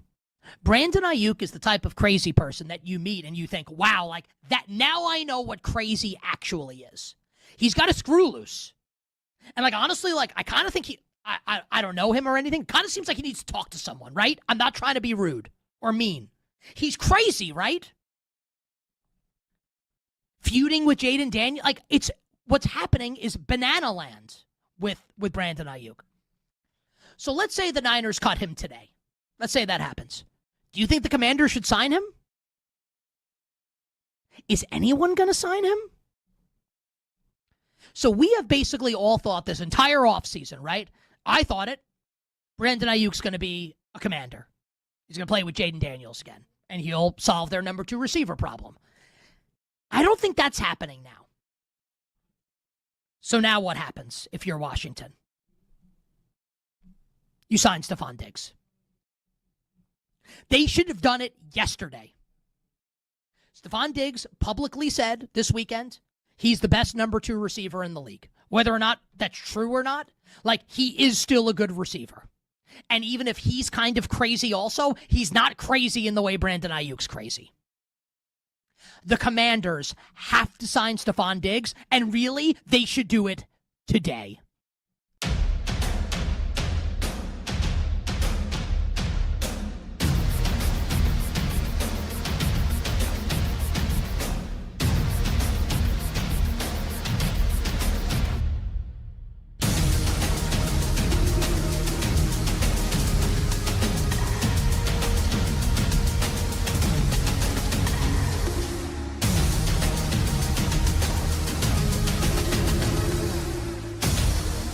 France and Spain tomorrow might as well be Arizona and Michigan. Final Four Saturday night a couple months ago, where I felt winner of that game wins the national championship. Remember Arizona? Good performance in that game against Michigan. This is, for all intents and purposes, the Rams and the Seahawks in the NFC Championship game this year. And that is slightly disrespectful to England and Argentina, because I would say England and Argentina are both better equivalent than the Patriots were heading into the Super Bowl back in February. But the point stands. These are the 2 best teams, France and Spain, and they are meeting in the semifinal round. And France has been incredible in this tournament. A deserved favorite tomorrow against Spain, and the deserved favorite to win the World Cup for the second time in 3 World Cups, and looking to become one of the only countries in history to go to 3 consecutive World Cup finals. This attacking trident that France possesses with Olise and Dembele and obviously Mbappe, it's embarrassing how good it is. The depth that the French team has is ridiculous. Do you remember when I said prior to the tournament starting that France's backups could make a deep run in this World Cup? Some of you told me I was nuts. How could you say that? They're backups. What? How do you like it now? What do you think? You watch the games? You don't think their backups are awesome? They don't miss a beat when guys are subbed out, when important players are subbed out. They just keep on rolling. They are unbelievable. And they're the best team. But I have to acknowledge, Spain's not far behind. And as someone who bet France to win this World Cup, Spain absolutely terrifies me.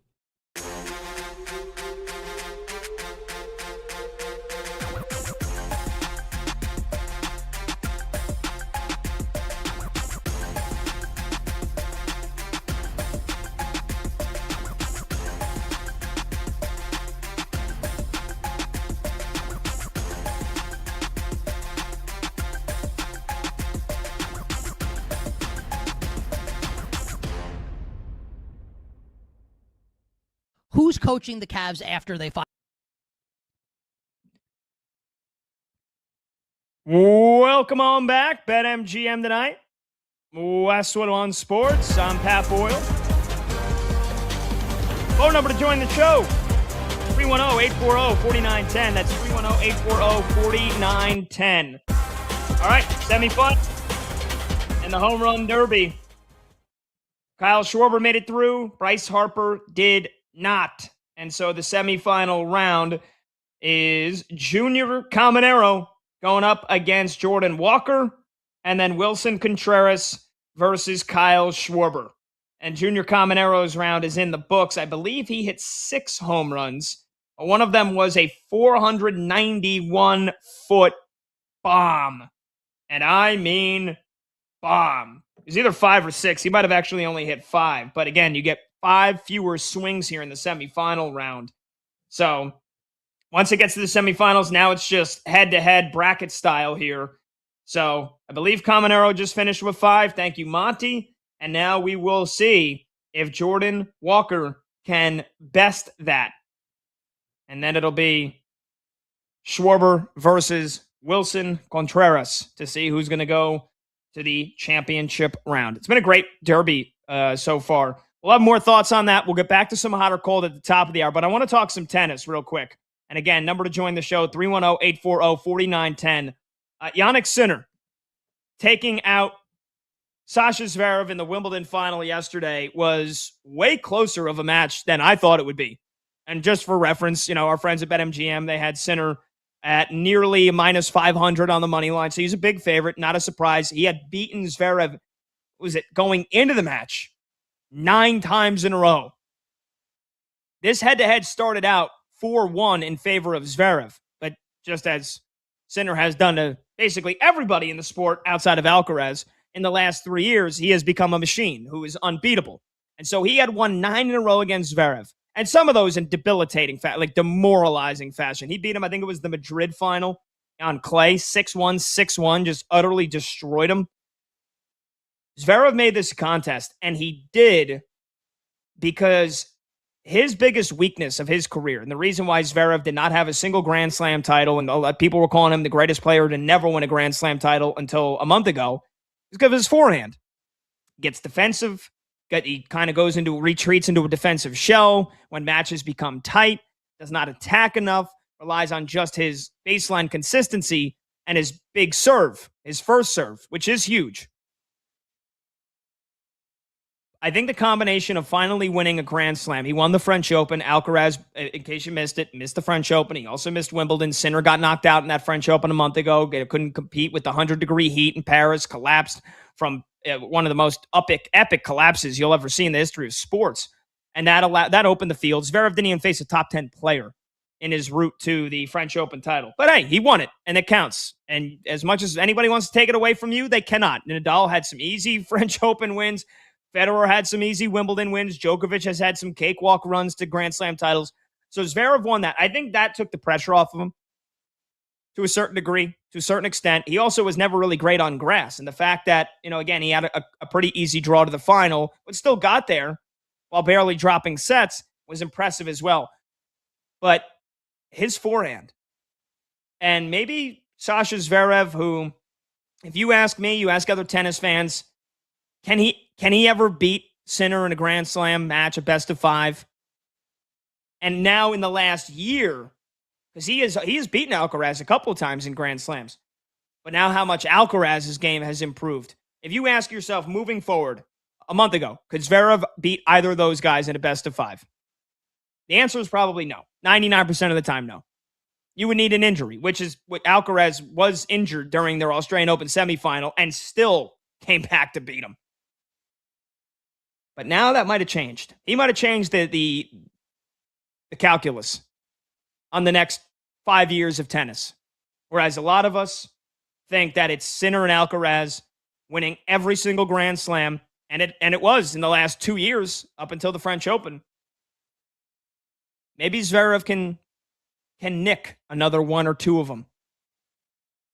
And don't get me wrong, I think the Sinner-Alcaraz rivalry is incredible for the sport. It is way more, like 95% great for the sport of tennis and 5% bad, in the sense that a lot of these tournaments will be boring because we are just waiting for Sinner Alcaraz in the final.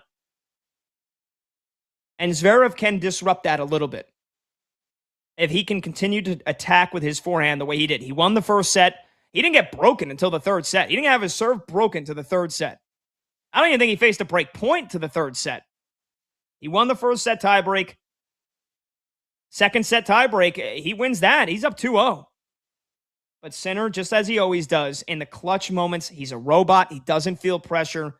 and he had his title to defend, and I think he leaned on the head-to-head history. And I don't think Zverev collapsed. I don't think he choked. I think over time, over the course of that match, the better player won.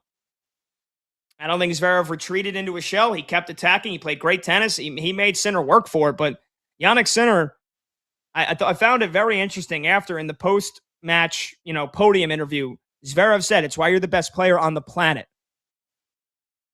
And I think Zverev chose those words carefully. I think he realized that, saying you're the best player on the planet, not mentioning Alcaraz, because Zverev can beat Alcaraz. He's got a better chance of beating him than he does Sinner. And I think Zverev knows he was never winning that French Open if Alcaraz was in that tournament.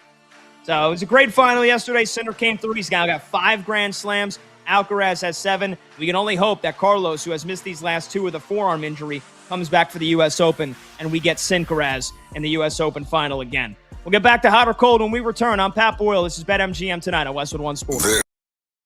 Who's coaching the Cavs after they fire Kenny Atkinson?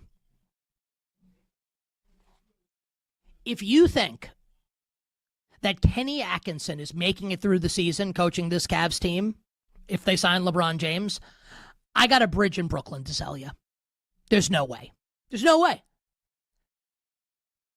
Kenny Atkinson embarrassed himself in the Eastern Conference Final. Embarrassed himself, right? How about in the opening series? They went 7 against Toronto, and then if Detroit had been more ready for primetime, they would have lost to Detroit. Because not only did the Cavs get their lunch handed to them by Jalen Brunson and the Knicks, but Kenny Atkinson had the gall to say that, actually analytics say that we're winning this series. Could you imagine? You're not calling timeouts as the Knicks came back in game 1. It was brutal. You think LeBron James in his final season is going to be cool with all of this? LeBron is going to be cool with, we got swept, but we were better. You think LeBron's going to be cool with that? Stop it. Come on. Really? So Kenny Atkinson can start the year for the Cavs as the coach. Who's going to be the Cavs coach after they fire him? Those 2 questions I want answered if and when the Cavs sign LeBron James. Who's handling the ball late in playoff games and making the biggest decisions? Needs to be LeBron. And who's going to coach the team after they fire Kenny Atkinson?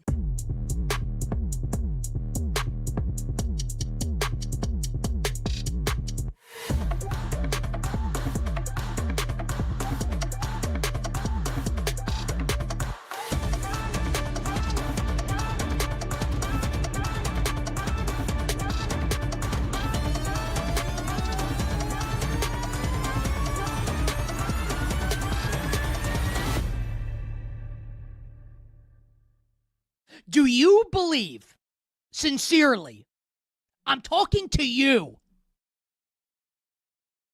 do you believe in your heart of hearts that Josh Allen's better than Patrick Mahomes? Do you believe that? I'll ask the question a different way. Now, hopefully this never happens, because this is the kind of stuff that horror movies are made of. If your life was on the line and you needed one quarterback to win the game for you at the end, and I gave you Patrick Mahomes on one side and Josh Allen on the other, who are you taking? Be honest. Be honest. Be honest. Can you? Can you be honest? Even if you hate the Chiefs, even if you hate Patrick Mahomes, in the same way that you hated Tom Brady and you hated the New England Patriots, right? I get it. You hate the Chiefs. I get it. You're tired of Kansas City. I get it. You reveled in the Chiefs' misery last year. I understand. It all makes sense. But you can't say that Mahomes is not the best, even with the way last year went.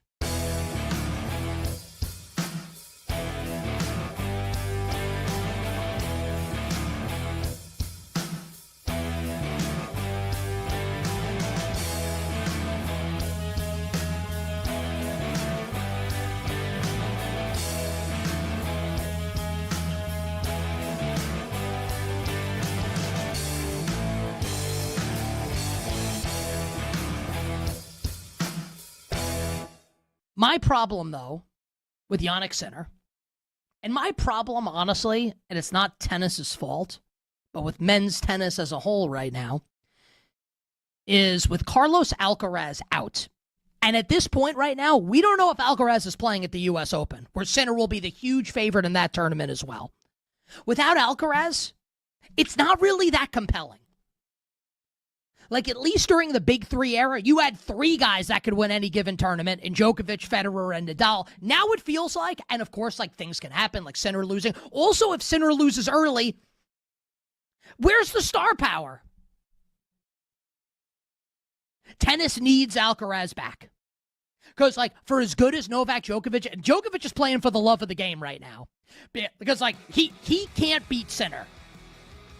And I know he did earlier this year, but he even said it after Sinner destroyed him at Wimbledon. We need Alcaraz back, and we need him back for the U.S. Open to make this compelling on the men's side.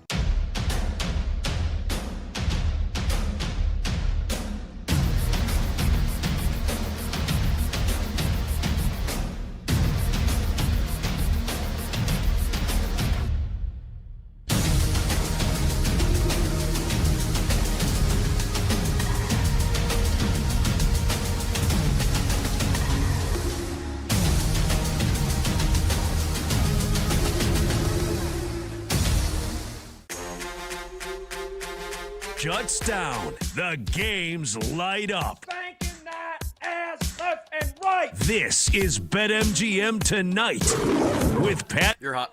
I am owed a championship, and some freaking dog is not going to deny me. On Westwood One Sports. Hey, welcome on back to BetMGM Tonight here on Westwood One Sports. I'm Pat Boyle, and we are brought to you by BetMGM. Make it legendary. Download the app today. Please gamble responsibly. Fifth and final hour of this Monday night get-together kicks off right now. You can watch the show live on YouTube. Just search BetMGM Tonight and hit that subscribe button. You can watch the show live on Twitter at BetMGM Tonight. And you can listen to the program on the Westwood One Sports app, the Odyssey app, SiriusXM Channel 375, and hundreds of local affiliates throughout North America.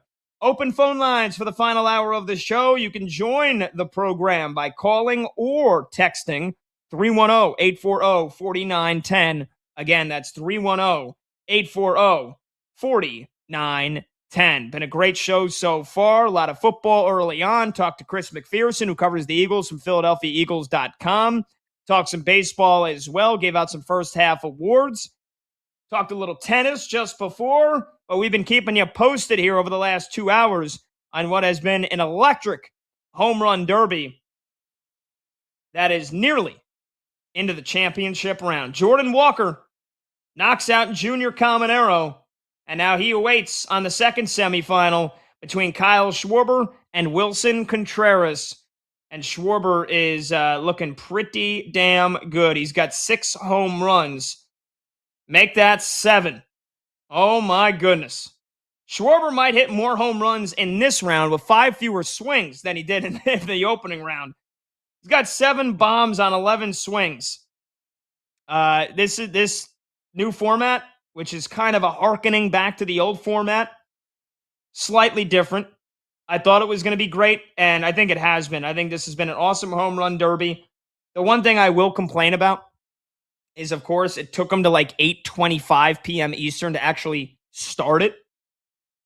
I guess not that big of a surprise, and it's Netflix, by the way. They can do whatever the hell they want. But, again, can't we take some examples from what the World Cup has done? When you say a sporting event is going to start at a certain time, it should start at that time. It shouldn't be like the presentation starts and then you do the introductions and you do all this rigmarole and then we don't get started until 25 minutes after. Just tell people the intros are going to start. Intros 7:30. Home run derby starts at 8 Eastern. It's annoying. I tuned in at 8 o'clock and then again, it's like 20 minutes goes by and it's like, what are we doing? When are we starting? When are we starting? And as somebody that lives on the East Coast, I don't know. I never mind when things run late. But, again, this thing ain't going to be over probably until at least 10:30 Eastern. Could have been done by 10 if you started it at 8. But either way, Schwarber, 9 home runs. And so Wilson Contreras is going to have to either hit 9 and hit a bomb and win the tiebreaker on home run distance, or he's going to have to hit double digits. It's been a long time since Wilson Contreras went, by the way. He was first up, and now he's last up in the semifinals. So he's had to then sit through 7 batters plus 3 in the semifinal round. He's had to sit through 10 batters. That is a long time to wait. I would say it probably gives him as much rest as he would need, but also he was in a flow state. He was in a rhythm.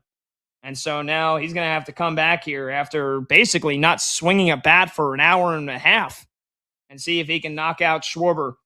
And you'd have a Wilson Contreras, Jordan Walker final, which I don't know how many people in their right mind would have predicted that one. 310-840-4910.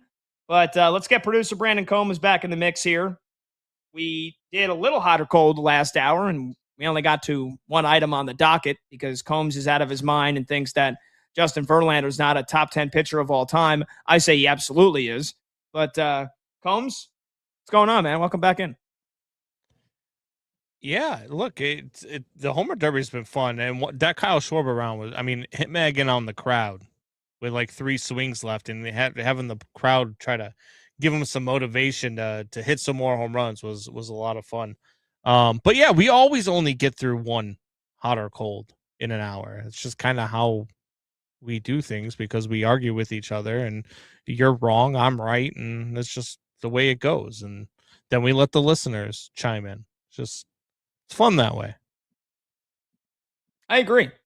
I like art. I mean, it's like, there's not, you've said it yourself, and so that's why I never normally mind about joking about it. But you're somebody that's on your 3rd marriage, and so I was gonna say we're like the married couple that always argues but stays together. I guess you have half of that experience down. You I don't know what that feels like. like. Yeah, I don't know what that feels like to argue a lot and stay together. You got to be used to. Yeah, half you're my of it. first. Yeah. Absolutely 110%. Look, I'll tell you right now, before Saturday, I never thought anything would end quicker than my first marriage. And then I saw the Conor McGregor fight. Which, by the way, we didn't have that plan to talk about in the rundown, but as somebody, I think like millions of others that was captivated by the rise of Conor McGregor and just his rise, what an incredible story it was, right? He'd be basically working at as a janitor, as a custodian at the gym, and then just basically fighting tooth and nail to do whatever it took to become somebody and to be successful and to be famous, and then take on a superstar celebrity status as an icon that changed and revolutionized the sport. I was captivated by it. I don't know if you'd find many people that were indifferent to Conor McGregor. Plenty of people, millions hated him. More than that, though, loved him. Yeah, because of who he was, what he brought to the ring, how big he made UFC events. And then also, I'll never forget, it was my birthday and I was in college, the Jose Aldo fight. He knocks him out in the first punch within 10 seconds. And it was like, that is the face of not only the UFC, but MMA and any kind of organized fighting that you could have in sports. To see what has happened to Conor McGregor over the last 6-7 years, it's not surprising. It's not shocking. And then to be away from the sport for 5 years, to come back, I'm going to be honest, Combs, I didn't watch a lick of it. And I didn't even try to go out of my way to try to illegally stream it. That's how indifferent I think I've become to Conor McGregor, which is sad. And then to see the way that the fight went, where he blows out his knee in the first couple of seconds, and I know a lot of people think that he was probably hurt beforehand. I don't like to throw around the word sad. It's sad to see, because you could say that karma, gets everybody at some point. It was unfortunate to see, especially if you paid tickets, paid money for a ticket. God. You paid money to watch that fight. If you put some money on Conor McGregor to win the fight, then it was very unfortunate for you. Yeah, look, the average ticket for floor seats of that event was over $4,000. And that was for standard. Some people were paying $20,000 for front row seats to that fight.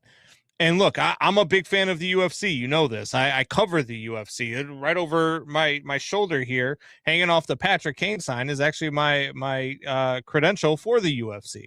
So, like, I love the sport. I love watching it. And I thought UFC 329 was a fantastic show.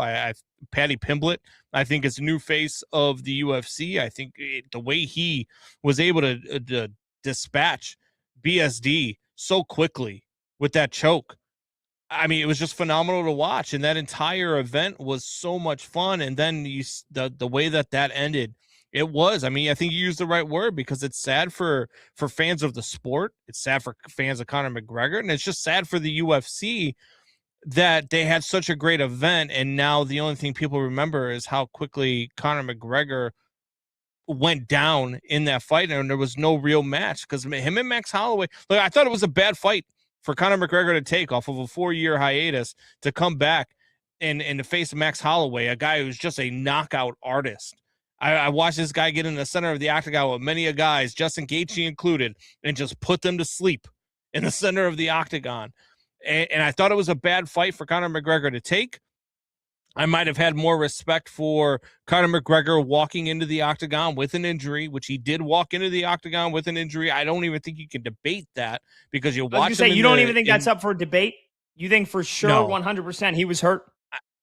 I watched him I said it live. I watched him in the inspection zone when he takes off his shoe and he barely put weight on his right foot. I was like, oh no, he's hurt. There's something going on there. Now, there's a lot of fighters that will fight through an injury. There's a lot of fighters who think that they go. I don't think Conor McGregor did anything shady. I think Conor McGregor had something going on that he thought he could fight through. And it just turned out that he couldn't. And so for me, I look at that and I think it's sad. I think it's sad for everybody. He walks into that fight with the injury, and I might have had more respect for him as he goes to the center of the octagon, being like, look, my knee is screwed up. I did something out back. I don't know what I did. I don't know how bad it is. But instead of me trying to jump kick here, let me point to the center of the octagon a lot, the way Max Holloway does in the 5th or 3rd round, depending on whether or not it's a title fight. When he gets into the final minute, he always points at the center of the octagon and says, hey, let's phone booth it. If you're Conor McGregor and you know you got a knee thing going on, hey, Max, let's phone booth it and let's see who goes down first. I'd had a lot more respect for that than the way that ended. It's tough. I guess Conor McGregor was the last leg of a parlay that I had. So that was bitter as well, but I'm more sad for the sport in the way that ended, because I just think it was a bad way for the fans. Because that's been it's a bad ending for the fans, for damn sure. And again, I've seen and I've thought about a lot of the rebuttals. If he was hurt going into that fight, whether it happened the night of, whether it happened leading up to, backstage, he's warming up, something happens, he tweaks it, whether it happened in training in the final week or two leading up to it, whether it was something that he's been carrying and he's like, you know what, like, screw it, like, I'm just going to see what I can do. I need the payday. I'm not going to cancel the fight. You know how Dana White would look at, he'll never get a fight again if he were to cancel that fight. And by the way, he says he is going to try to fight. I think he has one more match on his contract, right? He signed a 2-fight contract. So correct. We'll see if if he actually does get back into the ring, but that was his chance to kind of get a hold on everybody's attention again for the next couple of months, and really then into a blaze of glory right into the end of his fighting career at the top level. Who knows? I mean, I know some people, he's going to be a freak show fighter, or he could join some other organizations, or take some become like Jake Paul, which I'm sure he still could. But for me, it's like, if you knew you had an injury, why wouldn't you do what you said, what you suggested, which Max Holloway has done before during fights? Like, let's phone booth this thing. Let's just see who gets knocked out first. Why would you throw a flying leg kick right where you have to land on that right leg? Why would you do that? If you were no, it's just it's that's why I think that he thought he could fight through it. Because if he didn't think that he could fight through it, then if you went in there and you knew you were hurt and you're like, I can't fight through this, I'm really damaged, and you still threw that, and you're not as intelligent as I know that Conor McGregor is, because he is a very intelligent human being. Like, I mean, the guy is a mogul. He's made himself into a billionaire because of the way that he carries himself. He's a smart dude. So when you watch him do that, I could tell that he thought that he could fight through it. I don't think that he fights again in the UFC. I think the next fight that you're going to see Conor McGregor in is a fight against Nate Diaz in an MVP promotion. I don't think he gets Chandler would probably be the only one that could save him and get him his one last UFC fight. For anybody else in the UFC, it just doesn't make sense for them to take that fight. He does nothing for their career at this point other than maybe make them some money. But I don't even know that the fans, the way that you make the money now with Conor McGregor is because he's so hyped and because the fans want to see it, and the fans will pay so much money to go and do it, to watch it, all the money that they'll put into it, $20,000 for front row seats to a Conor McGregor fight. It's not going to be the same if Conor McGregor comes back to fight even Michael Chandler. I don't think it's going to be the same payday that it would have been had this fight actually gone the distance, whether or not Conor McGregor won or lost the fight. It's that's where it's tough. I just don't. If you're UFC, why would you book that again? I think Dana White thinks that probably off of his name alone, you will get the casual fan. You will get the casual UFC fan who maybe buys 2 pay-per-view events, 1 pay-per-view event per year. You'll get him on Conor McGregor one last time. If you know you bill it as his final fight ever with the UFC. I honestly don't think it would matter who the opponent. Rousey too.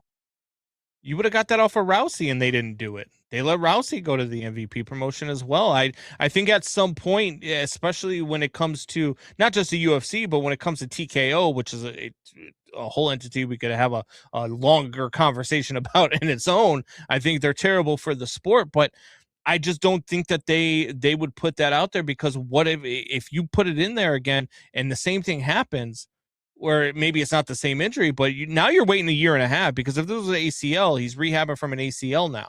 He just took 4 years to rehab from a broken leg before he fought again. So I just don't see it. I really don't. I think you're going to see an MVP promotion where he gets that rematch with Nate Diaz, and they finally settle that score, and hopefully it's a good fight. But I just don't think you'll ever see him in the UFC again.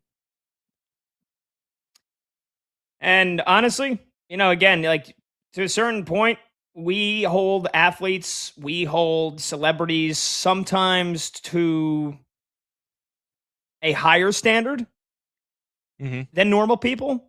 And I think there's sometimes where we hold them to a lesser standard. We don't hold them accountable enough for what they've done in the court of the public eye. And again, as somebody that was captivated as much as you could be by Conor McGregor, I mean, I'm sorry. Maybe there is points in life where you should separate the artist or the athlete from the person. And much like a musical artist or a rapper or an actor that is not a great person, and they've proven that, but you can appreciate who they are as a performer.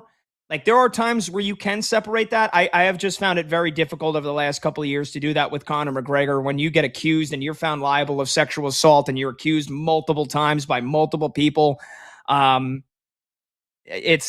find it hard to, I saw that happen. I saw the clip as soon as it surfaced on social media, and I just kind of went, oh, all right, well, that's it for him. See ya. And I didn't really feel bad about it. And I'm sure that my opinion is probably different from a lot of folks. And again, maybe there are certain instances where, not that we have to, we just inherently do separate the athlete, the performer, the celebrity from the actual person.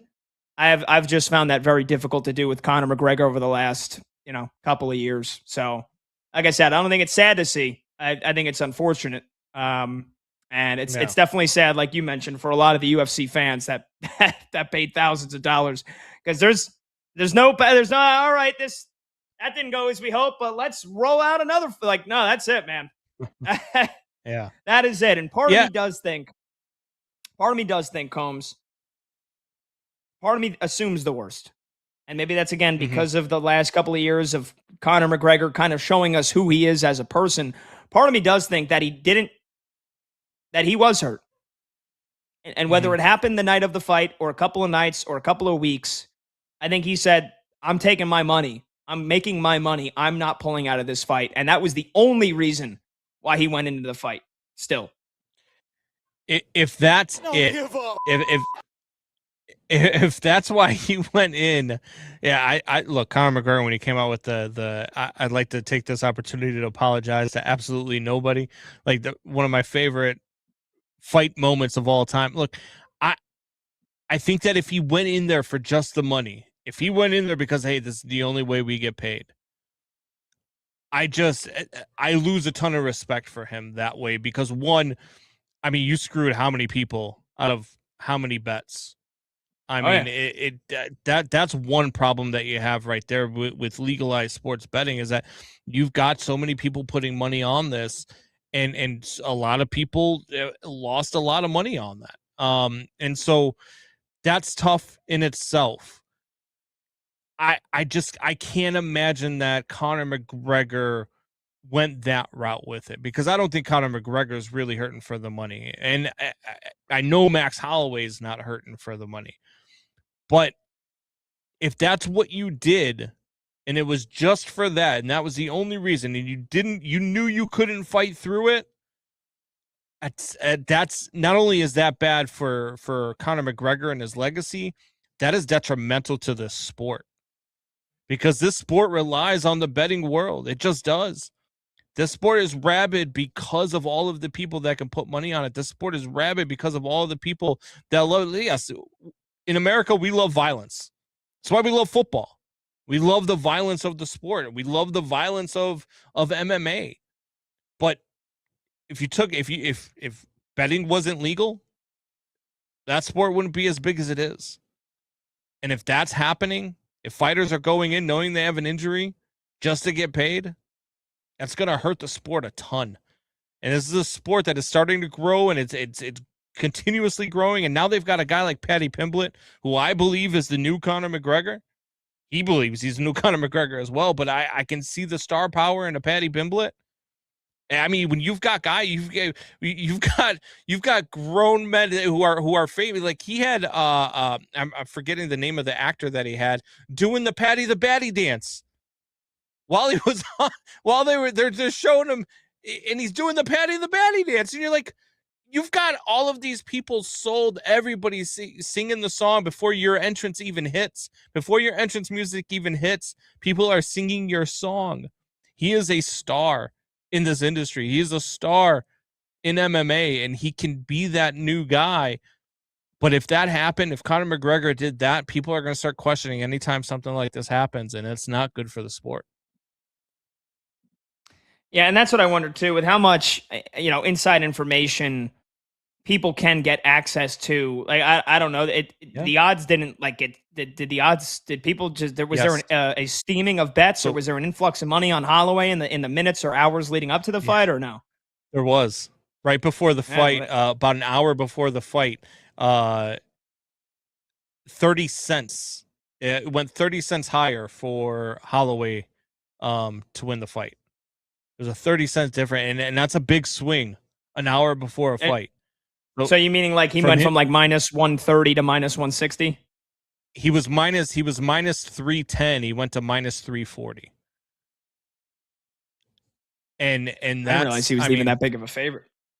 Oh yeah, Conor McGregor was a huge underdog, but that was the swing. But see, I don't know if I know that it's what the number didn't swing because there was an injury or anything like that. So I don't want people to think that the number swings because somebody places a big bet. The number doesn't swing, because somebody is leaking information. But maybe somebody led something to a bettor who put a big number on Holloway to win, and that's what swung the number that way. So the number did swing shortly before the fight. So there is some speculation there, but I got to tell you from a guy, like I know a couple of guys, one of them I'm really tight with, who is an odds maker. They don't swing it because they of the inside information. They swing it because a big bet comes in. The numbers, the money moves the numbers. Yeah. Well, either somebody waited until the last minute or somebody knew what was good with Mystic Mac. All right, we'll take a short break here. 310-840-4910. That time, we didn't even get to the hot or cold that we wanted to get to. We'll do that when we return. Here's a sneak peek. Just how good is Drake May? Is he top 10? We'll debate when we return. Plus, we'll get you an update on the Home Run Derby championship round when we return. This is BetMGM tonight, right here on Westwood One Sports.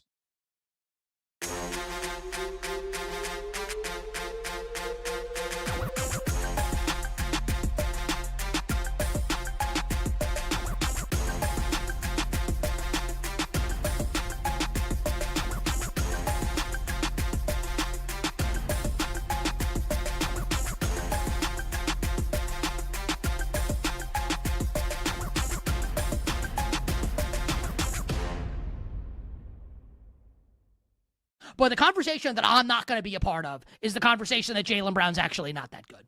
Because it shows that, like, you are a spreadsheet monkey if you think that. You're a slave to numbers and a slave to your computer screen and to the algorithm and to VORP and to DVOA and to XFIP and to whatever nonsense you want to create. I'm not interested because I watch the games. And I'm not someone that poo-poos analytics at all. It's just when something is presented in front of your face, when, again, you have to reject the evidence of your eyes and ears, that's when I have a problem with it. That's when I have a problem with it. So this is an A++ trade for the Philadelphia 76ers and an F-, trade for the Boston Celtics. And everyone that's defending the Celtics trade and defending Brad Stevens here, like, I promise, you don't have to do this. You don't have to do mental contortions like you're in Cirque du Soleil. You don't have to bend over backwards. It's Brad Stevens, so I just trust everything he does. No.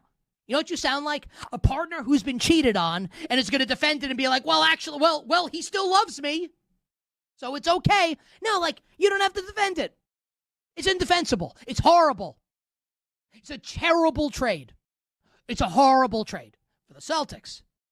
It's a great trade for the Philadelphia 76ers and their new front office with Mike Gansey and Kevin Pittsnoggle and company. Just kidding. It's only Mike Gansey. Well, what a world we live in that these names are still around in the year of our Lord, 2026.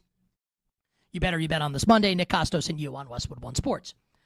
So look, as we project this season now in the NBA, if you had to ask me, and I asked Matt Moore this question, I'll ask all of you. Who's going to win more regular season games this year? The Celtics or the Sixers? I think if your answer is Boston, I do think it's a reasonable answer.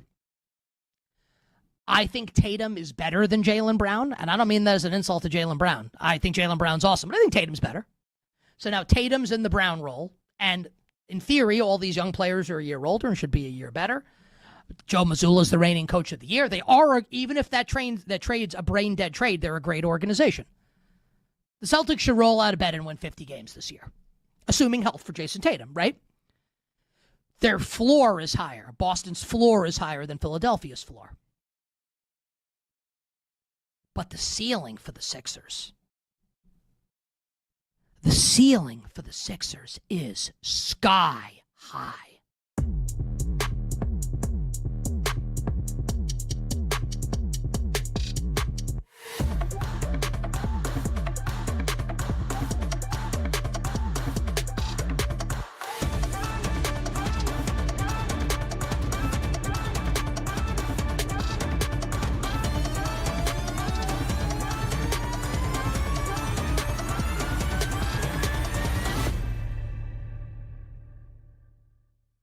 I would say it's true, but I would caution people, and this is a comp that I think is kind of funny because I think there's a lot of comps between this and the NBA playoffs, right? I mean, England is the Knicks, right? They haven't won it in forever. They've got the narrative behind them. They've got the feel-good vibes. The new Maybe they're not manager. as talented.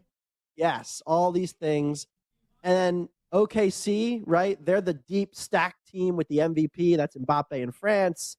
Then you've got the newcomers, Spurs, Lamine Yamal, and they're trying to usurp them. as the best team in the world, and France is the favorite. But you're like, well, but Spain, they're pretty good. And then they're like, but whoever wins OKC Spurs, like they got the final. And the betting odds for the final will be pretty close to what the odds were for Spurs Knicks. Whoever wins this game is probably going to be just as big of a favorite.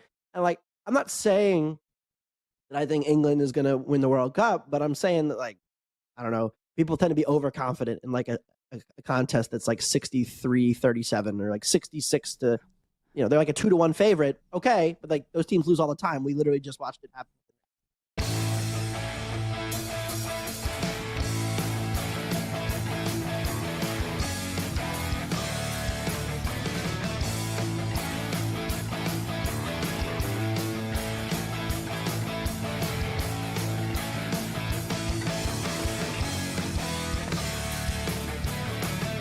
When the game goes live, the conversation turns up. You're hot. Tonight continues now. All right, welcome on back, BetMGM tonight, Westwood One Sports. I'm Pat Boyle. Got some more hot or cold coming your way with producer Brandon Combs here in just a second. You want to call the show, you want to text the show, 310-840-48910. Coming up in 15 minutes, I'll give you my preview, my prediction for the first of two World Cup semifinals. Tomorrow, Jerry World, Dallas, France, Mbappe versus Spain, Lamine Yamal, Rodri, the rest of La Furia Roja. Going to be a great game. Cannot wait. So, I'll give you my thoughts, my preview, my prediction on that in about 15 minutes from now. Quick home run derby update. That lunatic Schwarber saved his best round for last. First round on 20 swings, he hit 10 home runs. Semifinal round on 15 swings, he hit 9. He's into the championship after he knocked out Junior Caminero by 1 home run. Caminero had 8 with 2 swings to go and failed to hit a home run on the final 2 swings. So Schwarber beat him by 1. Jordan Walker easily dispatched. Oh,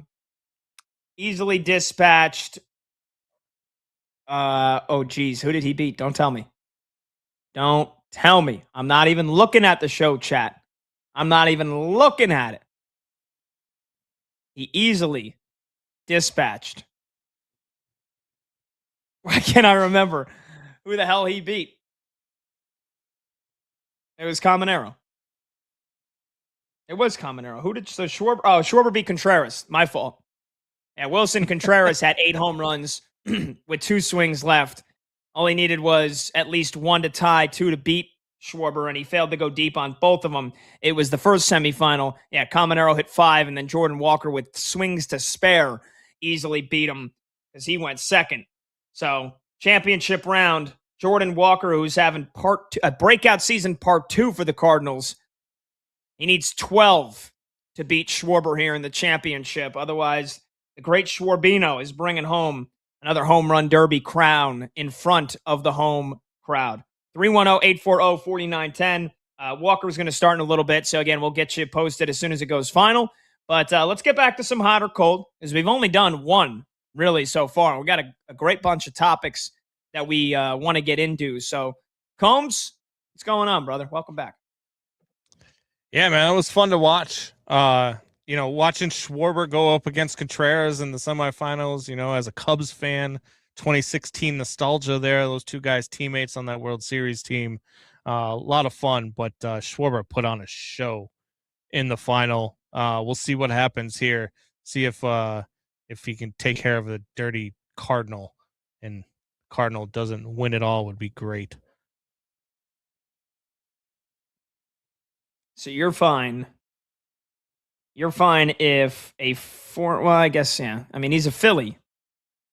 But I guess anybody. He had the big hit. He had the big hit in the 10th inning. I mean, come on. It's my guy. I want to try to point out him back, but Twinkle Dunn didn't bring him back. Your Cubs bias anytime I can, but you hate the Cardinals, so not a surprise that you're rooting against Jordan Walker. Yeah, not at all. I mean, I'd love to see Schwarber win it too. And I hate the Phillies. Yeah. I don't hate the Phillies. I hate the stinking Cardinals. I'm rooting for Schwarber. I hope Jordan Walker doesn't hit 2 home runs. All right, Yeah, you want to do another hot or cold here? And the fact that barely anybody has hit out the magenta ball, the last ball, the money ball, if you will, which you need to do that to keep getting more swings. He basically, even if he hits 2 and gets like a third extra swing, he's basically got to hit 12 home runs on like 16 or 17 swings. That's how insane Schwarber's round just was. Yeah. Yeah, no, you just have to go on a run like Schwarber did. And then, yeah, you do. You have to hit a couple of those magenta balls out. Schwarber hit 1 out. So see how he does here. Walker has 1 now with 13 swings left. So By the way, they just showed Cal Ripken. I think for the first time ever, I looked at Cal Ripken and I was like, ooh, Cal's getting old. And he's only 65. Cal is getting old. The Iron Man is kind of looking more like he's made out of nickel.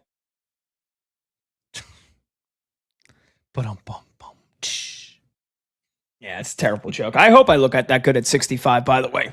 But I feel like I have this image of like Cal Ripken, Jeter, Bonds. I feel like guys that like should always look like they're 40. Even when they were playing. Like Jeter looked like he was 40 when he was 30. So did Cal Ripken. But then I'm like, I feel like they continued to look 40 for like 20 years. Bond still looks young. Jeter still looks good. Cal's 65. So again, it's, Father Time is undefeated. I'll tell you who I never thought would look as old as they do, and he's looked this way for a couple of years, is Griffey. Didn't Griffey all of a sudden look real old a couple years ago? Yes. Very old.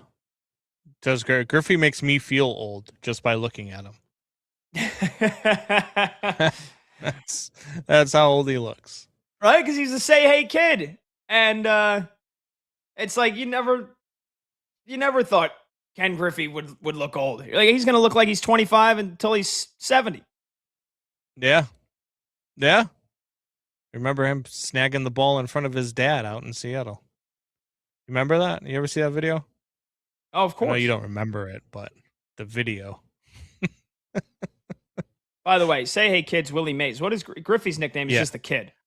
I wasn't gonna call you out on it. I wasn't gonna. I knew. Normally I like calling you out on it, but I doesn't- was just gonna let it go. I knew when I said it, I was like, that doesn't sound right. That's definitely Willie Mays. And Griffey was always just the kid, right? Yes, the kid. Or Junior. People just called him Junior.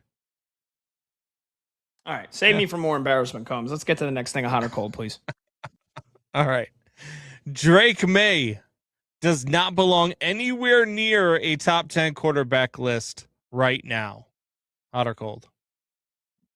Yeah, hot. Hot. He's not a top 10. No shot. And again, I understand he had a great year. He had a great year last year.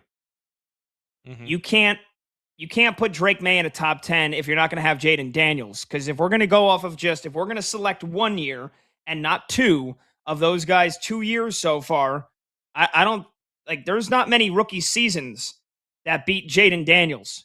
And so last year, he was not able to stay healthy. And I know it's what a lot of us thought. But I am pretty confident they play the same amount of games this year. Jaden Daniels is going to have a better season than Drake May. And I understand the Patriots just got A.J. Brown, and they are the defending AFC champions. I think Jaden Daniels, I would take him over Drake May right now. So the fact that Drake May had as awful as a rookie season as he did, but he gets all the excuses of, it was a terrible coach and he had nobody around him. He goes to a Super Bowl. We saw how terrible he was in the postseason. The Patriots got to the Super Bowl despite of Drake May. And so is he a great quarterback? Is he a very good quarterback? Yes. Does he still have more steps to grow and get better? He does. He is not top 10. No shot. He's number 8 where that list had him that we talked about today that polled NFL coaches, executives, and scouts. He is not a top 10 quarterback. No shot. Yeah, I'm I'm with you. Like, I don't know when people look at these lists. And look, I'm not taking in total body of work either, because this is going into 2026. This is what I believe is going to go into 2026. I don't think he's a top 10 quarterback heading into 2026. I just don't. There's too many other good. I thought when I looked at that list that came out that you guys talked about today, I thought that the top 6 were right. I thought the top 6 were good. You can put those top 6 in any order you want, and I'm fine with arguing it, right? Yeah, Josh Allen, Patrick Mahomes, Stafford, Burrow, Jackson, and Dak.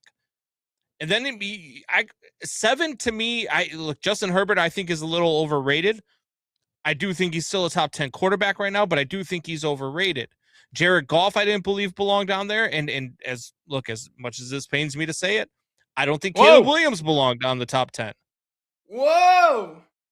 He's in my top 10 because I'm a Bears fan, but I don't think that you could say right now, considering what he was as a total body of work as a quarterback, is a top 10 quarterback heading into the season.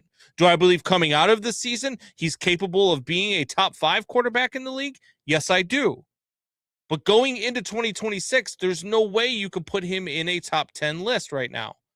And so for me, when I look at that, I'm like, dude, Drake May. There's no way.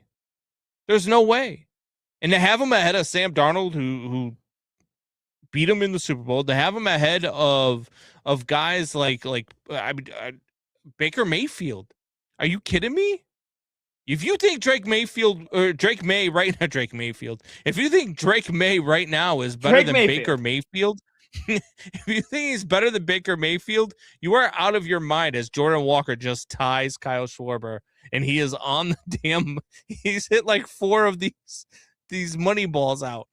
But no, you can't tell me that Drake May heading into 2026 is better than Baker Mayfield. I can't even believe you're going to try to tell me that he's better than Sam Darnold. I don't know what people are looking at. Sometimes I think that they put these lists together just for this reason, to get us to sit here and talk about it and debate how wrong they are on these lists. But I just don't know how anybody with a football acumen, as Jordan Walker just won the home run derby with a towering shot.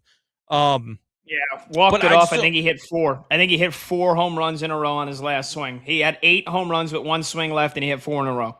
Wow. Yeah, we don't want to talk about it anymore. Anyway, I just don't think that you could have Drake May on that list. I don't understand how you could look at Drake May coming off of a season where he had 15 touchdowns and 10 interceptions, heading into a season where he had the 3rd easiest schedule in NFL history, going up against those defenses and the teams that he's playing. Yes, do I give him kudos? Because you do have to beat the teams that are in front of you. You go out against that schedule and you go 3-9 again with 15 touchdowns and 10 interceptions, we're going to kill you. So I have to give you credit for going out and beating the teams in front of you. I do. But that still comes into effect. That still counts when I start to think about what you're going to be heading into this season, which is still, to me, a huge question mark. I think the Patriots are the biggest question mark heading into this season, that we don't know who they are because of what they did last season, because of the schedule they played, because of the fortune that went their way in the playoffs. I think that if you put him at 15 and say, hey, same category to me as Caleb, you've got some stuff to prove. But if you go out there and you prove it again, all right, now we can start talking about you being a top 10 quarterback in the league. But you're just not that now. Yeah, the Darnold disrespect is infuriating for me because, again, and the list was supposed to be the top 10 quarterbacks right now. Well, I mean, so what does that factor? Like, it's right now, but are you also taking into account that, the one guy is 28 going on 29 and the other guy is 23 going on 24, so we project that he's going to be better?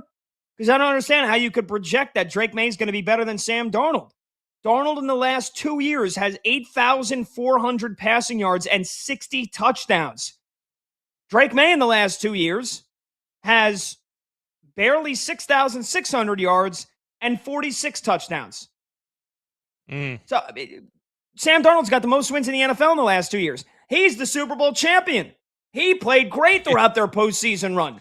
Drake May, like you mentioned, took advantage of a weak schedule and, yes, was the runner-up for the MVP, but he was a liability for his team in the postseason, and he was terrible in the Super Bowl. So, like, on what metric is he a better quarterback than Sam Darnold? Other than the fact that you might think, well, look at the step he made from year 1 to year 2. Who knows what could happen here in year 3 versus Sam Darnold, the guy whose career we all counted out and then has an incredible season with Minnesota, chokes in his playoff game, and then comes back and has arguably almost as good of a regular season and then wins a Super Bowl. Like, why can't we be saying, well, imagine the step Sam Darnold's going to take now in this next year where it could be MVP? Like, would that be shocking, Combs? If Sam Darnold won the freaking MVP this year, it wouldn't shock me. Not in the slightest. MVP would shock me a little bit just because of the league that we play in and the quarterback level that there is. MVP would shock me a little bit. But to leave him out of a top 10 after the 2 straight years that he's had, just coming off of a Super Bowl, and then to say that he's not better than Drake May, to say that he's not better than Jared Goff, to say that he's not better than Caleb Williams right now, to say that he's not better than Justin Herbert right now, to me is crazy. That's why I think the top 6 is right. I think after that, there's arguments for every one of those guys to not be in the top 10 right now, and for some of the guys like Baker Mayfield and Sam Darnold who got left out to be in there. Yeah, and I just don't understand how you can have Herbert, who, like, I feel like is, we see the highlights, the massive arm, and you look at the numbers, he hasn't even scratched 30 passing touchdowns for 4 years straight, and he's been terrible in the postseason. So why does he get continuously ranked in the top 10 versus you look at, again, you look at Darnold, not only has he had really good numbers, on top of that now he's a Super Bowl champion. Yeah. And, and you have Caleb Williams in the top 10 who doesn't have that great of numbers, and the completion percentage sure as hell ain't that good. But we all remember the fourth quarter comebacks and the heroics and the throws that he makes that very few other quarterbacks can, and that's why we make him a top 10 quarterback. It's just like, if that was the case, put Zach Wilson in the top 10, because when he came out of the draft, it was, look at these throws. Nobody can make these throws. Yeah. Well, he can't make any throw in a game. So that's a really extreme example, but you get my point. If it's just based on what throws a quarterback can make and which others can't, then that's just such a dumb argument. And again, Drake May was the MVP runner-up. That's the whole end of the argument as to why he's a top 10 quarterback, because there is plenty of other arguments, like you said, for Baker, for Darnold, and for other quarterbacks. I agree Herbert's a little overrated. I do think that you could possibly give him a little bit of a pass just because of all of the injuries that they've gone through the last couple of years. And last year, I mean, his offensive line was non-existent. I mean, everybody on that offensive line was hurt. So I think you could give him a little bit of a pass. Now, I'm not a Herbert apologist. I do think he's a little overrated. He's got a lot to prove. And I don't know that he belongs in this top 10, and if he does, maybe he's at 10. I mean, they didn't have a lot of injuries in 2024. He threw 23 touchdowns and had 3 picks, and then he showed up and threw 4 in one game against the Texans in the playoffs. All right, we got to take a break. 310-840-4910. When we come back, predictions, previews for Spain and France tomorrow in the semis. Jordan Walker's the Home Run Derby champion. We'll put a bow on this show when we come back. I'm Pat Boyle. That's producer Brandon Combs. This is BetMGM tonight on Westwood One Sports.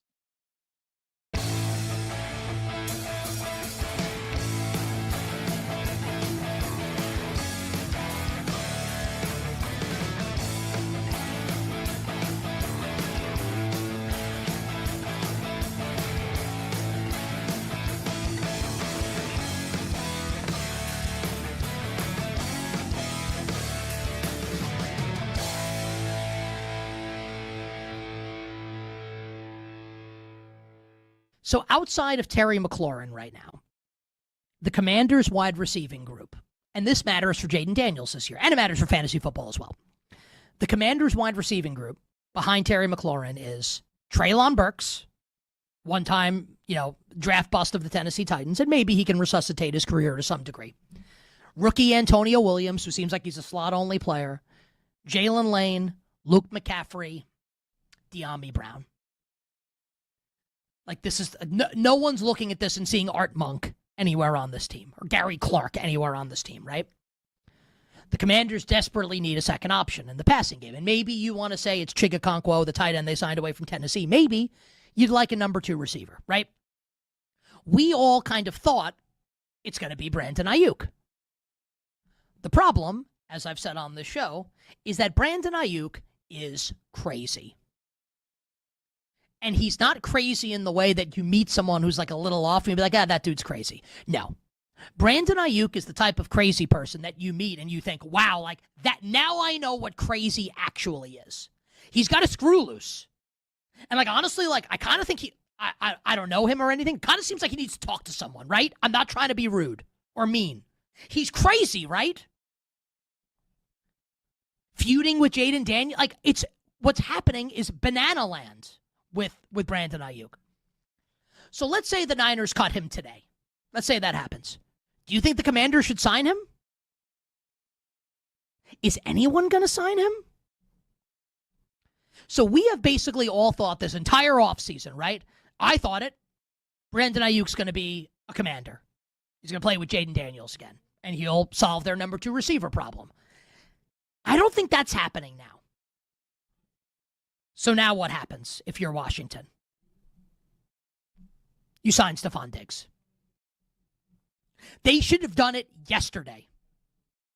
Stephon Diggs publicly said this weekend he's the best number 2 receiver in the league. Whether or not that's true or not, like, he is still a good receiver.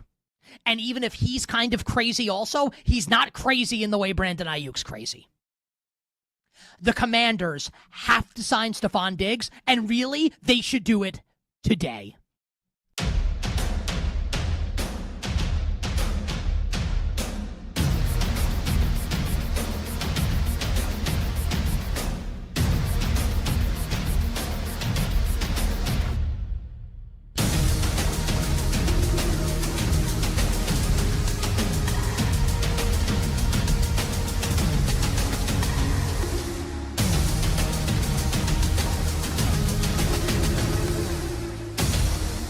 France and Spain tomorrow might as well be Arizona and Michigan. Final Four Saturday night a couple months ago, where I felt winner of that game wins the national championship. Remember Arizona? Good performance in that game against Michigan. This is, for all intents and purposes, the Rams and the Seahawks in the NFC Championship game this year. And that is slightly disrespectful to England and Argentina, because I would say England and Argentina are both better equivalent than the Patriots were heading into the Super Bowl back in February. But the point stands. These are the 2 best teams, France and Spain, and they are meeting in the semi-final round. And France has been incredible in this tournament. A deserved favorite tomorrow against Spain, and the deserved favorite to win the World Cup for the second time in 3 World Cups, and looking to become one of the only countries in history to go to 3 consecutive World Cup finals. This attacking trident that France possesses with Olise and Dembele and obviously Mbappe, it's embarrassing how good it is. The depth that the French team has is ridiculous. Do you remember when I said prior to the tournament starting that France's backups could make a deep run in this World Cup? Some of you told me I was nuts. How could you say that? They're backups. What? How do you like it now? What do you think? You watch the games? You don't think their backups are awesome? They don't miss a beat when guys are subbed out, when important players are subbed out. They just keep on rolling. They are unbelievable. And they're the best team. But I have to acknowledge, Spain's not far behind. And as someone who bet France to win this World Cup, Spain absolutely terrifies me.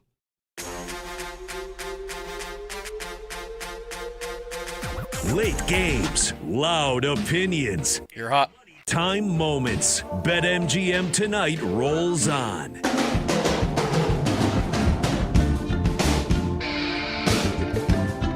All right, welcome on back. BetMGM tonight, Westwood One Sports. I'm Pat Boyle. We only got a minute or so left. Linnell Willingham coming up at the top of the hour for Westwood One Sports Night. Jordan Walker your home run derby champion. He edges out Kyle Schwarber, walks it off. He had 8 home runs with 1 swing to go. He needed to hit 3 to tie, 4 to win. He cranks 4 straight home runs. And so the young St. Louis Cardinal brings home the home run derby title. All right, really quickly, just want to thank everybody, as always, for working on the show. Our guy Lee in our Westwood One studios. Thanks to producer Brandon Combs. Thanks to our video producer Michael Montgomery. Monty. Thanks to Chloe Pratt, Zach Kroll, Max Sheedy, and of course my co-host Brad Evans. So we got about 30 seconds.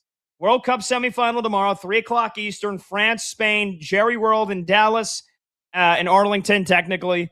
And look, I think this is these odds with our friends at BetMGM. France is the favorite. They're minus 140 last time I checked to advance. Actually, a little bit heavier than that, minus 150, minus 155.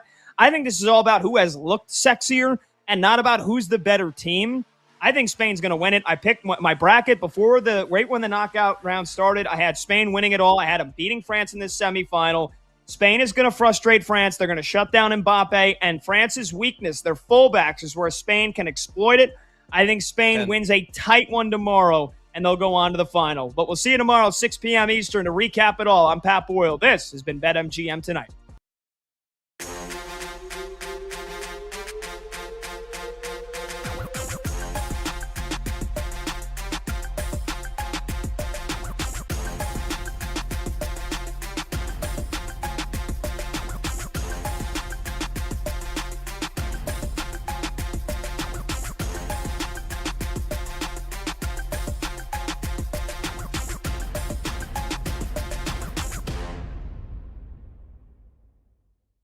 Who's coaching the Cavs after they fire Kenny Atkinson? If you think that Kenny Atkinson is making it through the season coaching this Cavs team, if they sign LeBron James, I got a bridge in Brooklyn to sell you.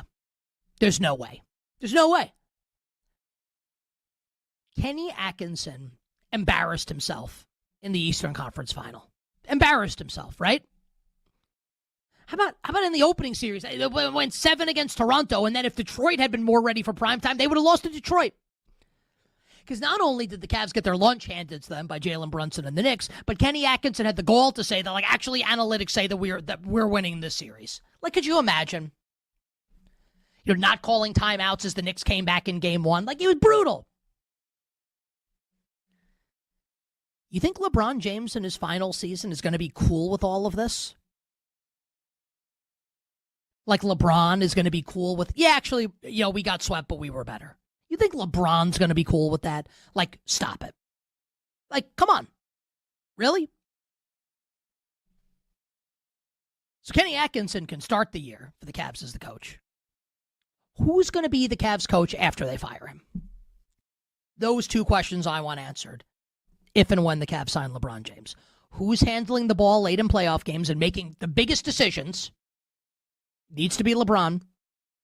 And who's going to coach the team after they fire Kenny Atkinson?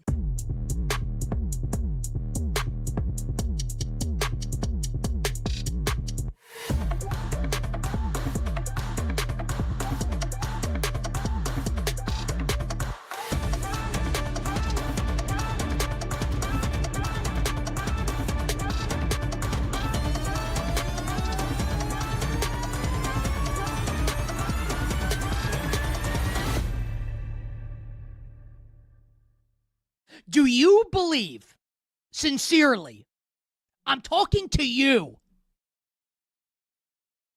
do you believe in your heart of hearts that Josh Allen's better than Patrick Mahomes? Do you believe that? I'll ask the question a different way. Now, hopefully this never happens, because this is the kind of stuff that horror movies are made of. If your life was on the line and you needed one quarterback to win the game for you at the end, and I gave you Patrick Mahomes on one side and Josh Allen on the other, who are you taking? Be honest. Be honest. Be honest. Can you? Can you be honest? Even if you hate the Chiefs, even if you hate Patrick Mahomes, in the same way that you hated Tom Brady and you hated the New England Patriots, right? I get it. You hate the Chiefs. I get it. You're tired of Kansas City. I get it. You reveled in the Chiefs' misery last year. I understand. It all makes sense. But you can't say that Mahomes is not the best, even with the way last year went.